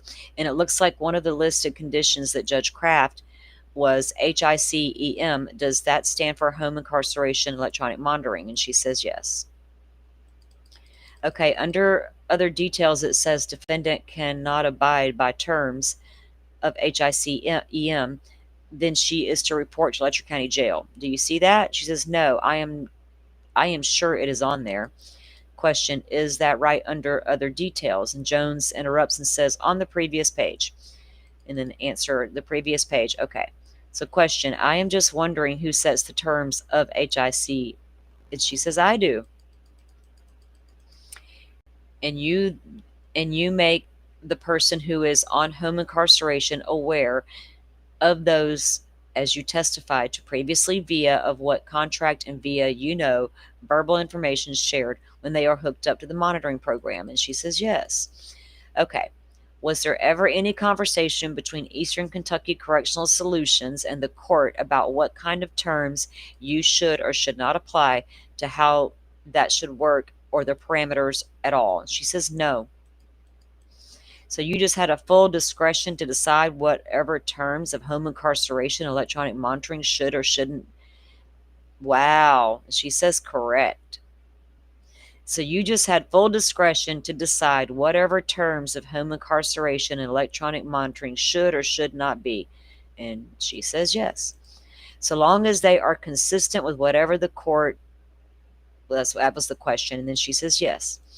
Question, which in this case would be just what Jennifer Hill should comply with that you decide, correct? And she says yes. It's hard to tell what page. Oh, this is a long document, guys, and we're not going to finish this thing today. It's like 218 pages, and I've read 123 pages, and I'm feeling it. Who is Amanda Sexton? Okay. Let's look at the second page. This is another document that was part of your documents for Jennifer Hill. Do you know who Amanda Sexton is? She is a witness down there at the bottom. And she replies, she was on home incarceration once. And they were like, okay. Or twice. I just recognize the name, okay?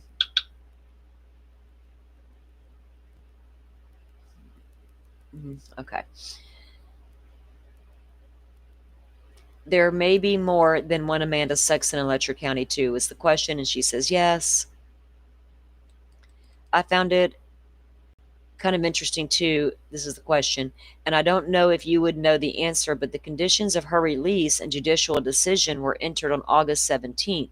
And it was not for a couple of weeks that this AOC Form 365-1 is dated. Do you see that? She says no. And they say up at the top it says 9/2/20, and she says yes. And the question is, nope, I am not. Nope, I am a unit off. I'm realizing the date seems a little wacky to me. Y'all all seem a little wacky to me. Then he said, in your experience, is there any reason why the bail bond from one would come weeks after the conditions of release? She says, I have no idea. Question is, neither do I. So what information from the first 2 pages would you use to plug into your home incarceration system to inform the terms of their home incarceration? She answers, give me that question again. Question, I'm just wondering if you have these first 2 pages, these are part of the documents that you had for Jennifer Hill. I am just serious what information, I guess that means curious, what information that you took from these that helped you do your job. She says, all of them. And they're like, okay, explain to me what you meant by that. She says, it is basically the same as what is on the court order. Okay, so what information specifically? She says, well, there is no way of knowing if they used alcohol or controlled substances. He says, why not? She says, how would I know if they used alcohol or substances? Well, if you're not tasked with monitoring that, ma'am. You're monitoring their movements. What are they asking her about? Question, I thought some ankle monitors could check for that. Oh, can they? I don't know. Maybe they can. She says, no, they might, but mine does not.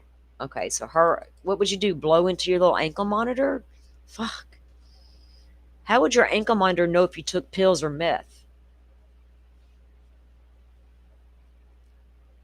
Little breathalyzer hooked up to it maybe for alcohol, but that would be clunky.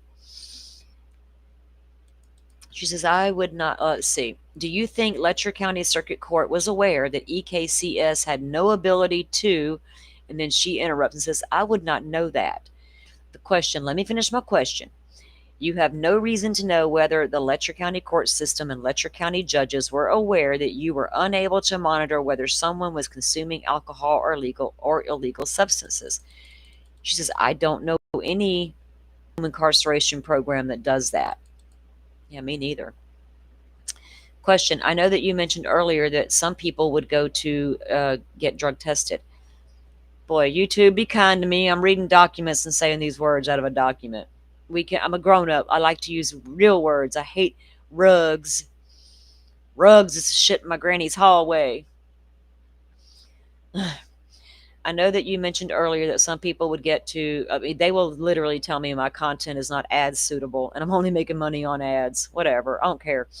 Some people would get to drug tested. Now sometimes they go for drug testing, and that would be another violation because they have to call me that day. So I guess they have to call her with from the people who they go get tested from would call her and say they were violated. They call like at different times to show up, and I would put them in the computer, but it will still show a violation. Okay, so it will still show a violation if they went for drug testing or something. Now, if they were court ordered to go for testing, wouldn't that be set in their parameters of one of their safe places to go, wouldn't you think? Or I would call you up that day, Miss Stockham, and say, Miss Stockham, I got to go down for my test at 2 o'clock. I want you to know where I'm going to be.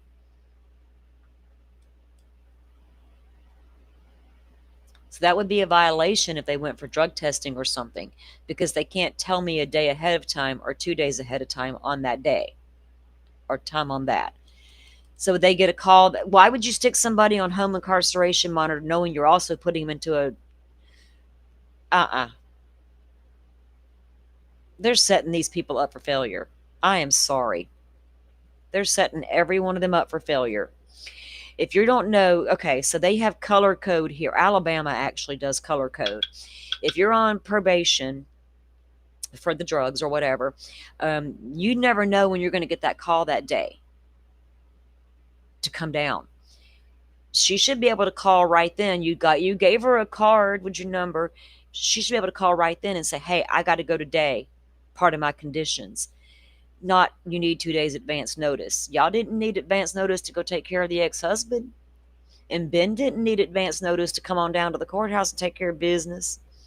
But we're going to violate you if you're going to get your drug test. That's odd.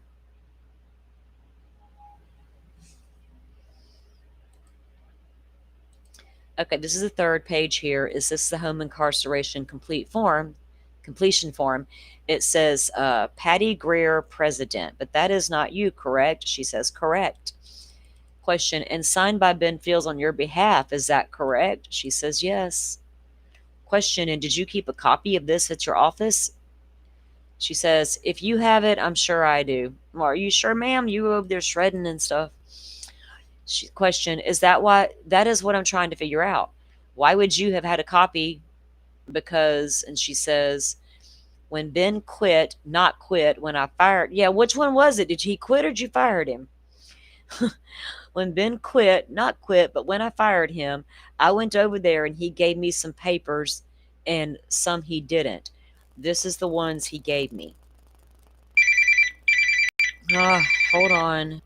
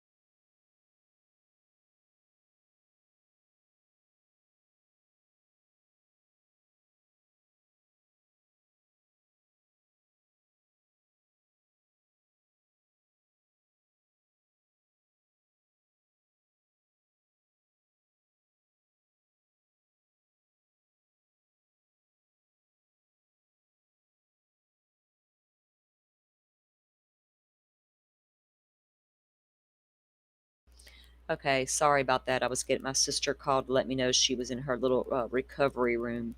I'm like, girl, go to sleep. Go to sleep. Miss Woozy, you not feeling good? Who's not feeling good in chat? All right. After 126 here, I'm going to stop for the day because I do got some things to get done this afternoon around the house, especially if I got to leave tomorrow for a little while. I may be able to go live a little while in the morning to finish up this particular document, and then we'll have to see how things go for me the rest of the week, guys. I thank y'all for hanging in there with me today and giving me the time I need to take care of a few things. Um, So, did you talk to Ben Fields on a second time after you terminated him, I guess? And she says, he met with me at the courthouse and gave me everything. Did he say anything to you at that time? She says, no. And then they asked, did he apologize? And she said, no. Question, Mickey Steins apologized to you, didn't he? And she says, 1,000,000 times. What was Mickey apologizing about? So what did he say when he apologized? And she replies, he just said, Patty, I'm so sorry. I just would have never thought that of him. Said nobody thought it of him, that even the judges and everybody is just shocked. He apologized so much that I told him that I was going to get mad if he didn't quit it. Wow.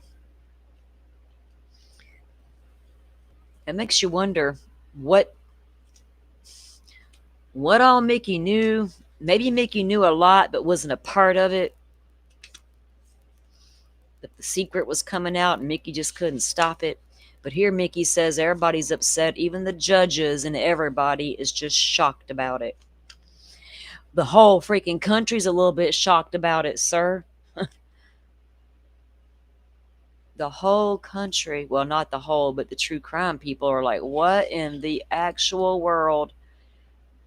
I'm making a note of what page I left on because I am going to stop. So we'll start back at 128. Because if I go to my dad's tomorrow, it won't be till tomorrow evening. So I probably will try to sneak a live in the morning and finish up before we move on. There's just so much. And actually, if I'm at dad's, I can go through some more of these documents and like really get the ones that have the good information that we really want to find out about. And maybe I can go through them and pick out the best ones to go through live instead of, wasting time on stuff that's not as important maybe to the case. Butterfly, did you get me that link in Discord earlier? Let's see. Did we ever figure out if they had a press conference over there? And let me check something, guys. Oh, that's the other. Okay, hold on. So we were supposed to have hearings for Jake and Rebecca Harrow today. And yeah, this is the charges against the mother. That's what I was looking for, was the court hearing for the Harrow case. Yeah, charges were filed against the mother of missing Ruby Lehman. Because she didn't tell them right away her baby was missing, y'all. I mean, they told them that she was missing, but didn't tell them who they thought had it. What is she? That makes no sense. I'm going to call and report my kid missing, but I'm not going to tell them who I think has her. Maybe he'll back. Was that what the hell she was doing?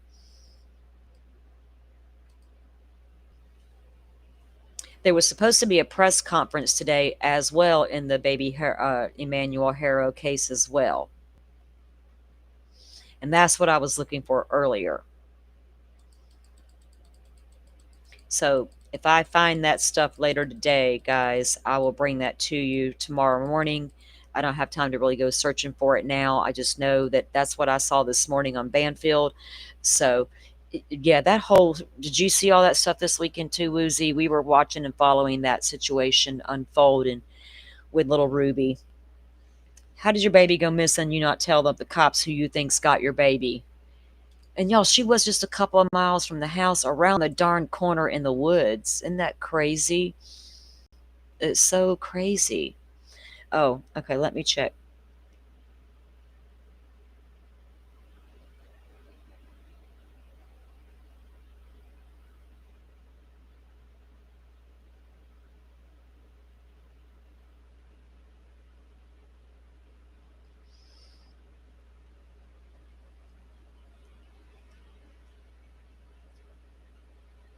Oh, I don't know what that is. The link that I just opened took me somewhere. I had no clue what that was.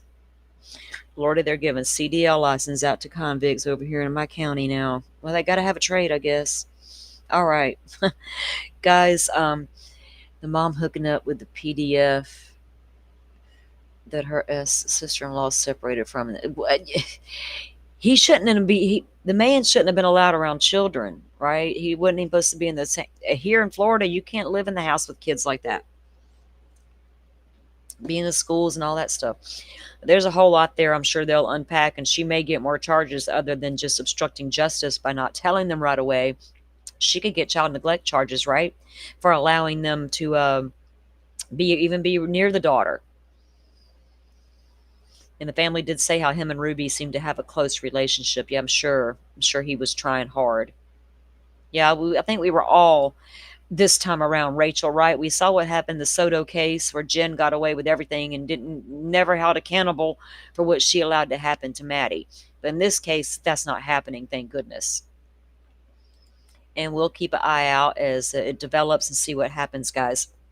Again, I appreciate you all coming in and hanging out with me today. And thank you all for your warm wishes and your prayers and all your good vibes for my family. I appreciate that. I'm gonna go check in on my daddy here in a second, and check in on my sister again in a little while when she gets her loopy butt to her room. She's in recovery and she's like, I'm eating grapes. I'm like, girl, go to bed. So I will check back in with you guys in the morning and we'll see how things are going. Until then, you guys have a great afternoon and I'll see you back here tomorrow morning. Have a good one. Thank you all for watching this here video. Please like and subscribe and follow. Much love from Little Yas to each of you.